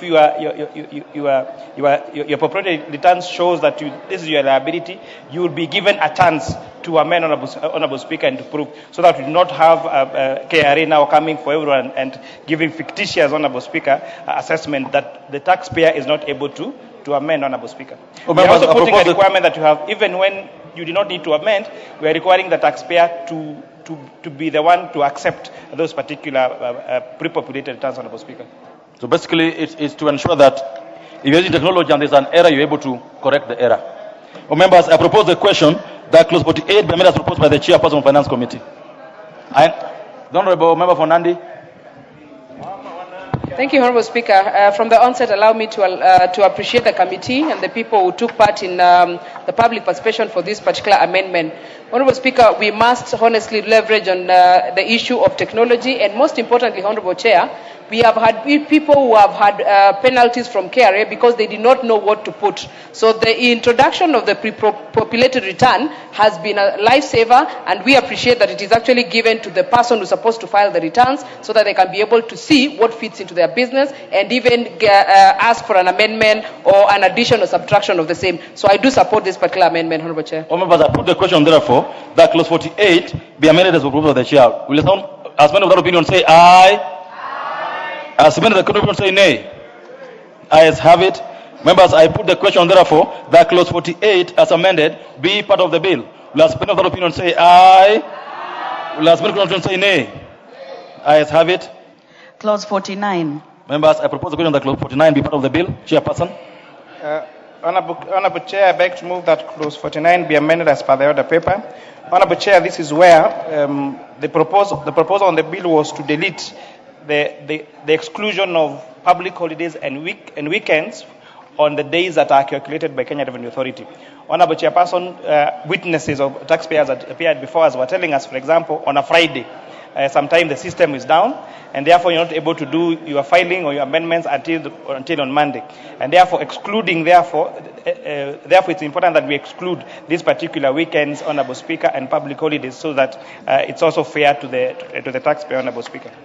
Members, I propose the question that clause 49 be amended as proposed by the chair. Members, I put the question that clause 49 be amended as proposed by the chair. As many other opinions say aye. As many other opinions say nay. The ayes have it. I now put the question, members, that the clause 49 is a deletion, so we don't have to include in the bill. Next clause. Clause 50. Members, I propose the question that clause 50 is part of the bill. Honorable Chair. Clause 50. Honorable Speaker, I beg to move that clause 50 be amended as per the order paper. Honorable Speaker, this particular provision, again, came from our amendments, was informed by the members of the public, where the penalty that was being recommended for failure to, where we're saying where the Commission is not satisfied by the reasons given under Section 2, the taxpayer shall be liable to pay the higher of the following: 2 times the value of tax due. Honorable Chair, giving penalties of double the tax due, Honorable Speaker, is unfair. Is not a good proposal at all, and therefore we are recommending this amendment to now be 5% of the tax due, Honorable Chair. I propose the question that clause 50 be amended as proposed by the chair. The Honorable Wundo. Thank you, Honorable Speaker, Honorable Chair, and let me thank you, the committee, for being extremely reasonable. This was punitive. I have never seen such a punitive arrangement like what you are proposing here. You can fail to do these things not by intentionally, by accident, by failure of something like that. Honestly speaking, thanks for listening, but again we keep on asking. Whoever drafted this bill is not a Kenyan. He's not a Kenyan. He does not have Kenya at heart. Thank you. The Honorable Junet, what is out of order now? Chair, I want to remind my colleague, Honorable Oundo, it doesn't matter who drafts a bill. What matters is what we do in this house. That is what is important. And you know, he got lost of me to Mr. Bonanchi. I want him to come back. In fact, there's serious indoctrination there. He's a very good doctor. Chair, we need to come back. No, the point we made, order members, the point we made, the Honorable Wundo, you need to listen to this. The point we made here is that members are not allowed by our rules to impute improper motive unless they have evidence of it. So members should desist from making a statement that would impute improper motive on another member or on anything without evidence. The Honorable Murugara.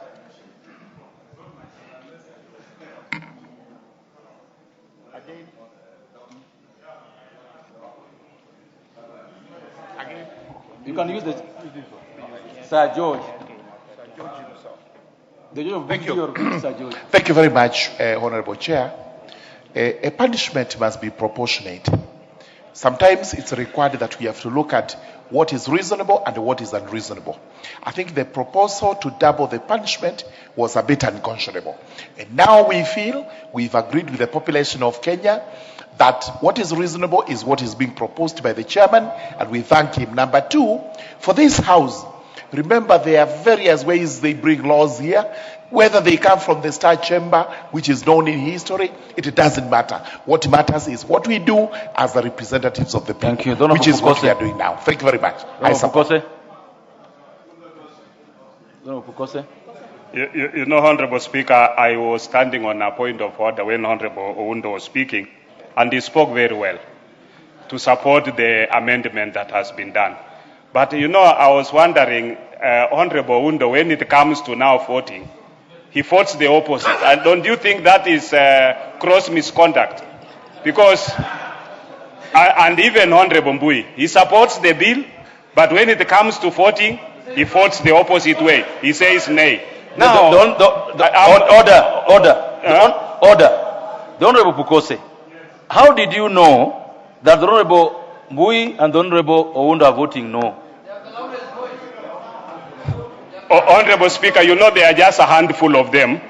So I can see there by acclamation how they are shouting. Yeah, and I know how Mbui shouts and my friend Ounde shouts. So I know the two of them. Oh, members, I to support the amendment. I now put the question. That the proposed order. I now put the question that clause 50 as amended be part of the bill. I now put the question that clause 50 be amended as proposed by the chairman of finance committee. As many of that opinion say aye. As many of that opinion say nay. The ayes have it. Members, I therefore put the question that clause 50 as amended be part of the bill. Will as many of that opinion say aye? Will as many of that opinion say nay? The ayes have it. I hope Oundo didn't vote nay this time round. The Honorable Ichung'o. Honorable Chair, on a light note, the Honorable Pukosa said that he can distinguish when Honorable Oundo and Honorable Mbui are voting because they're only a handful. But on this particular one, they were not a handful. It was only Honorable Mbui alone. So at least on that one, he was right. Okay. Let's go ahead. Clauses 51 and 52. The Honorable members, I propose that clauses 51 and 52 be part of the bill. And because they have no amendments, I put the question that clauses 51 and 52 be part of the bill. As per the opinion say aye. As per the opinion say nay. The ayes have it. New clause 41A. Members, I propose the question that new clause 41A be part of the bill. The Honorable Chairperson, move this for second reading.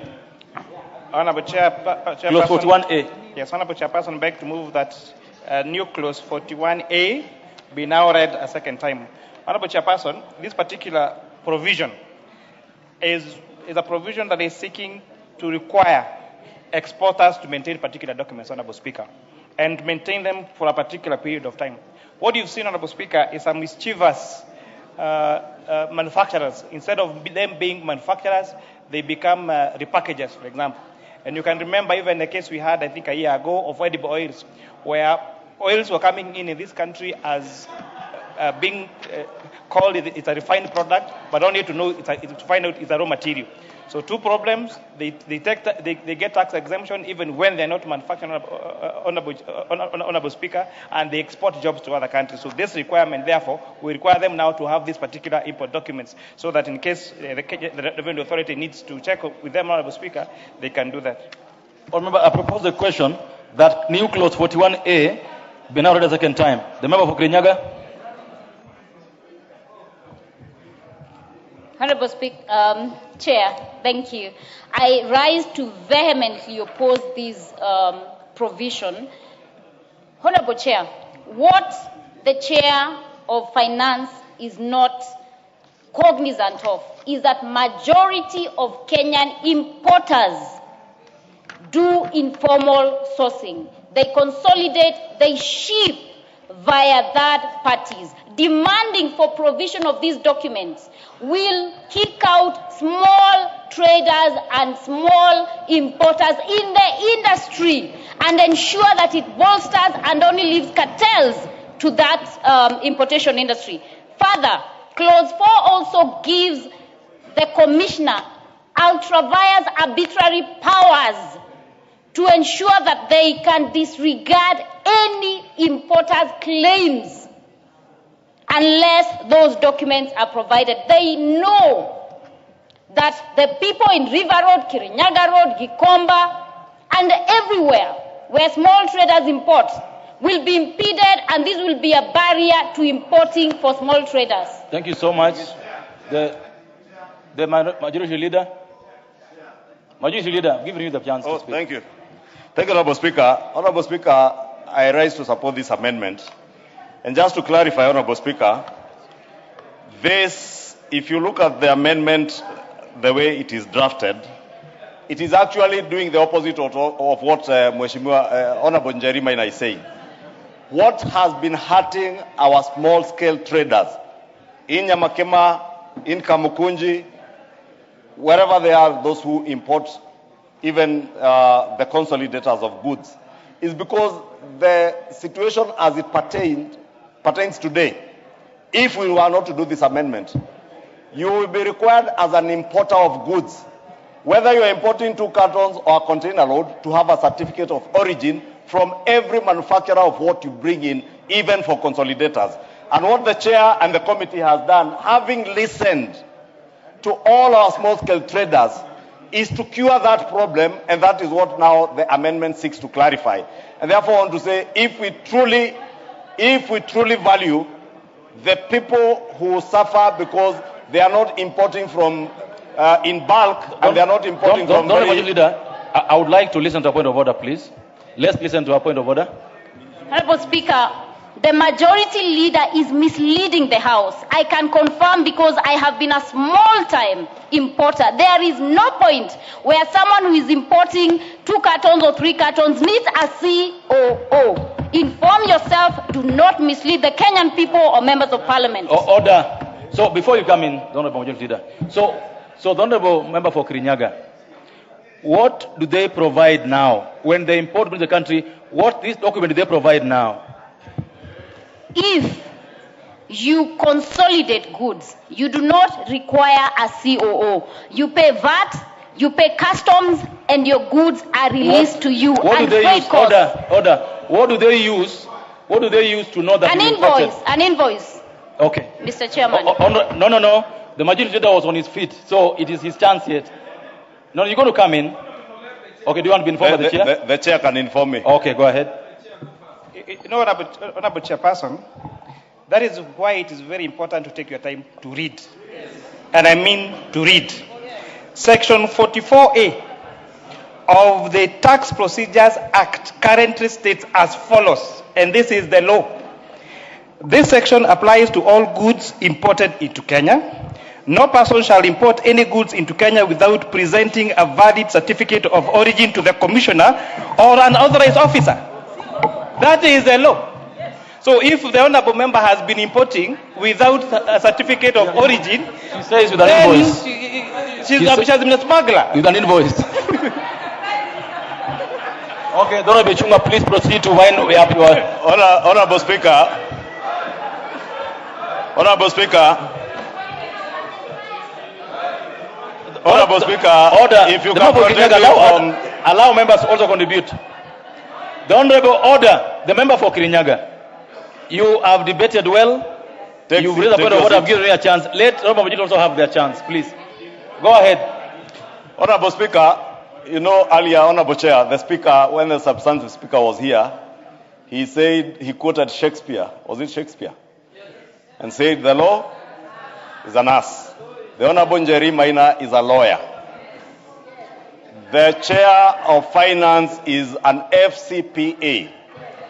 But in CPA, when we are going through our CPA studies, we also study a bit of commercial law. Thank you, Chair, for informing me and educating those of us who are not lawyers, and even including the lawyers who may not have read the law on the provisions of the law. Because that is a fact as it is. Honorable Chair, number 2, before the Honorable Njeri Maina was born, I was trading in Nyamakema, Pilot Corner on Duruma Road, as a small-scale importer. So I am speaking from experience, and what the chair has said is indeed true. And this amendment is now making it easier for our small-scale importers, leave alone the big importers who can get from manufacturers easily certificates of origin. The small-scale Nyamakema importers, these are the people we are helping. And this amendment came from public participation when the chair and the committee, because I observe the public participation. Why would you want to deny those small-scale traders in Nyamakema? The leader of minority wants to inform me, Honorable Chair, I can oblige to that information. The minority leader. Chair, I want to inform the majority leader that one of the problems that we faced in the last election, and people, we could not get any votes in your area where you do butchery work, is because the former regime introduced and told small-scale traders and consolidators to bring certificate of origin. This government is addressing that. They want people to bring their goods, the small group, without any hiccups, without any problems. Instead of this Wamitego and Omonjoro group appreciating that, they are still making noise. Please wind up. Honorable Chair, as I wind up, what the Honorable Junet says is indeed true. Which one? That you are a butcher man or what? Yes, all of them. Okay. When I left Nyamakima, I also ran a butchery in Kikuyu Town, and I am still a meat trader to date. Okay. And I am very proud of that because even my late father was a meat trader all his life. Correct. Honorable Chair, I wanted to agree with the Honorable Junet. Indeed, last month, a relatively middle-aged man, because he wasn't young, so in his early 50s, about 45 years old, from Wemuto here, died and lost his life following an episode that he went through under the last regime, when he imported goods worth, I think, about 25 million shillings. And those goods were touched one afternoon by Fred Matiang'i, then as Cabinet Secretary for Interior. That man suffered, slipped into depression, got a lot of other complications, health complications, and we buried him last week in Kabete. This amendment is coming to address those unfortunate small traders who suffered under the last regime. Traders who, these people who are calling themselves Don't want to take your seat. Speak for. Order. You want to finish them. You want to kill other Kenyans. We cannot allow you to kill other Kenyans. The way they were killed by Matiang'i. We will not allow you. Honorable Gisairo, what's out of order? No, give it Honorable Gisairo. Honorable Gisairo, what's out of order? Order. Use the mic next. The mic next is working. Honorable Chair, we are here to debate and, of course, to also learn. But to learn on truthful and objective, reasoning. Honorable Chair, is it right to say that Honorable Matiang'i banned somebody's goods? That is unfactual. As a person, is there such an evidence that implicates Matiang'i in the person? Honorable Chair, you see, we can sit here listening to the butcherman, but he cannot go to that extent of naming persons directly. That is wrong. Point taken. Ruto is killing people. Do we start? The Honorable Kibagendi, what is out of order? Is it the same thing with the Honorable Gisairo? He's on a point of order already. Honorable Chair, it's inappropriate for the majority leader to imply that His Excellency Fred Matiang'i, the incoming president, actually decided to ban someone's goods. Yet we know we are a few days away from. He's on a point of order. He is on a point of order, so you have to wait for him to finish. We are a few days away from commemorating the death of very many young people that were slaughtered by this regime. The Honorable Kibagendi, did I order? I need to get this clear. Order. I need to get this clear from you. Did the Honorable Ichung'wa say that the Honorable Matiang'i killed someone? Now, the Honorable Ichung'wa, did you say those words? No, I've asked Honorable Ichung'wa, not you. I was going to call you Honorable Ichung'wa. Go ahead. Did you use those words?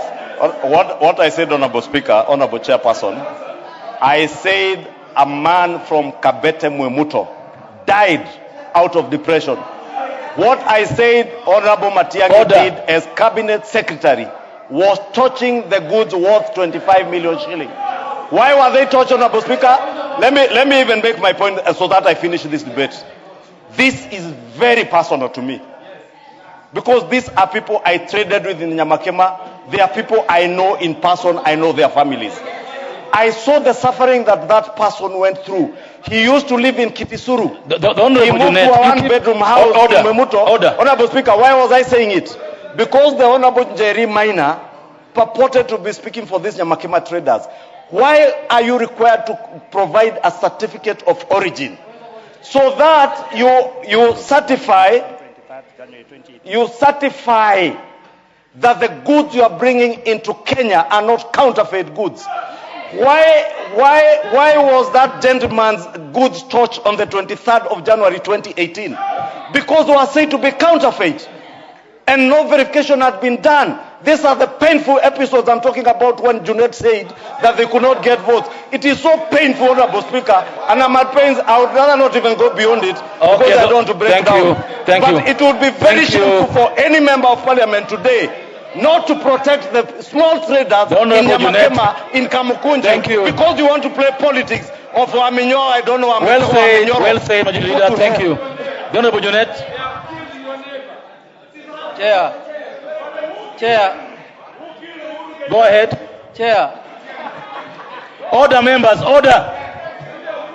Chair, can you protect me? Chair, with your permission, Chair. You have my permission. I really feel, Majority Leader, I really feel the pain the Majority Leader is feeling. Chair, we were in this country, Chair, when small-scale traders' goods worth $1 billion shillings were touched at the river, Mr. Chair. And it is for a fact. I was a friend to Fred Matiang'i. He was a very powerful man. That's the truth. Number two, Chair, it is true that the former regime destroyed goods using the excuse that they don't have certificate of origin, goods over 1 billion shillings, and that has killed people. There people died of depression. People lost their blood. Honorable members, that is what this regime I now is put the addressing. question that the new clause 41, I put the question that the new clause 41A be now read a second time. As one of the opinion say aye.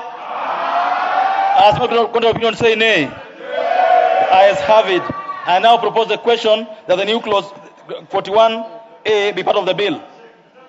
I put the question that the new clause 41A be part of the bill. As one of the opinion say aye. As one of the opinion say nay. Ayes have it. New clause 44A. New clause 44A. Honorable Chair. Honorable Chair, I beg to move that new clause 44A be now read a second time.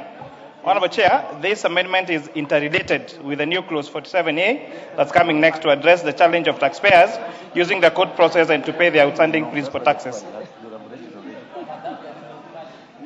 Members, I propose the question that the new clause 44A be now read a second time.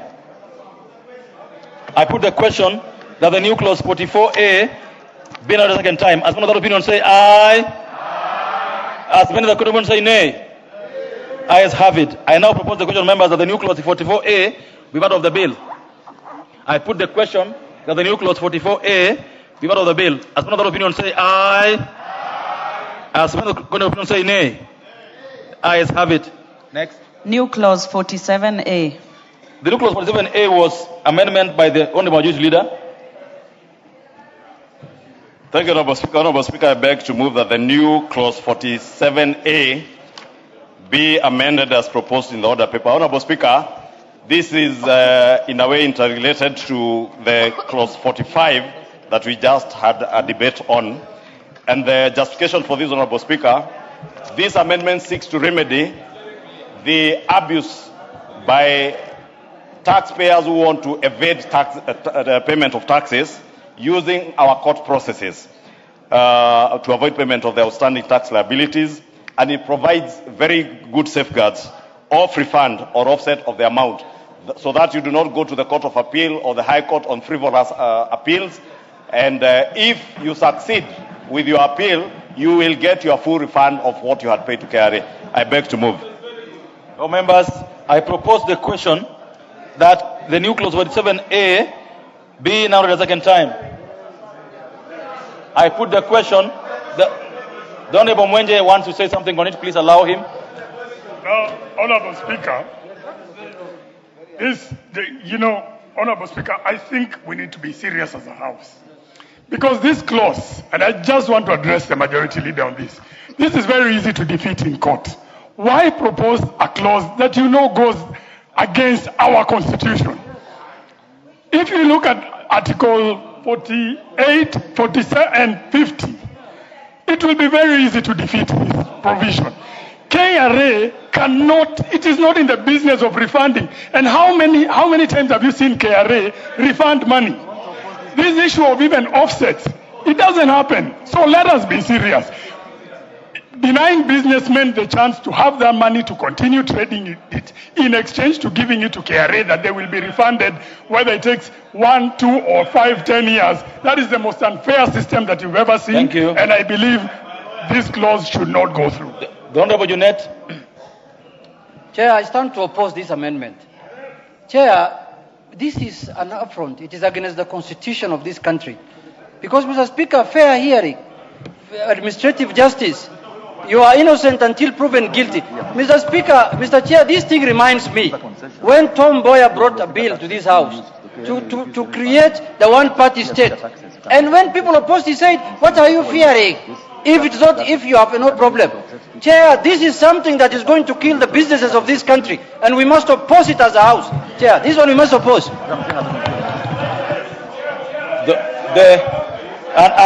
Honourable members, order, because it's a new clause. I want to give an order, members.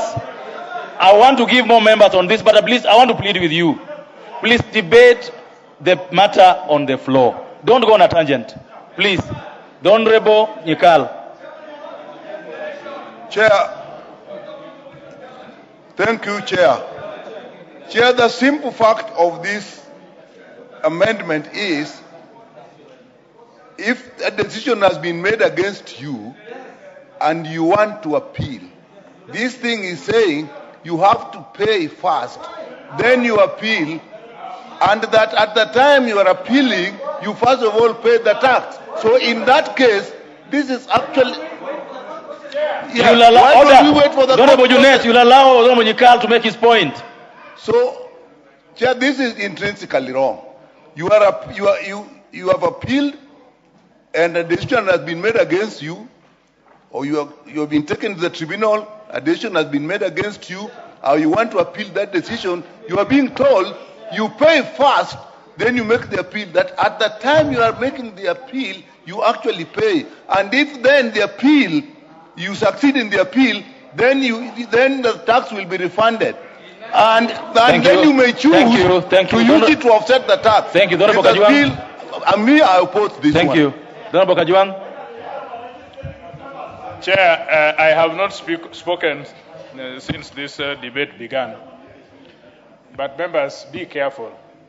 You will be the first target of this thing. You will be the first target of this thing.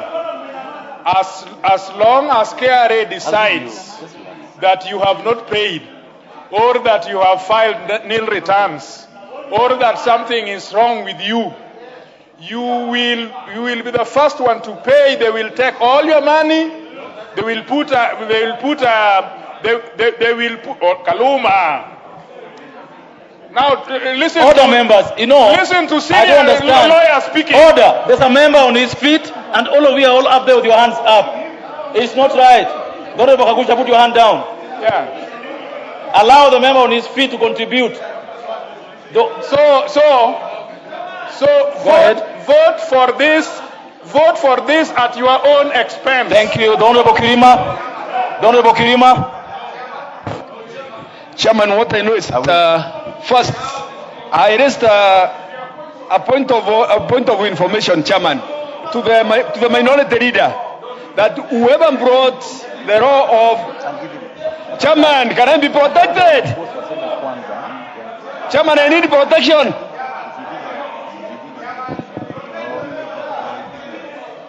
I need protection, Chairman. Honourable Kirima, go ahead. Yes, on point of information first, I want to collect the minority leader that whoever brought the law of one party, it was not Tom Mboya, it was Charles Jonjo. Honourable Kaluma, take your seat. and listen carefully to the person on the floor. Let the minority leader run that one, so that they cannot misdirect this house again. Secondly, Chairman, on the clause which is before us, we cannot divest the court on its authority, because we cannot gag the court on any law which it wants to make, because it has what we call inherent jurisdiction. Thank you. Honorable Osoro. Honorable Speaker, Honorable Chair, sorry. But I gave two this side before I gave the other side one. You're being unreasonable, and I won't allow you to be unreasonable. I gave three this side, only one person on that side. Why not? Honorable Osoro, go ahead. Honorable Chair, when you read this particular amendment, this particular clause clearly, it talks about the tribunal, the High Court, and the Court of Appeal. Honorable Chair, who goes before the tribunal? Even on the face value, it clearly states that it can't be a criminal matter in nature. You don't take a criminal to a tribunal. It is a civil matter that goes before a tribunal, Honorable Chair. Now, anytime a civil matter is before a tribunal, people are compelled, in most cases, to pay damages to the other party if they lose a case. Now, what this particular clause intends to do is this. If you've gone before a high court in civil matters, and then you've been awarded damages, the person who intends to appeal against the damages that you've been awarded will be required to pay that damage, or before they appeal, they pay a certain amount of money before they appeal. So this is not about criminals, and it's not against the Constitution, as the Honorable Mwente is saying. Member Fonyali. In any case, you are quoting Article Member Fonyali, thank you. Member Fonyali. Member Fonyali. Member Fonyali. Asante sana. Honorable Kinan, you get a chance to speak on this matter after. Member Fonyali. Asante sana mheshimiwa. Ningelipenda kusema hivi mheshimiwa. Unajua sheria zingine tukipitisha, wakati mwingine watu wanapitisha sheria kwa sababu wako katika upande ambao unawafaa. Mheshimiwa Spika, hii sheria ikipita, hii ni nchi ya mtu mle mtu. Hii sheria ikipitishwa itakuwa inadhulumu kila mtu. Kibiashara itadhulumu. Kama utakuwa unafanya biashara itadhulumu mtu. Kisiasa, nyinyi hapa ambao mnashabikia hii, kisiasa itatumiwa wakati ambapo Mheshimiwa Spika, tusishabikie ukiritimba, tusishabikie kwa sababu tunataka kushabikia. Tuangalie sheria ambayo italinda kila mmoja wetu. Sisi hatutakuwa wabunge hapa mpaka milele. Kesho utakuwa raia na itatumiwa dhidi yako Mheshimiwa Spika. Kwa hivyo mambo ya kusema eti KRA ipewe mamlaka na nguvu. KRA tayari inafinya mtu kabisa na kukamua. Ikipewa mamlaka zaidi itaitumia vibaya. Wacha sheria itumiwe vile ambavyo inafaa. Honorable Kaluma. Asante. Honorable Kaluma. Chair, this is the information we have, that out of any appeal, and we have so many of them from the High Court to the Court of Appeal to the Supreme Court, once a person files a notice of appeal, there is an automatic stay. And what has happened is that even very frivolous appeals, monies which are due to the government are being held. We are told this is over 59 billion now on frivolous appeals. What happens in all civil cases is that once you lose in the court of first instance, you will, as a condition of appeal, be required to deposit security. You will. What you are now being told here, it is not a discretion. It is not discretional. What you are being told here is that you will make payment, and after 90 days, if you are successful, you get your money back. And like now, what is the problem? Thank you. What is? Honorable Kenan. Let me say there is no breach of the law. Thank you. Honorable Kenan. And please, you have 2 minutes. 2 minutes each, the way you have anyone else. Go ahead. The chance is Honorable Kenan now. Chairman, we support, Chairman, we support the government, but we must also be prepared to legislate for posterity. This particular amendment is not only unconstitutional, it's unreasonable, it's untenable, it doesn't apply. We're just applying our minds to a particular scenario. And I want to tell you this, as a person who has been around, tomorrow most of us will be out of power and you'll be the first victim. And therefore I oppose this in totality. The Honorable Nyamita. What is out of order, Honorable Jeanette? Chair, thank you. Chair, I've listened very keenly to Honorable Kaluma. And Honorable Kaluma is saying the courts normally tell people who have cases to deposit security. It is the courts that decide what securities you put. That is what we want that to happen. Chair, I'm proposing this. I want to help the KRA. Okay, you Chair, already I'm debated. proposing this. We are a legislative house. If we want to help KRA to collect more funds through these cases, we have put a law in place that says that petitions, electoral petitions should be concluded in 6 months. Let us bring a law here that says tax matters should be concluded in court within a year, so that everyone can get a fair hearing. Otherwise, today I am in power, tomorrow I will be out of it. I don't want to be used against Approach me. your counterpart and propose If that to Mamonyoro him. gets power, what will happen to me? The Honorable Nyamita.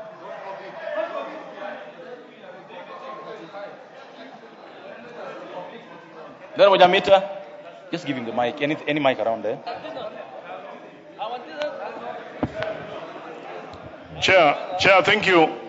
I wanted to contribute on this matter, and I rise to vehemently oppose this particular amendment. Chair, I speak as someone who runs a small kiosk, and I've had an experience with KRA. And this is not a matter of, Kaluma, this is not a matter of denying government revenue. And I want to urge Kaluma that in as much as we know, I want to urge Kaluma. This is not order. This is not a Kaluma amendment. Chair, the experience that we have had with KRA, leave alone when you are seeking refunds. There are many times we have received notification from KRA on wrong taxation. And sometimes they block your account, they stop you from doing business. Small businessmen, this can be actually taken, it can be used against small businessmen. And I tell you, Chair, if you look on the balance, KRA has a higher say. Honorable Nyamita, If you compare, Honorable Nyamita, you have been informed by the Honorable Majority Leader? No, not yet. Not yet, Majority Leader. Not yet. My leader, I respect you, but I don't want information for now. I proceed. I wanted to say, Chair, we oppose this one.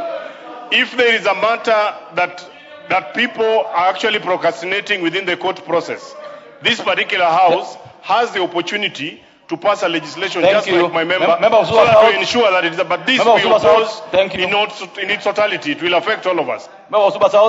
Thank you very much, Honorable Speaker. I think it is important that we understand what our Constitution says. Under our Constitution, access to justice, the right to appeal, must be exercised and respected without undue regard to technicalities and financial limitations.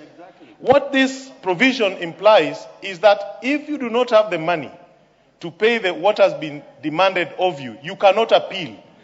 In other words, it is a provision that is taking away the right of appeal from Kenyan citizens. Thank you very much, Majority Leader. Thank you. Finished. Take it out. Honorable Chairperson. But you know what I'm wondering is, members, I've given 3 on this side in a row.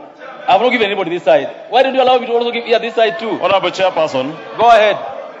Honorable Chairperson, I just want to make two issues clear. Go ahead. Honorable Chairperson, 2 issues clear. One, that I would be seeking to move a further amendment on the question of the principal tax to at least 50% of the principal tax. And this is the reason. This is the reason. This is the reason, Honorable Speaker. Honorable Speaker, I thought we agreed this is a house of debate. Could we listen to? And that is why I have quietly listened. Order, just a minute. to all the Order, members. Order, members. You know, it is good when I protect you to say your opinion, you feel I'm doing a good job.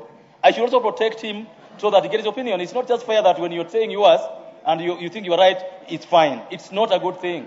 Let's listen to Honorable Chungwa in silence. Go ahead.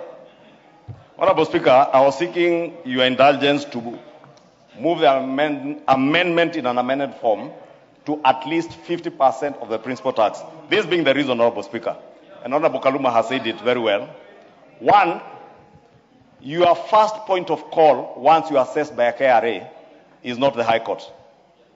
Neither is it the Court of Appeal, neither is it the Supreme Court.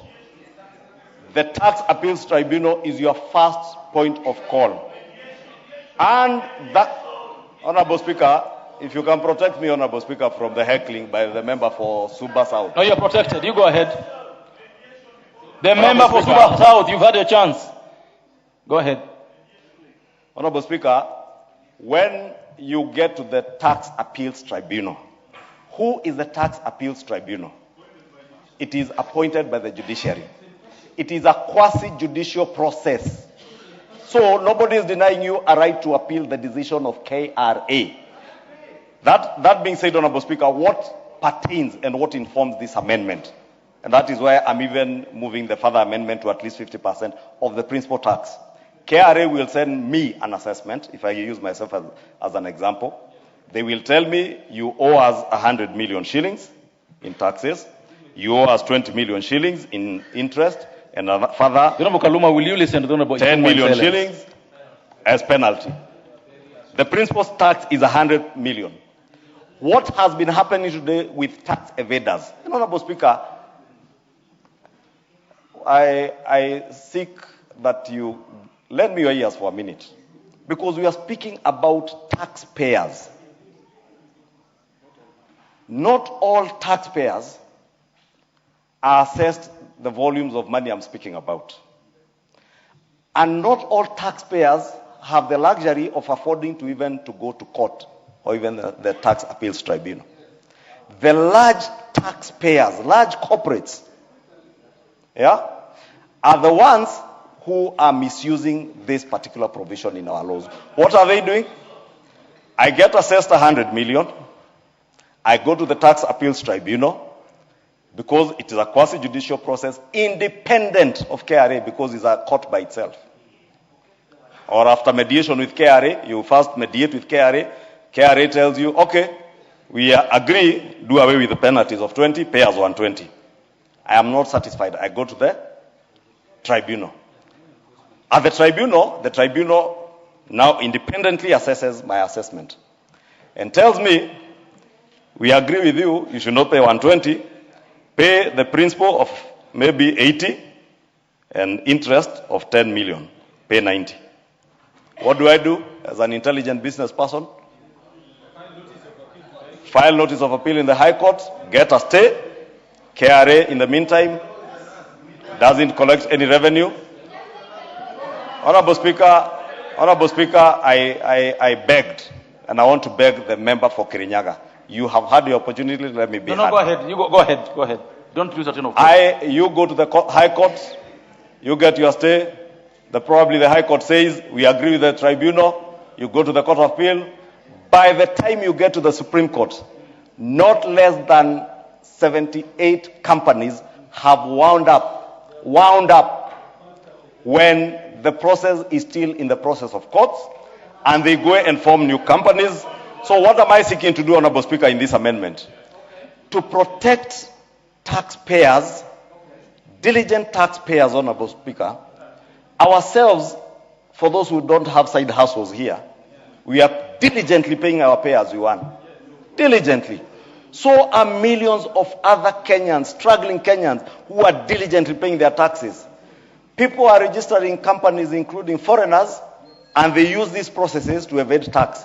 That is why, Honorable Speaker, I have begged to move a further amendment so that you have your first point of call in mediation with KRA. You don't agree with KRA, you go to the Tax Appeals Tribunal.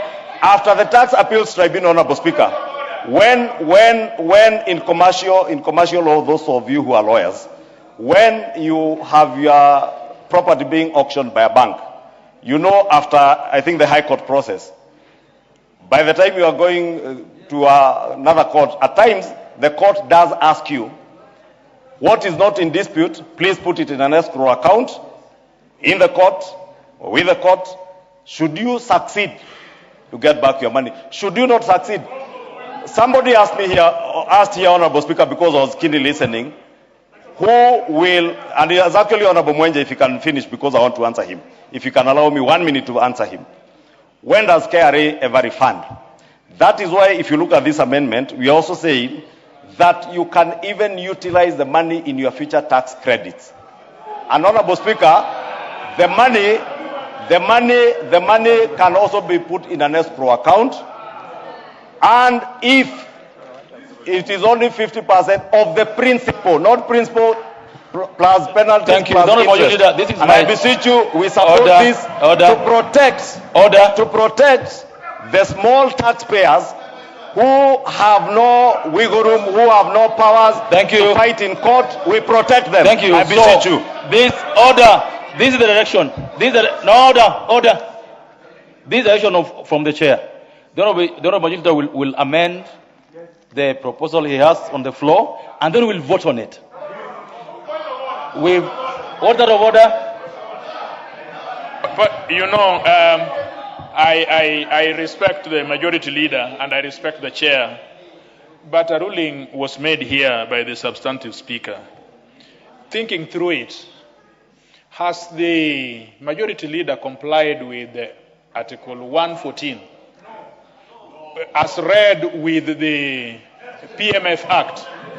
Everybody, every member here, whether you are majority leader or whether you are a member for Kikuyu or for Ruaraka, you must comply to Article 114. Thank you so much. Thank you.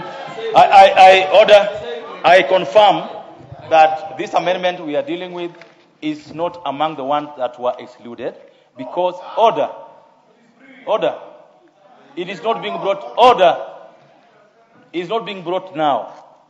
It was the order papers. It was processed normally. What his order? I have just allowed the majority leader now to proceed to propose his further amendment. It does not materially change what had. Honorable members, the decision on this matter will be made by you, but I cannot refuse a request for further amendment. Honorable Majority, go ahead, propose a further amendment, then we'll vote on it. Honorable Speaker, I beg to move that further amendment that 56A1 be further amended by deleting the word there after shall pay, so that it is shall pay 50% of the principal tax determine the decision being appealed against, and under 2, that a notice of appeal shall be accompanied with proof of payments of the 50% of the principal tax. Thank you, members. So you've all heard the amendment, members. I now put the question. Order. I now put the question that the new clause 47A and the further amendment to it be now read a second time. Will the other opinion say aye? Will the other opinion say nay? Of course, the nays have it.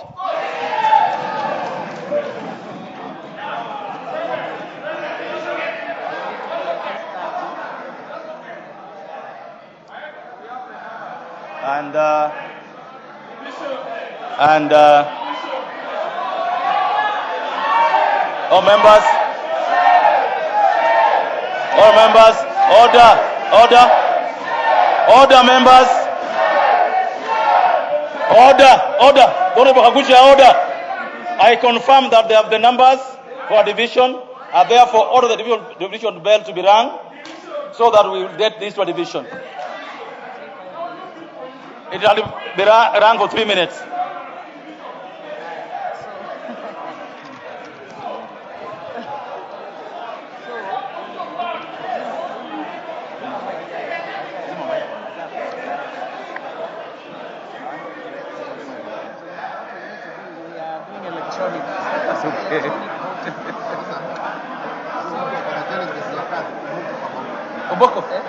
Omboko.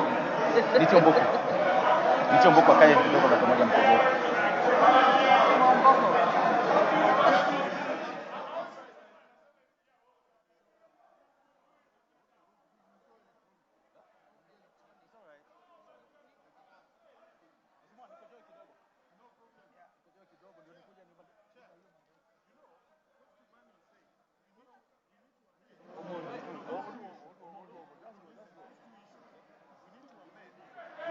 Oduogo, what's up?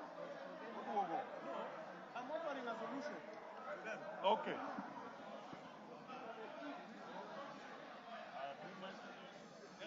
Yes. Wewe umeipeleka kwa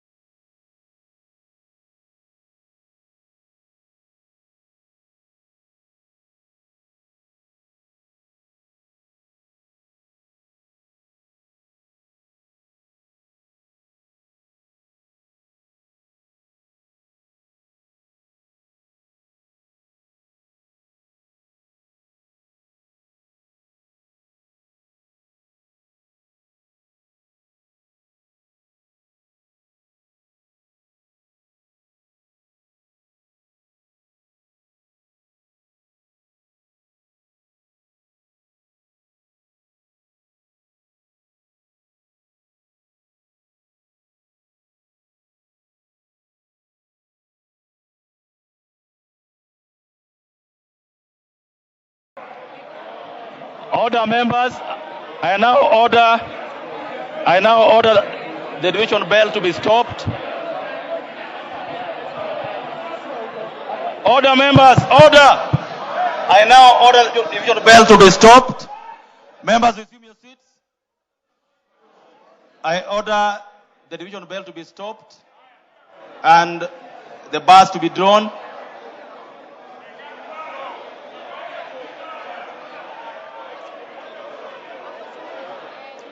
Order, members, take your seat. Order, members, take your seats. The honorable member for Butere, take your seat. Order, members, order. Order, members. The honorable Mwadi, take your seat. Order. Take your seat. The honorable members, take your seat. The Honorable Kaluma and the Honorable Nsambia, take your seats. Order. Order. Honorable members, order. The Honorable Mwadi, take your seat.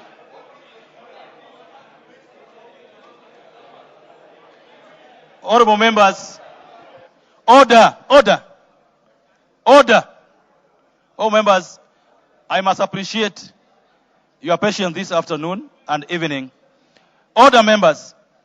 And as you know, the decisions that have been made this afternoon have been made by yourselves. And I'm certain I was not wrong to call for division on this matter because the nays had it. Okay? And now we ask for the bell to be rung. It's been rung for 10 minutes. And it's now a chance to vote. So I want us to keep calm so that we proceed with the House the way it should go on. But before we order. But before we vote, before we vote, I would like to give the majority leader a chance because it's the move of the bill, the clause we are trying to vote on. Order, members, order. Majority leader, go ahead. Honorable Chairperson, thank you for the opportunity before the vote. Honorable Speaker, you know, I said we are a house of debate and we make collegiate decisions as a house. And when we make decisions as a house, they affect all Kenyans, the Kenyans we represent. I have had very extensive discussions when you are lobbying here on the floor with the leader of minority and with the chair of the Finance and National Planning Committee on this particular issue. And I take great exception to what, or rather note with appreciation what the leader of minority, Honorable Junet, said, that probably as much as we want to deal with tax evaders and people who want to evade tax, we also need to look at other laws. And especially what Junet said, we can also look at the laws that will make it compulsory for our judicial process to be concluded within a certain period. And you know, I am a leader who listens.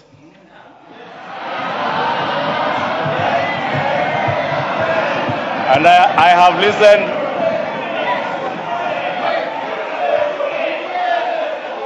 And I have listened to the honorable leader of the minority party, leader of the party called ODM. And because we are in a broad-based government with ODM, and the broad-based government is very responsive and listens. And because I am also leader of that broad-based government in the House, having listened to the Honorable Junet, having listened to the chair of the Finance and National Planning Committee, and my very able deputy and whip, the Honorable Silvana Sosoro, assisted by Naomi Wako, we have agreed together with the leader of minority that we give this matter more time for further consultations and see how we can realign it with other laws, because the amendment as proposed, and as further amended will not cater for the concerns, for instance, raised on the the expedient resolution of cases in court. And let me say this, Honorable Speaker, because I am saying that because I want also to save our time. It is now 20 minutes to 8, and we need to go to our families.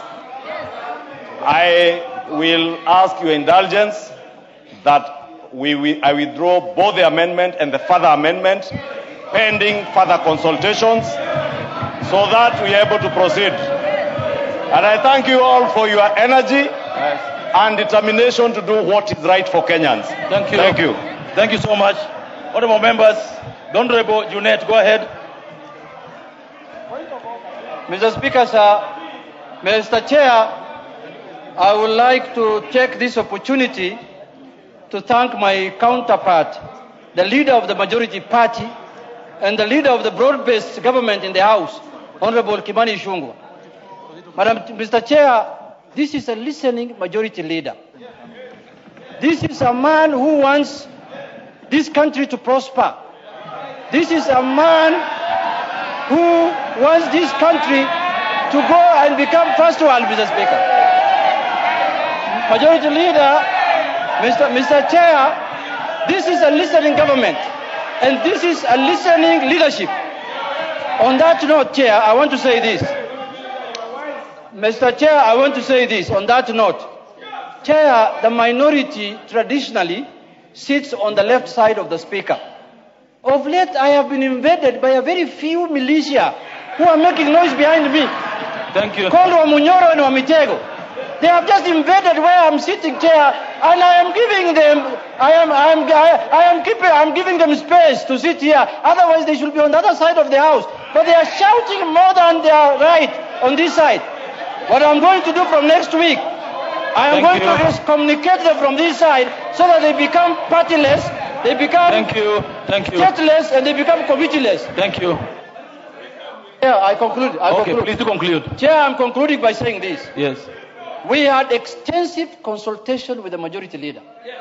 We have discussed this matter, and we have agreed that we need to do further consultations in the interest of the people of Kenya. It is true that we have people who are evading taxes and using the judiciary system to make sure that they don't pay any tax. We are going to address the matter holistically, and in the soonest possible, we are going to bring here legislation that is going to make sure that every taxpayer commits and pays his taxes. Thank you. Honorable Mbui. Honorable Mbui. Yeah, thank you, Mr. Speaker. Mr. Speaker, I want to, Chairman, I want to agree with the two leaders. But as a matter of concern, we must confirm to Kenyans that this decision is not a decision to withdraw, because a decision has already been made by the House, and members have already voted, and you have already announced the result that this has been lost. So, Mr. Speaker, there is absolutely no way you can go back, and there is no standing order. There is absolutely no standing order.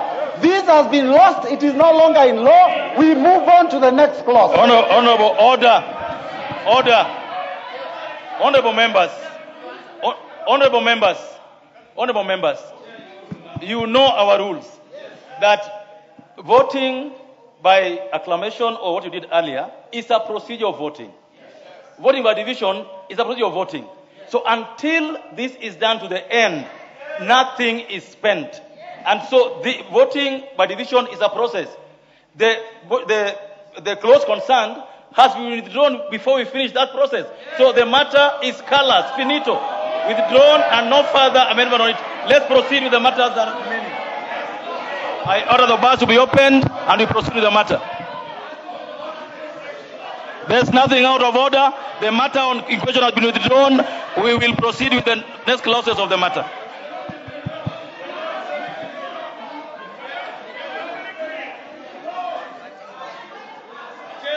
Provisions relating to the Miscellaneous Fees and Levies Act, Cap 469C, Clause 53. Members, I propose that Clause 53 be part of the bill. Chairperson. Honorable Chairperson, I beg to move that Clause 53 be amended as per the order paper, be deleted. That means I beg to move that Clause 53 be deleted. Honorable Chairperson, this particular clause is very important to make sure that the Kenya Revenue Authority is adequately resourced to enhance revenue collection and strengthen tax administration. I beg to move, Honorable Chairperson. Members, I propose the question that Clause 53 be amended as proposed by the Chairman of Finance Committee. I now put the question that Clause 53 be amended as proposed by the Chairman of Finance Committee. May, as many of that opinion, say aye. Will that opinion say nay? Ayes have it. Members, I put the question that Clause 53 as amended, Clause 53 has been deleted, therefore there's nothing to be part of the bill. Next clause.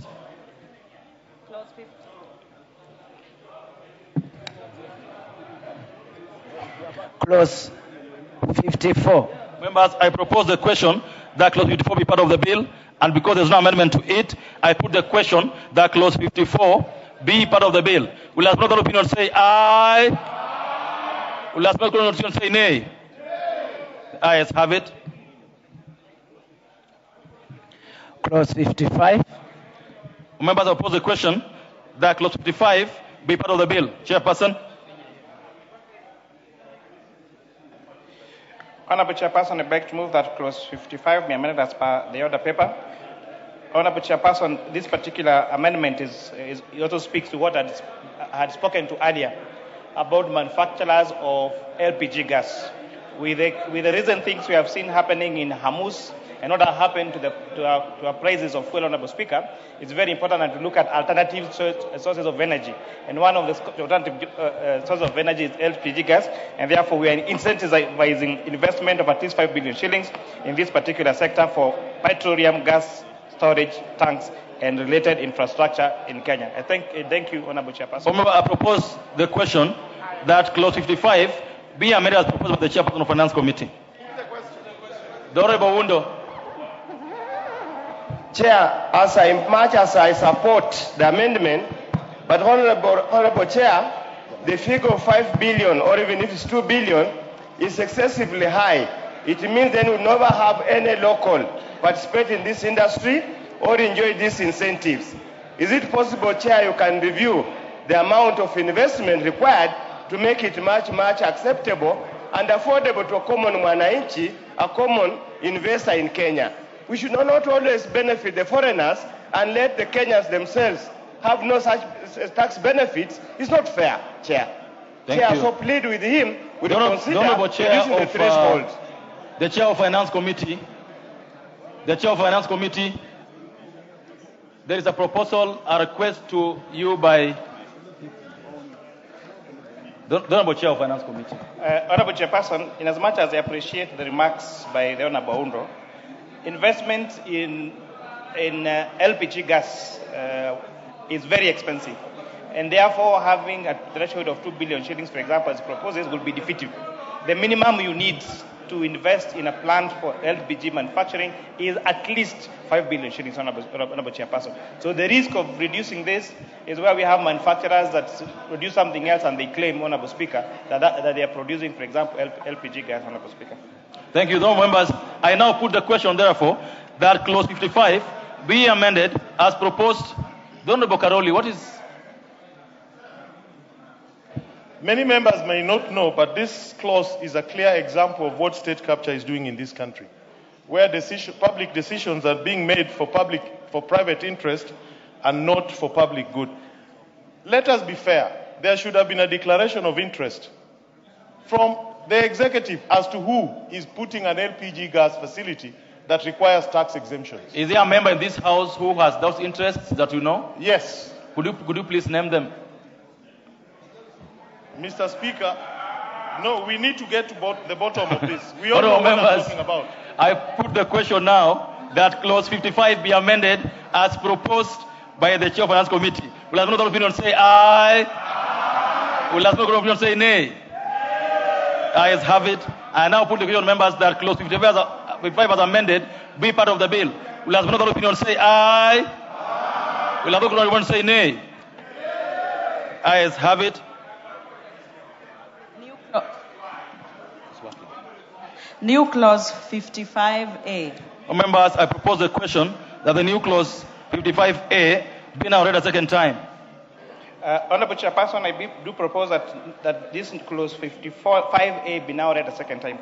Honorable Chairperson, allow me to explain what this amendment is about.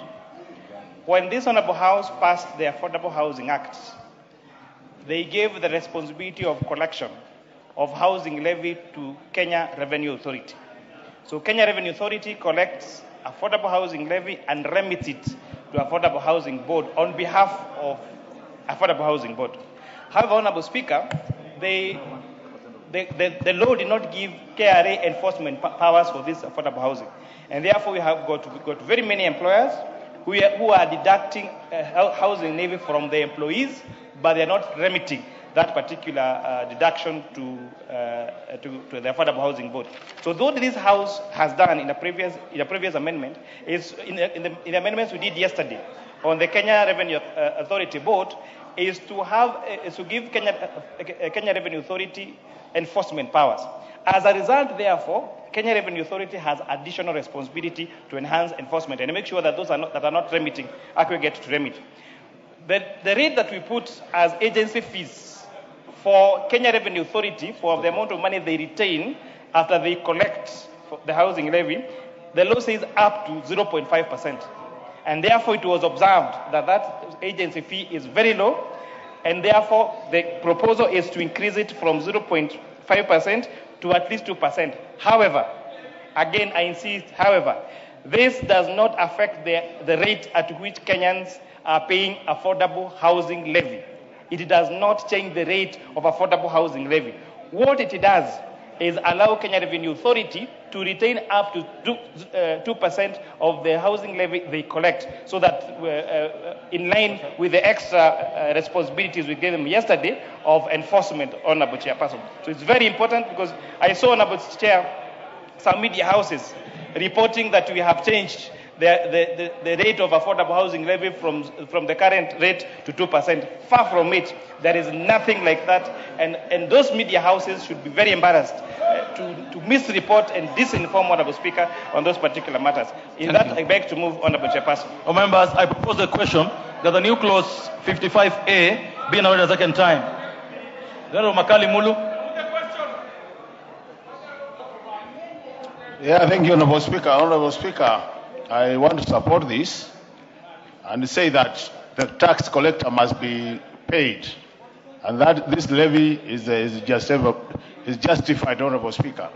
But, Honorable Speaker, even as I do that, I want to go on record, because I'm an odd member in this House, that what we have done with the 47 Clause A is unprocedural. The government was scared of being defeated, and we will still defeat. Order. Honorable Mbago. Thank you, Mr. Speaker. But on this issue of housing levy, we really charge so many people in the Kenyan tax bracket component who do not even require these housing facilities. I would suggest that even if you are charging this housing levy, it should be directed to people who require these houses. Because there are so many people who have their own houses and they don't require this housing, affordable housing in this. All members, I now put the question. What is out of order, the Honorable Junet? The Honorable Junet, what's out of order? Huh?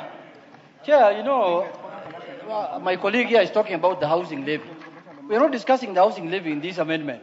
We are discussing the agency fee for collection, so that KRA can get more money as an agency fee. So I know you came late and your eyes are not looking good.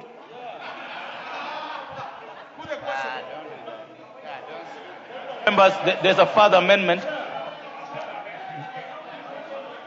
The Honorable Wamboka, what is... Yes, you have the mic.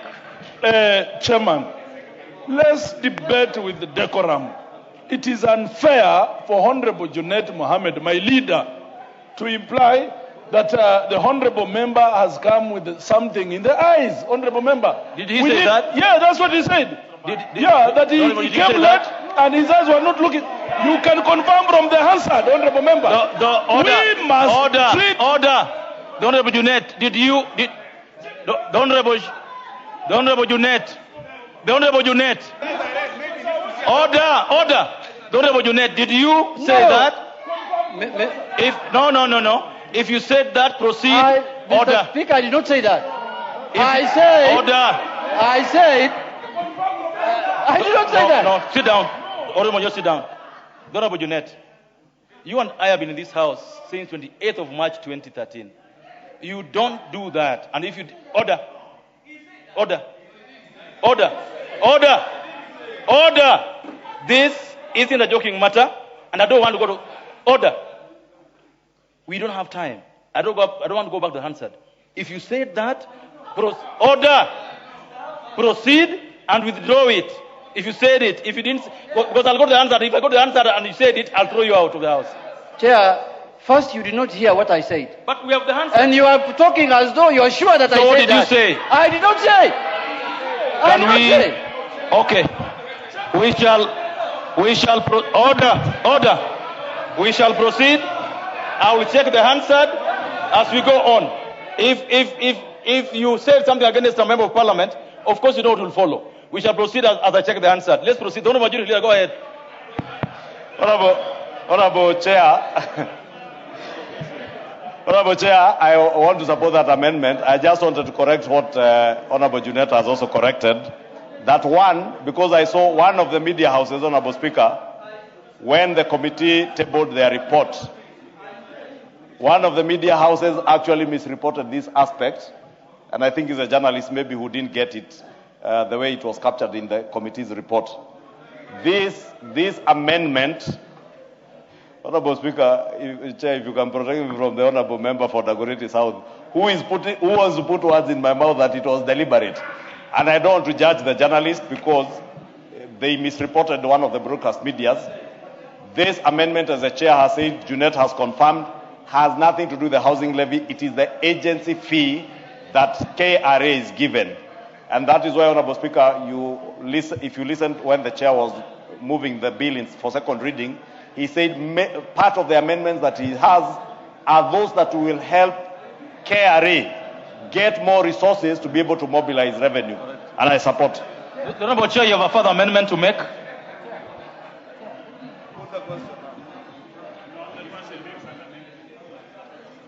There is a further amendment. The ministry. Honorable Chair, I beg to move a former amendment. So a further... Honorable Chair, I beg to move a further amendment. Go ahead. So when you read the text, it says Section 11 of the Affordable Housing Act is amended by deleting that paragraph. Expression up to 2% of the monies to the collector of the collection of the levy as may be approved by the Cabinet Secretary for the time being responsible for the National Treasury on the recommendation of the Cabinet Secretary responsible for matters of housing. So I beg to move further that we add the words of the Cabinet Secretary, we add the words responsible for matters of housing. I beg to move, Honorable Chairperson. Honorable members, you've heard. So the import of what he's saying is that the levy will be up to 2%. It could be lower, but it will be recommended by the CS in charge of housing. Now, before we vote on this matter, Honorable Junet, you want to say something? I can see my colleague. We were with him in Azimio chair. Has taken offense on what I say. I did not mean to impute any improper motive on him. If he feels that I put improper motive on him, I withdraw and apologize to him, Chair. That is now Junet. The other one was not Junet. That is now Junet. I know sometimes your tongue may slip. And when your tongue slips, you should be able to say, my tongue slipped and I apologize. That's the way you work in this house. Now, honorable members, I now put the question that the new clause 55A be now read a second time. Honorable members, I'll take that again. I now put the question that the new clause 55A and the further amendment thereof be read a second time. Will another opinion say aye? Will another opinion say nay? Ayes have it. I now propose the question, members, that the new clause 55A be part of the bill. I put the question that the new clause 55A be part of the bill. Will another opinion say aye? Will those opinions say nay? The ayes have it. Provisions relating to the Stamp Duty Act, Cap 480, Clause 56. All members, I propose the question that Clause 56 be part of the bill. There being no amendment, I put the question that Clause 56 be part of the bill. Will another opinion say aye? Will those opinions say nay? The ayes have it.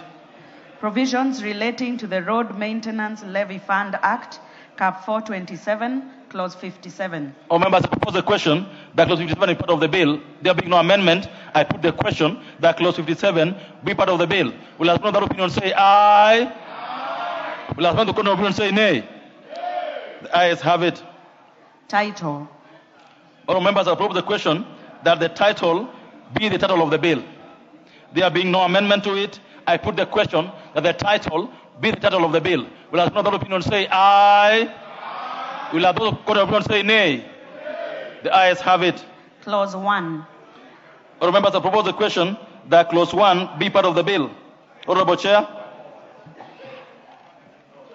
Honorable Chair, I beg to move that Clause 1 be amended as per the order paper. Honorable Chair, this particular amendment is just seeking to align the commencement dates for the various provisions provided in the various acts on this bill, Honorable Speaker. In the various provisions in this bill, Honorable Speaker. Honorable members, I propose the question that Clause 1 be amended as proposed by the chairperson. I now put the question that Clause 1 be amended as proposed by the chairperson of Finance Committee. Will another opinion say aye? Aye. Will another opinion say nay? The ayes have it. Members, I now put the question that Clause 1 as amended be part of the bill. Will another opinion say aye? Aye. Will another opinion say nay? The ayes have it. All members, we have come to the end of the Committee of the Whole House on the Finance Bill, Bill number 24/2026, and now chance to call upon the mover to move for reporting. There's no recommittal on this particular bill. Mover to move for reporting. The Honorable Kaluma, order. Go ahead. Honorable Chairperson, I beg to move that the committee do report to the House its consideration of the Finance Bill, National Assembly Bill number 26 of 2026 and its approval thereof with amendments. Honorable Speaker, as I move this, I would like to take this opportunity to thank all members of this House who have debated this particular matter in a very professional way. I want to sincerely thank the members of my committee who has done a very good job in terms of the amendments. I want to thank our secretariat that have worked extremely hard to make sure that all those amendments have been processed and we have given a good report. I beg to move, Honorable Chairperson. Honorable members, I now put the question, which is that the Honorable Kaluma, order. The member for Homa Bay Town, you are a member of this House, you know how to move for recommittal. You didn't do that, and you can't do it now. You are out of order. Honorable members, I now put the question, which is that the committee do report to the House its consideration of Finance Bill, National Assembly Bill number 26 of 2026, and its approval thereof with amendments. Will another opinion say aye? Aye. Will another opinion say nay? The ayes have it. I must also join the chairperson in thanking you so much for being decorous, being principled on these matters of finance bill, and I think we've shown the country that you can disagree, we can put our opinions openly out there without having to do things that Honorable Kaluma is now trying to do. Thank you. Order, members, we now move. Order. Members, if you have your order paper, this evening we have two committees. So we move to the next bill, which is the Committee of the Whole House on the Appropriation Bill, National Assembly Bill number 36 of 2026. The Honorable Chair of Budget Committee is around. Good. So let's proceed. Schedule. All members, I propose the question that the schedule to the bill be the schedule to the bill. The Honorable Chairperson. Thank you, Honorable Chair, I beg to move that the schedule to the bill be deleted and replaced with the following new schedule, which is captured in the order paper. Members, I propose the question that the schedule be amended as proposed by the chairperson of the Budget Appropriations Committee. I now put the question that the schedule to the bill be amended as proposed by the chairperson of the Budget Appropriations Committee. Will have another opinion say aye? Will have those of opinion say nay? The ayes have it. Members, I now put the question that the schedule as amended be the schedule to the bill. Will have another opinion say aye? Will have those of opinion say nay? The ayes have it. Clause 3. Members, I propose a question that clause 3 be part of the bill. And there being no amendment, I now put the question that clause 3 be part of the bill. Will have another opinion say aye? Will have those opinion say nay? The ayes have it. Clause 2. Honorable members, don't order. Honorable members, I propose the question that clause 2 be part of the bill. Honorable Chair, you have amendments to this?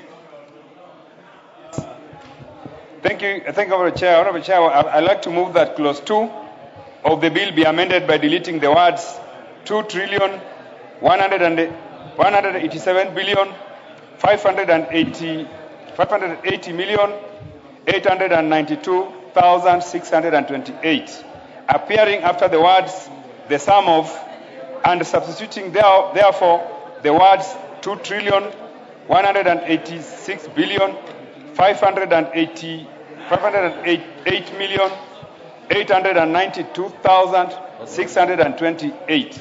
Thank you. Honorable members, I propose the question that clause 2 be amended as proposed by the chairperson of the Budget and Appropriations Committee. I now put the question, members, that clause 2 be amended as proposed by the chairperson of the Budget and Appropriations Committee. Will another opinion say aye? Will those of opinion say nay? The ayes have it. I now put the question, members, that clause 2 as amended be part of the bill. Will many of that opinion say aye? Will those of opinion say nay? The ayes have it. Title. Members, I now propose the question that the title be the title of the bill. And there being no amendment, I put the question that the title be the title of the bill. Will another opinion say aye? Will those of opinion say nay? The ayes have it. Clause 1. Members, I propose the question that clause 1 be part of the bill. And there being no amendment, I now put the question that clause 1 be part of the bill. Will another opinion say aye? Will those of opinion say nay? The ayes have it.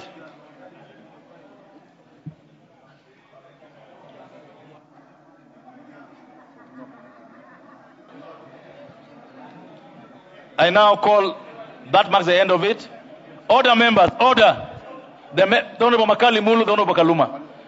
Be clear of the aisle. The Honorable Chairperson move for reporting, because this is the end of that particular bill. Honorable Chairperson, I beg to move that the committee do report to the House its consideration of the appropriation bill, National Assembly Bill number 36 of 2026, and its approval thereof without amendments. Honorable members, I now put the question. Chair. Let me take it again. You want to take it again? Honorable Chairperson, I beg to move that the committee do report to the House its consideration of the appropriation bill, National Assembly Bill number 36 of 2026, and its approval thereof with amendments. Thank you. All members, order. Order. All members, I now put the question, which is that the committee do report to the House its consideration of the appropriation bill, National Assembly Bill number 36 of 2026, and its approval thereof with amendments. Whereas many of that opinion say aye. Will those of opinion say nay? The ayes have it. So members, that marks the end of the two bills in the committee. Honorable members, Mr. Speaker,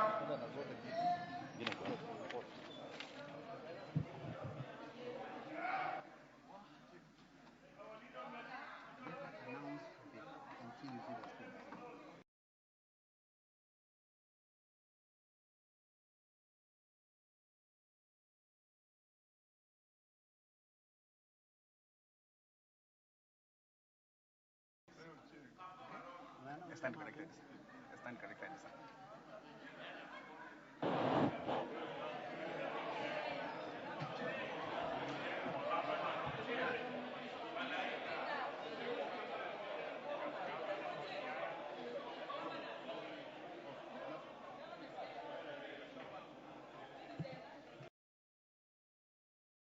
Yes, we start with the finance bill.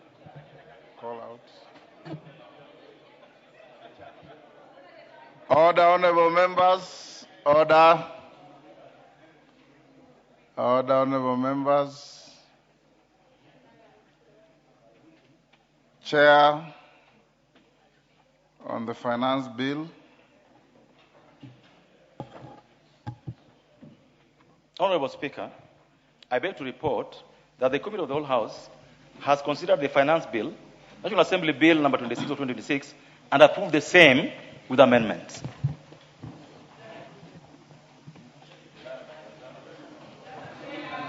Yeah. Mover. Kimani.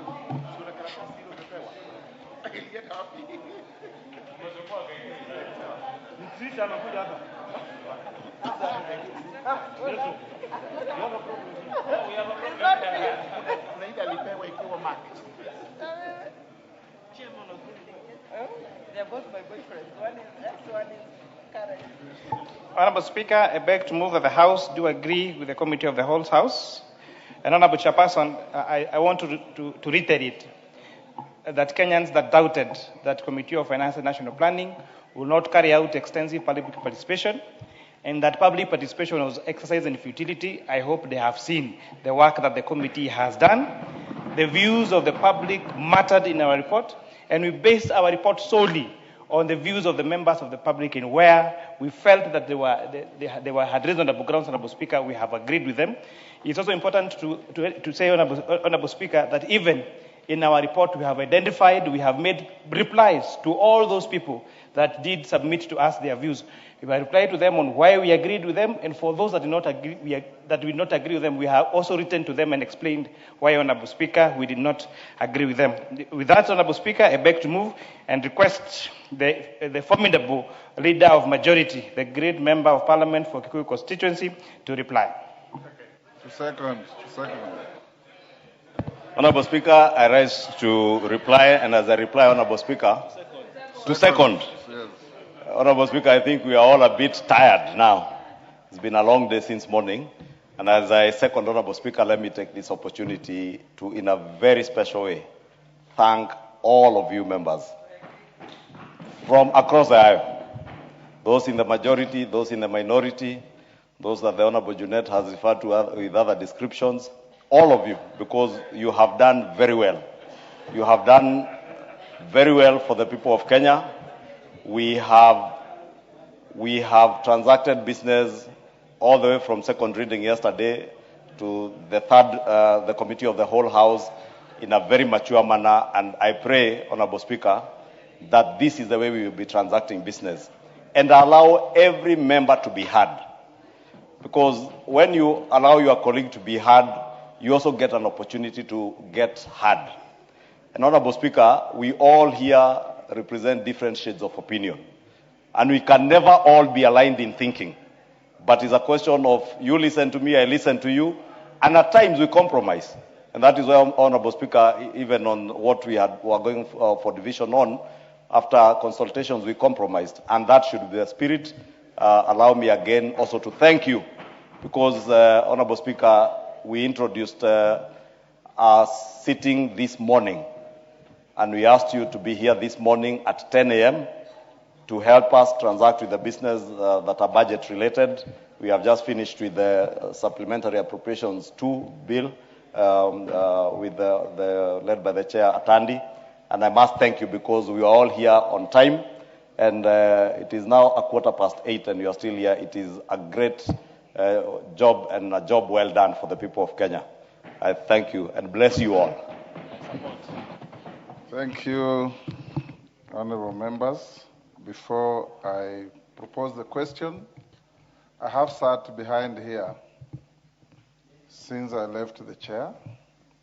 watching the proceedings, and it can be summed up by one Kenyan who is a harsh critic of this House, who sent me a message, and he said, "I am shocked at the maturity of the House today." Remove the shock and maintain the maturity of the House, because we have conducted the proceedings this afternoon and this evening with tremendous industry, tremendous respect to each other, candor and banter of debate in the House, and I want to salute all of you. I have watched proceedings in many comparable jurisdictions, and I can assure you this House is as good as any parliament anywhere. And all of you who have made contributions, who have voted, who have engaged in boisterous arguments, some offside, some onside, have done a wonderful job this afternoon. I encourage you to keep it up, because, as we say, those who are majority will have their way, those who are minority will have their say. And whatever we say is part of the process of legislation. And Kenyans want to see, want to hear, want to appreciate that they send men and women, the few of you here representing 55 million Kenyans, making decisions that affect them in their daily lives, making hard and difficult decisions that must move our country forward. As your Speaker, I feel very proud this evening that sitting behind here, I have seen all of you. I have not seen sometimes what we veer off to engage in what V.I. Lenin would have called infantile disorder. I didn't see any infantile disorder. I just saw members of parliament, even some who hardly debate here, today were unusually active. And that is the way as it should be, because every dog must have its day. I now propose the question, which is that the House do agree with the committee in the said report. Can I put the question? I now put the question, which is that the House do agree with the committee in the said report. As many as of that opinion say aye. Aye. Will those of the contrary opinion say nay? Nay. The ayes have it. Mover. Mover. Mover. Honorable Speaker,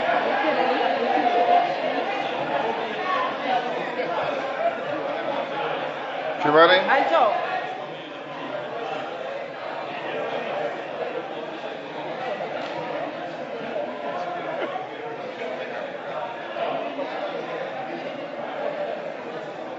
Kimani?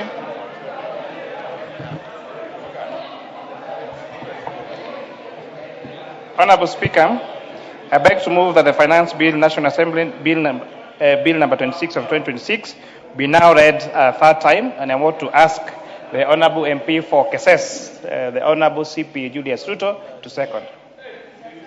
Mr. Speaker, I second. Thank you, honorable members. You know, even making faint attempts to call a division is part of debate and it's part of the House traditions. You know, when we were young people in school, you sat in class next to a student who quite didn't know what was going on. So when the teacher asks a question, he keeps on raising his hand half-heartedly, so that he appears to be participating in the lesson. When the teacher picks Robert Mbui, then he raises his hand as if he had known the answer. But if the teacher picks him, he will be at sea. Honorable members, I now propose the question, which is that the Finance Bill National Assembly Bill number 26 of 2026 be now read a third time. I put the question. I'll now put the question, which is that the Finance Bill, National Assembly Bill number 26 of 2026 be now read a third time. As many as of that opinion say aye. Aye. Will those of the contrary opinion say nay? Nay. The ayes have it.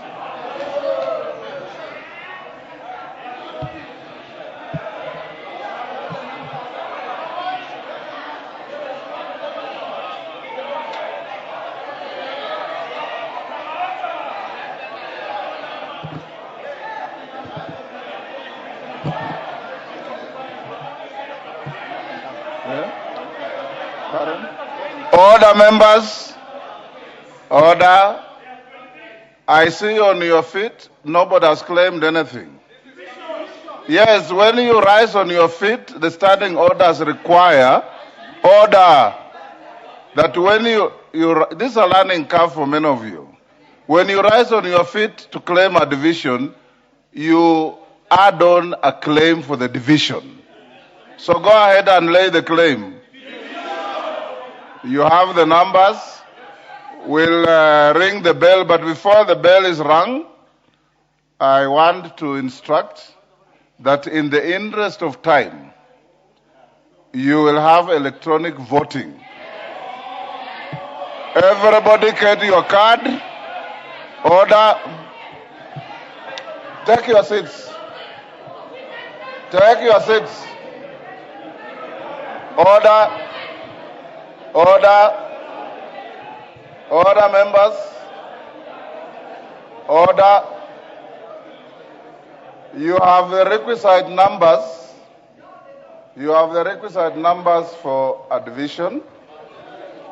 I have granted the division.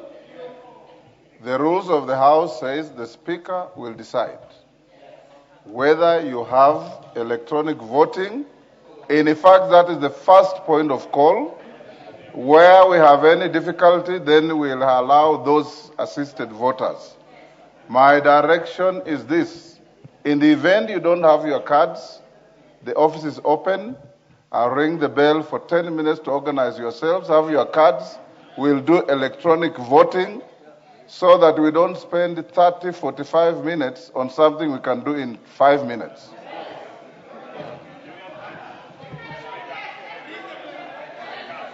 Yes, Robert Mbui. What is it? Yeah, thank you, Mr. Speaker. Mr. Speaker, you know, we have done very many divisions in this House over the years. And probably I have no objection to what you have said. But Mr. Speaker, one of the things we want is to know who has voted in what direction. And so, Mr. Speaker, I'm requesting that after the voting, we... Order, Robert Mbui, take your seat. Robert Mbui, order. Order, honorable members. Robert Mbui, you are here as a member for Kathiani, and you will vote as a member for Kathiani. You are not here to lord over or superintend over any other member. Each member here is here with the dignity and the respect of those who elected him to come here. And each member has only one vote. It is not your business to know who has voted in what way. Cast your vote, so will the member for Bumula, so will the member for Kikuyu, so will the member for Ugenya. Ring the bell.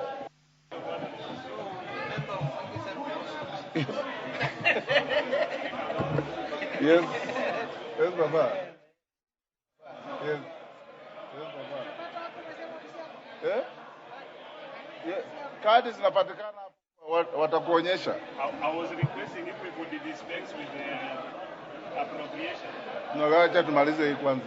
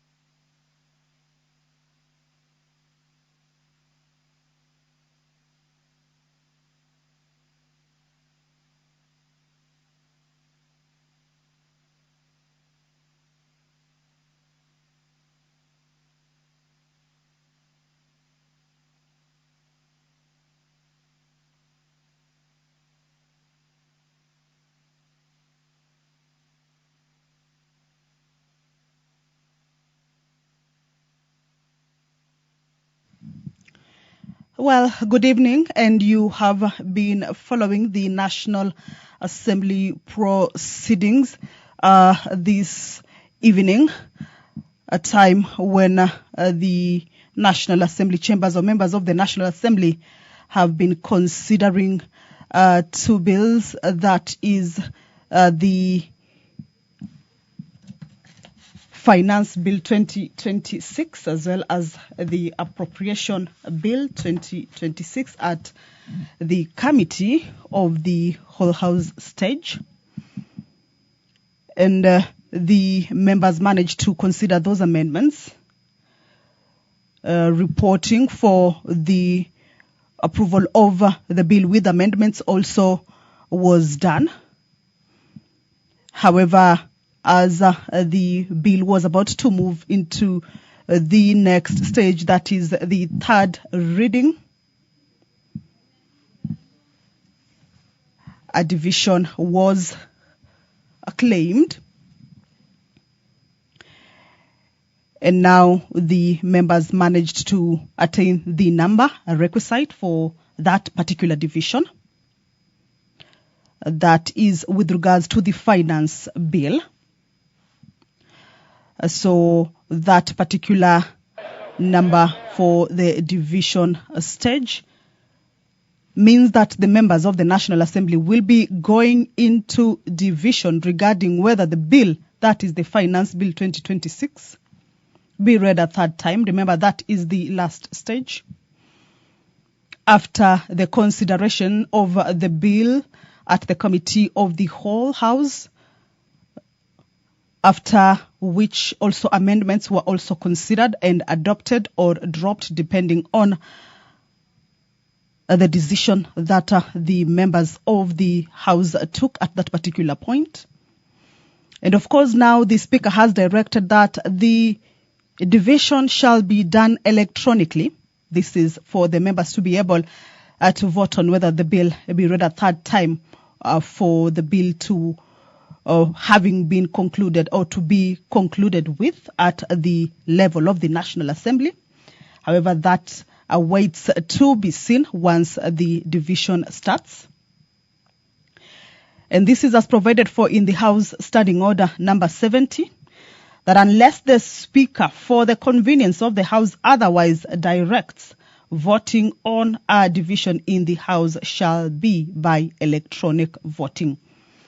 And when the Speaker directs that an electronic vote be taken, the division bell shall be rung for not more than 10 minutes, and the House shall proceed to a vote at the expiry of the 10 minutes, or such further time as the Speaker may, for the convenience of the House, direct. The Speaker has, as you have been following the proceedings, has directed that the quorum bell be rung for the 10 minutes, and also directed members of the National Assembly to be able to ensure that their cards have issues, that they ensure that those cards are rectified, so that once this process of electronic voting starts, then there may not be any mishaps regarding that particular process. During electronic voting, members shall cast their votes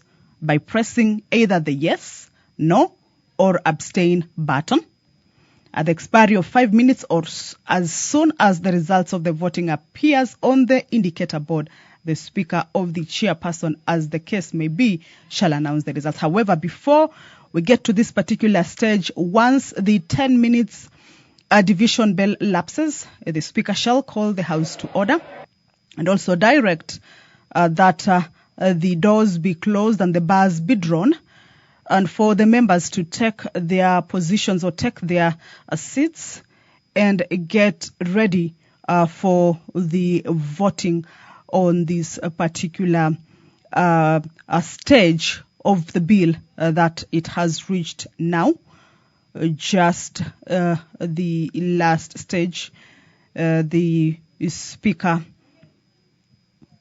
had read out to the members of the National Assembly on whether the bill be read a third time. And of course, through acclamation, there was the ayes and the nays,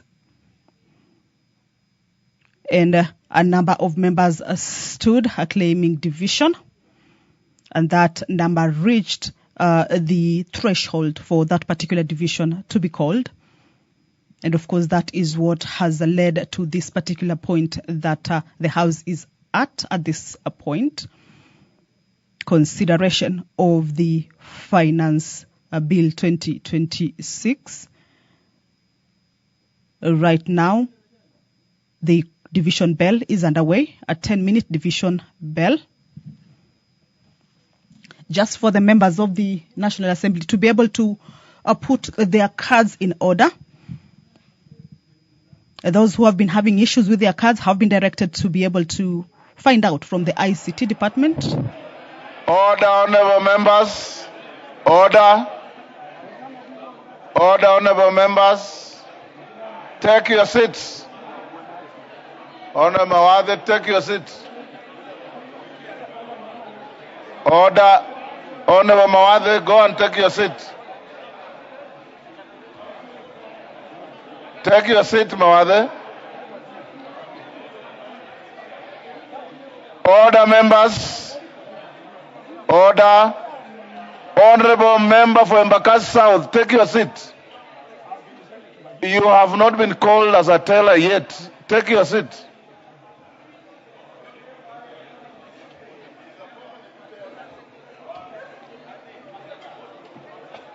Members, take your seats. Order. Sergeant, can you confirm if there are any more members taking cards up there?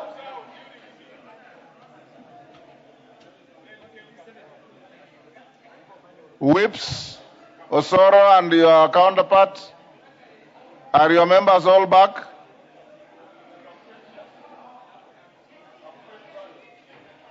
Those who went to get their cards, I don't want to lock them out. Are they all back?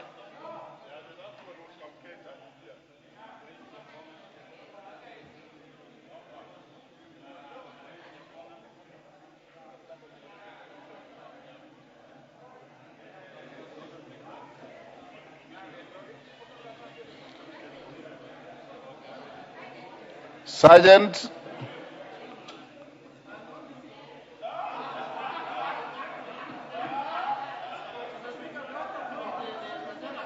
pardon?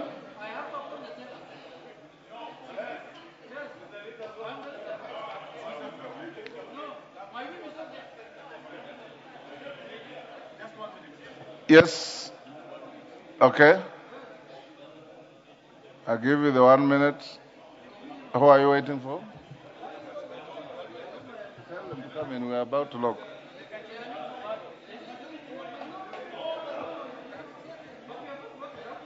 Order, members. Order.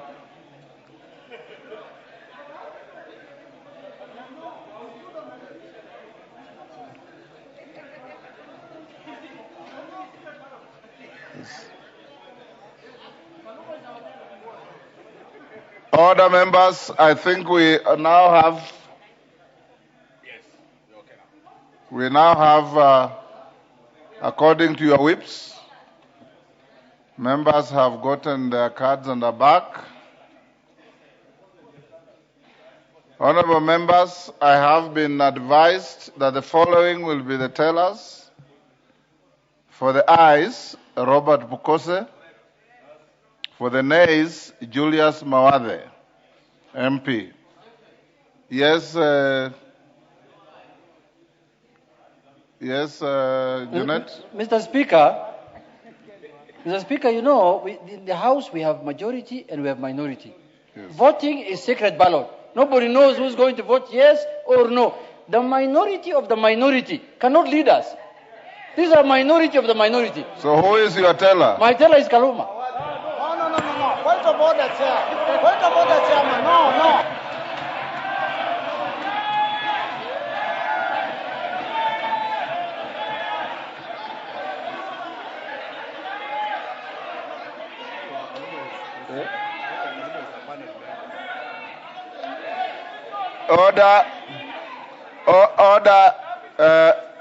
Order. Robert Mbui, take your seat. You are seated. Honorable members, Peter Kaluma is a member of my panel, so I will not allow him to be a teller. Secondly, Honorable Junet, I would advise you to let this pass. Let Mawathe be the teller. So Mawathe and Pukose, order. Members are now ordered that the bar be drawn.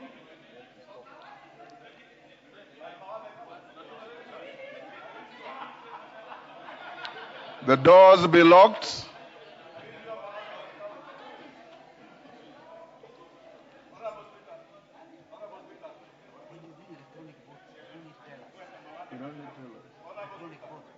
Because there will be some members who don't have cards who will come to the court. Yes, Junet, sorry, Ichungwa. Honorable Speaker, you know we cannot argue with your decision, and the leader of minority has conceded to his deputy to appoint the Honorable Mawathe. But, you know, the leader of the Wiper Democratic Party is my good friend. And Robert Mbui is also my very good friend. I wanted to advise Robert Mbui, you probably would have nominated the Honorable Makali Mulu, who is a seasoned economist and very well educated and very good in numbers. Order, honorable members. Order, honorable members. You know you are doing electronic voting. In electronic voting, actually the duty and the role of the tellers is moot, because they must be seated where they sit to vote. The only time that they can be of minimal relevance is when we are having assisted voters who may not have their cards. But first, the presumption is everybody has a card. Number two, I've been advised by my technical team that those of you who had already logged in with our cards, don't remove them to log in again. But in the event you have removed your card, then you log in. You will not be disadvantaged if your card was already logged in, because it will function anyway. So will everybody ensure that your card is logged in? Owen Bayer, what is it? Will be the procedure. Order, Owen Bayer. It's very clear that you are not listening. I said, once we finish voting, and I want to advise you members, be like, you know, in the Bible, there were 10 girls going to a wedding. Tano wapumbavu, tano werevu. You know the story. Werevu walibeba extra oil. Wabumbavu walitarajia kuomba mafuta. So when you come to this chamber every day, carry your card. Carry your card. Oh, when I'm not addressing you, I'm addressing the House. Because I didn't say mupumbavu, I said wapumbavu. You are not plural. So having logged in, you still want to say something? Right to vote. Just wait. Everybody will vote. Once we finish electronic voting, there are those whose cards may malfunction. There are those who, like Elisha Odhiambo, has come to tell me that he's not able to get his card. Eve Obara has told me she's just arrived and she doesn't have her card. Those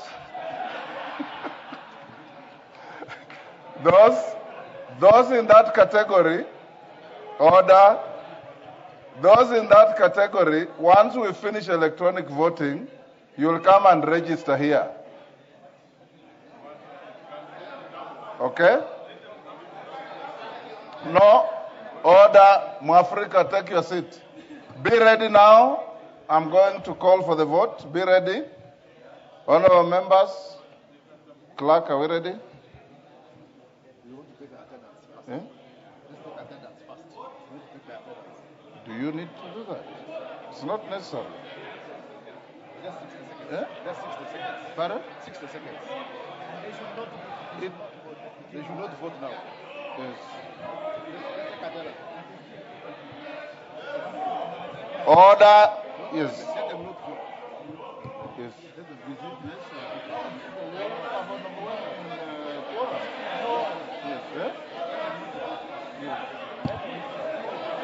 Okay, order. Order. Kagusha, don't be excited. This voting will take a minute. Clerks, are you ready? Just wait. When I say now vote, you all vote. But wait, I've not said so yet. The clerks are getting the screen ready.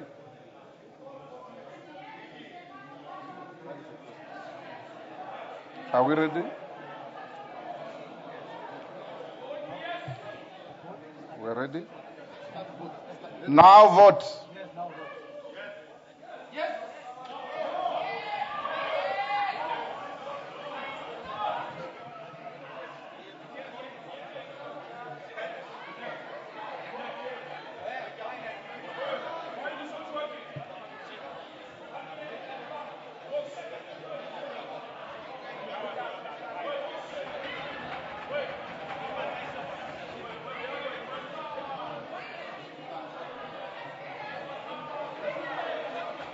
Take your seat. Wamboka, take your seat. We'll come to that. Eh? Order. The law requires that when you are voting, you must be in total silence.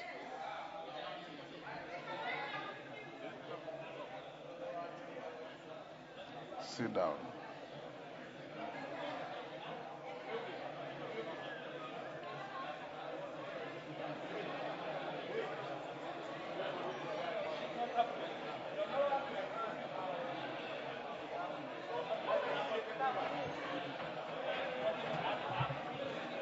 Are we done?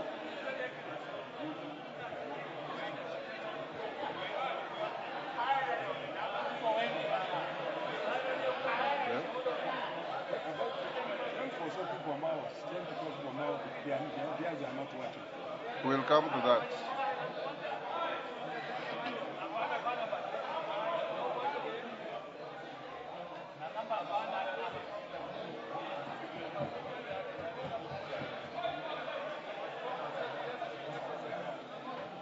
Kiambati, si tumemaliza?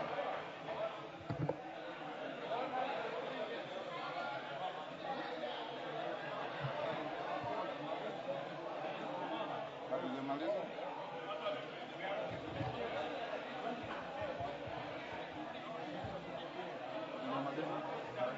Yes.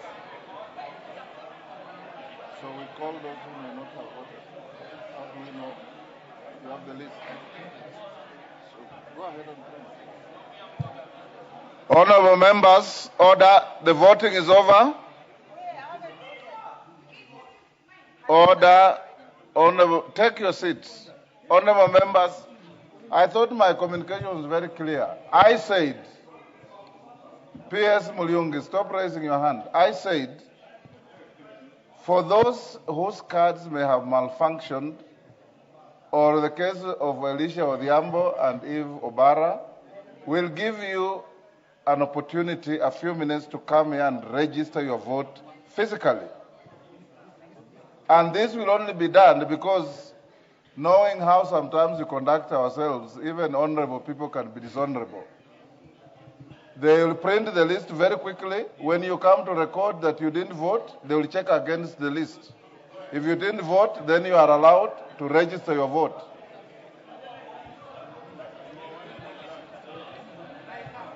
Pardon? Kiambati, are you ready? Okay. Those who Those who believe, because we also may have cases where you voted but you don't believe that your vote was recorded. Don't come and crowd here. Elisha Odhiambo and those who may not have voted, queue along here to come and be ticked here.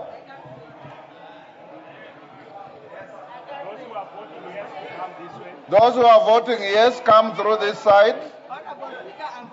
Those go to the other side. Those who are voting no, come to this side. Order, honorable members. All the rest who voted remain in your seats and in silence.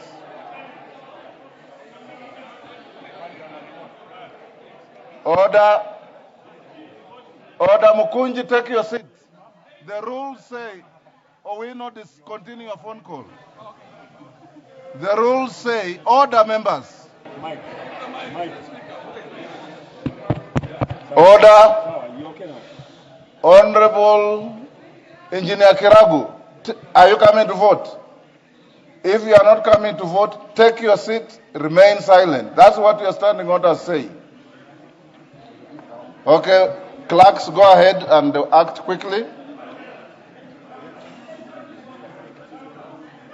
A member who votes, you go around and go and take your seat.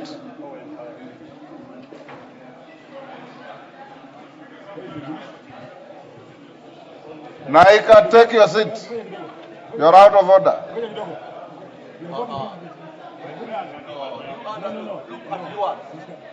Mawadi, what is it?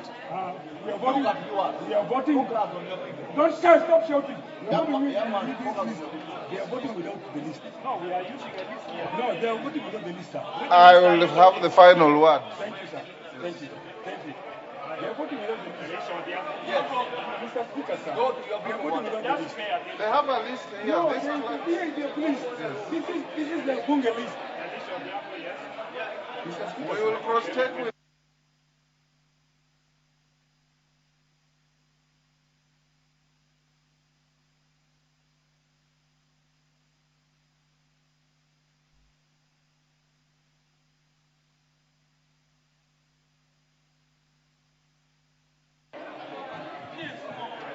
Rosa Buyu, take your seat unless you are coming to vote.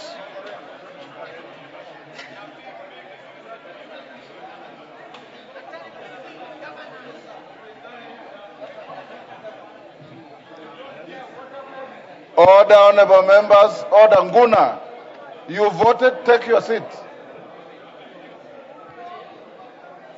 Elisha Odhiambo, having voted, go and take your seat. Hillary, is this Hillary? Take your seat.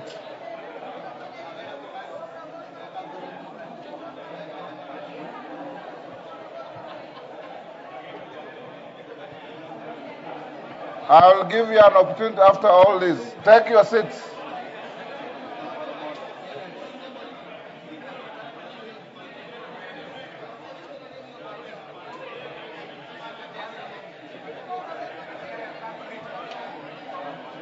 Harakisha.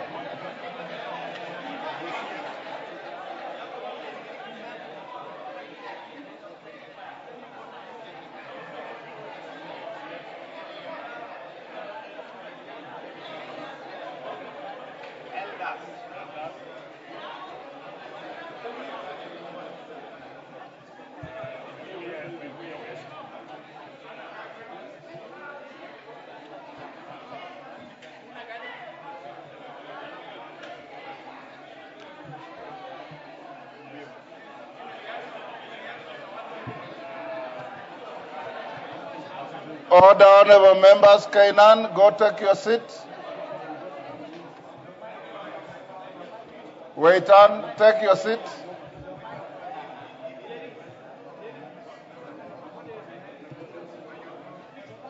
Take your seats. Osoro, lead by example. Take your seat.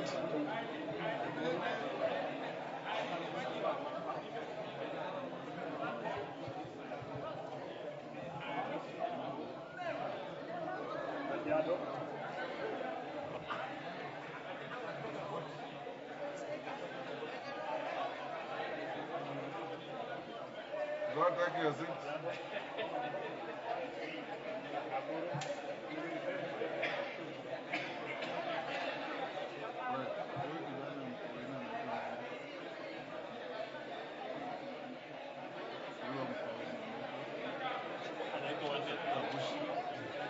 Honorable Kagusha, you are out of order. Take your seat.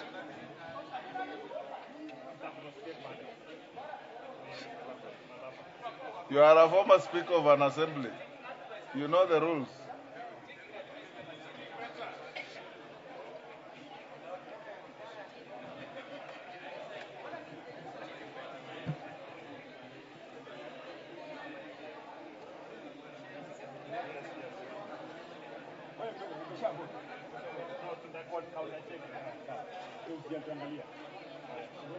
Clerks, harakisha, harakisha, harakisha.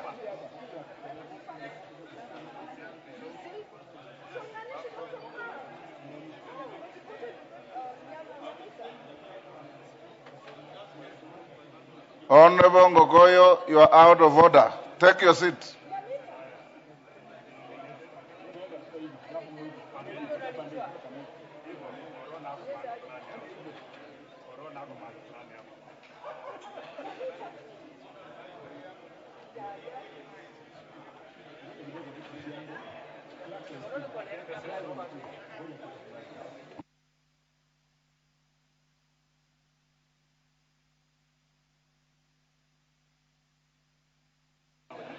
Member for Naivasha, you are out of order. Take your seat.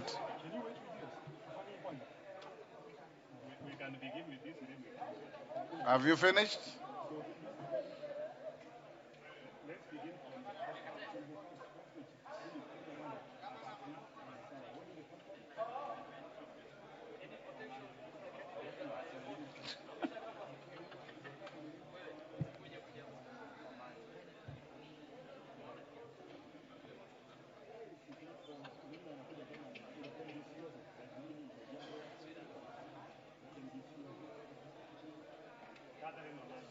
Wanjiru, you are out of order.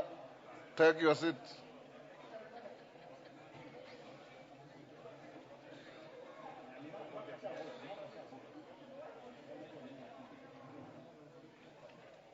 Umemaliza?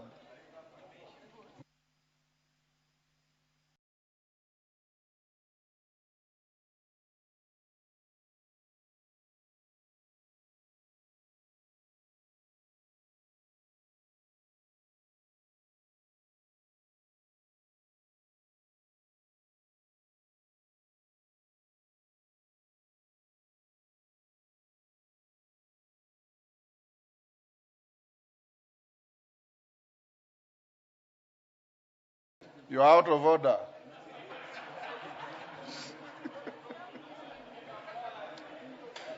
Order voting in silence. Take your seat.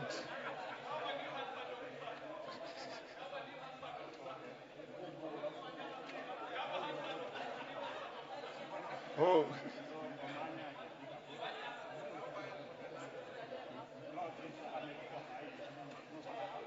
Have you reconciled? Mumemaliza nyinyi? Reconcile quickly.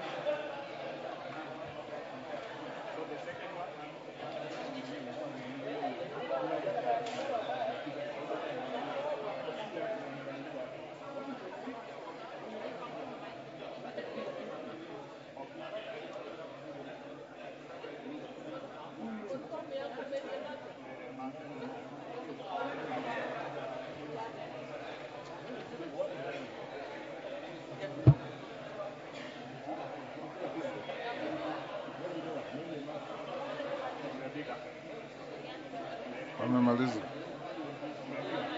Mwafrika, you are out of order. Take your seat.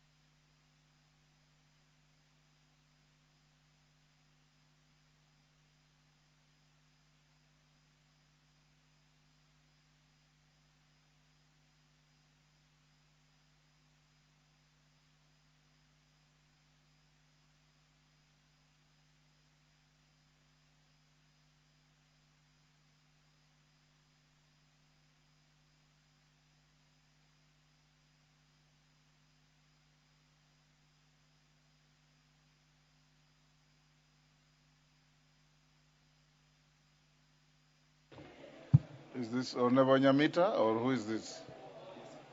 Is it Nyamita? Honorable Nyamita, you're out of order.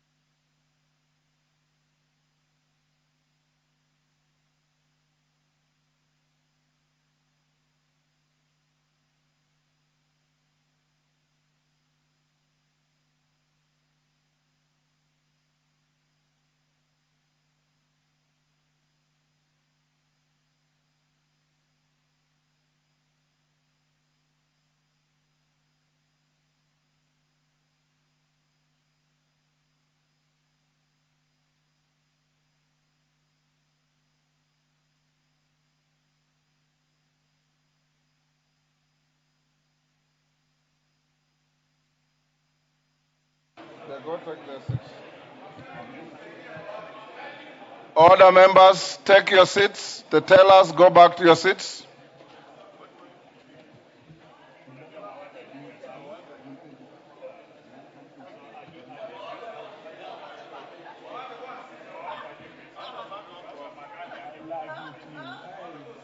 Take your seats, Mawade.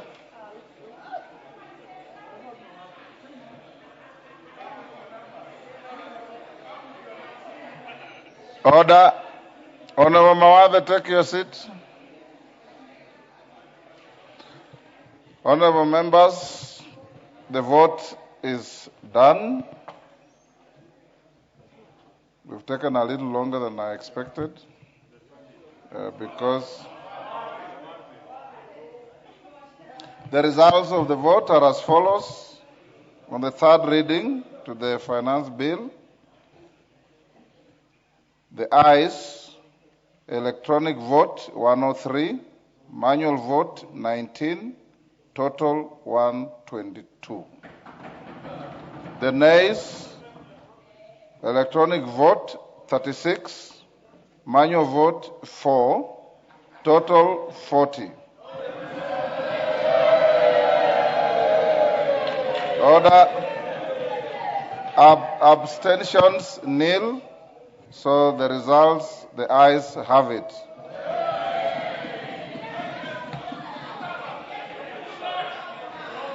A bill for an act of parliament to amend the laws relating to various taxes and duties and for matters incidental thereto. Chambers, let me make that communication first.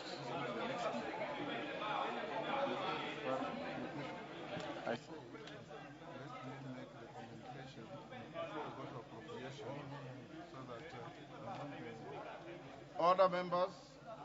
Order, members, before we go to the appropriation bill, draw the bars now. Honorable Wanjala and Honorable Sunguya, who locked yourselves out, you can now walk down and come back to the chamber.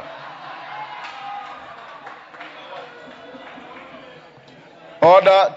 Honorable members, take your seats. We are still... Before we go to the appropriations bill, honorable members, allow me to convey a message from the Senate on the passage of the count allocation of revenue bill, Senate Bill number 10 of 2026. Honorable members, pursuant to the provision Standing Order 41-4, I wish to report to the House that I've received a message this afternoon from the Senate regarding the passage of the count allocation of revenue bill, Senate Bill number 10 of 2026.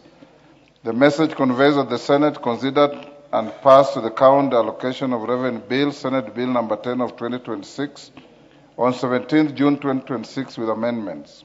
The bill, which was published via Kenya Gazette, supplement number 107 of 30th April 2026, seeks to provide for the equitable allocation of revenue raised nationally among the county governments for the year 2026-2027 and the responsibilities of the national government and county governments pursuant to the said allocations. Having passed the said bill, the Senate now seeks the concurrence of the National Assembly in accordance with the provisions of Article 110(4) of the Constitution. Honourable members, noting the critical role of the bill in the funding of the operations of devolved units of governance in the country, it is imperative that the House considers the bill on a priority basis. In this regard, I have directed the clerk to schedule the bill for first reading during the next sitting of the House. In the meantime, the bill is hereby committed to the Budget and Appropriations Committee for consideration in terms of provisions of Article 110 and 114 of the Constitution. The committee is required to prioritize consideration of the bill and report to the House on Tuesday, that's next week, 23rd June 2026, with appropriate recommendations to inform deliberations by the House. The House is accordingly guided. I thank you. We now go to the appropriations bill. Chairperson.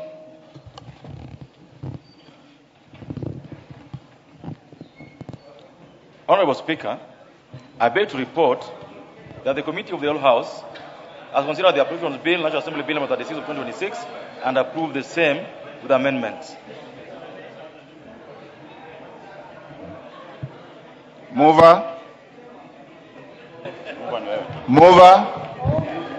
Atandi. Honorable Speaker, I beg to move that the Appropriations Bill, National Assembly Bill number 36. You finished? Not yet.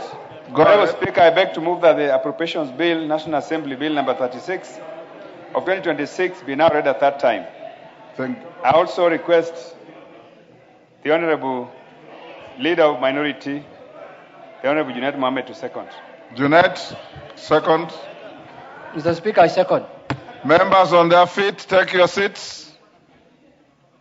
Members on their feet, take your seats.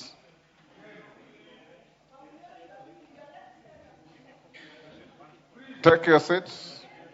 Honourable members, I now propose the question which is that the House do agree with the committee in the said report. I put the question. I now put the question which is that the House do agree with the committee in the said report. As members of that opinion say aye. Aye. Will those of the contrary opinion say nay? Nay. The ayes have it. Mover. Sorry. Mover. Mover. Thank you, Honorable Speaker. Honorable Speaker, have we done the third reading? Sorry. Clerks, you must help the member. Honorable Speaker, thank you very much. Honorable Speaker, I beg to move. Yes, Atandi. But I've already done the third reading. I've already done the third. If we read the third time, I already did that. Honorable Speaker, I've already done that. No, you haven't. Go ahead.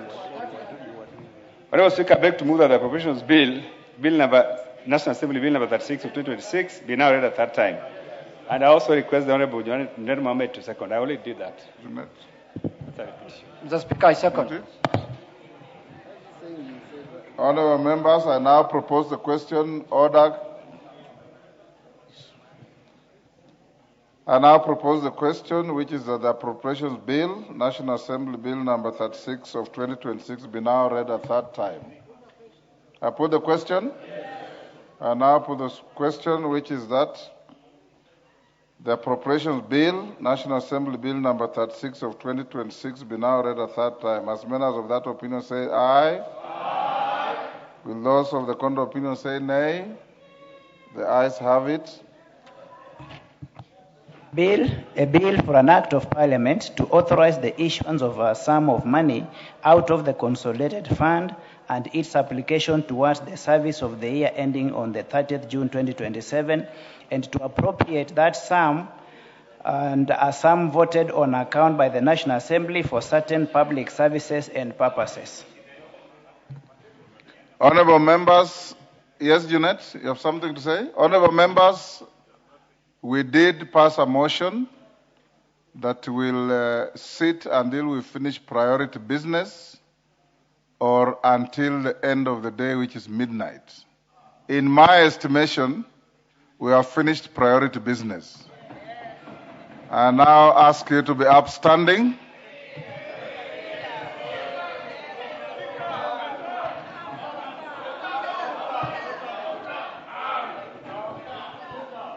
Honourable members, the time being 9:20 p.m., the House stands adjourned until Tuesday, the 23rd of June 2026 at 2:30 p.m.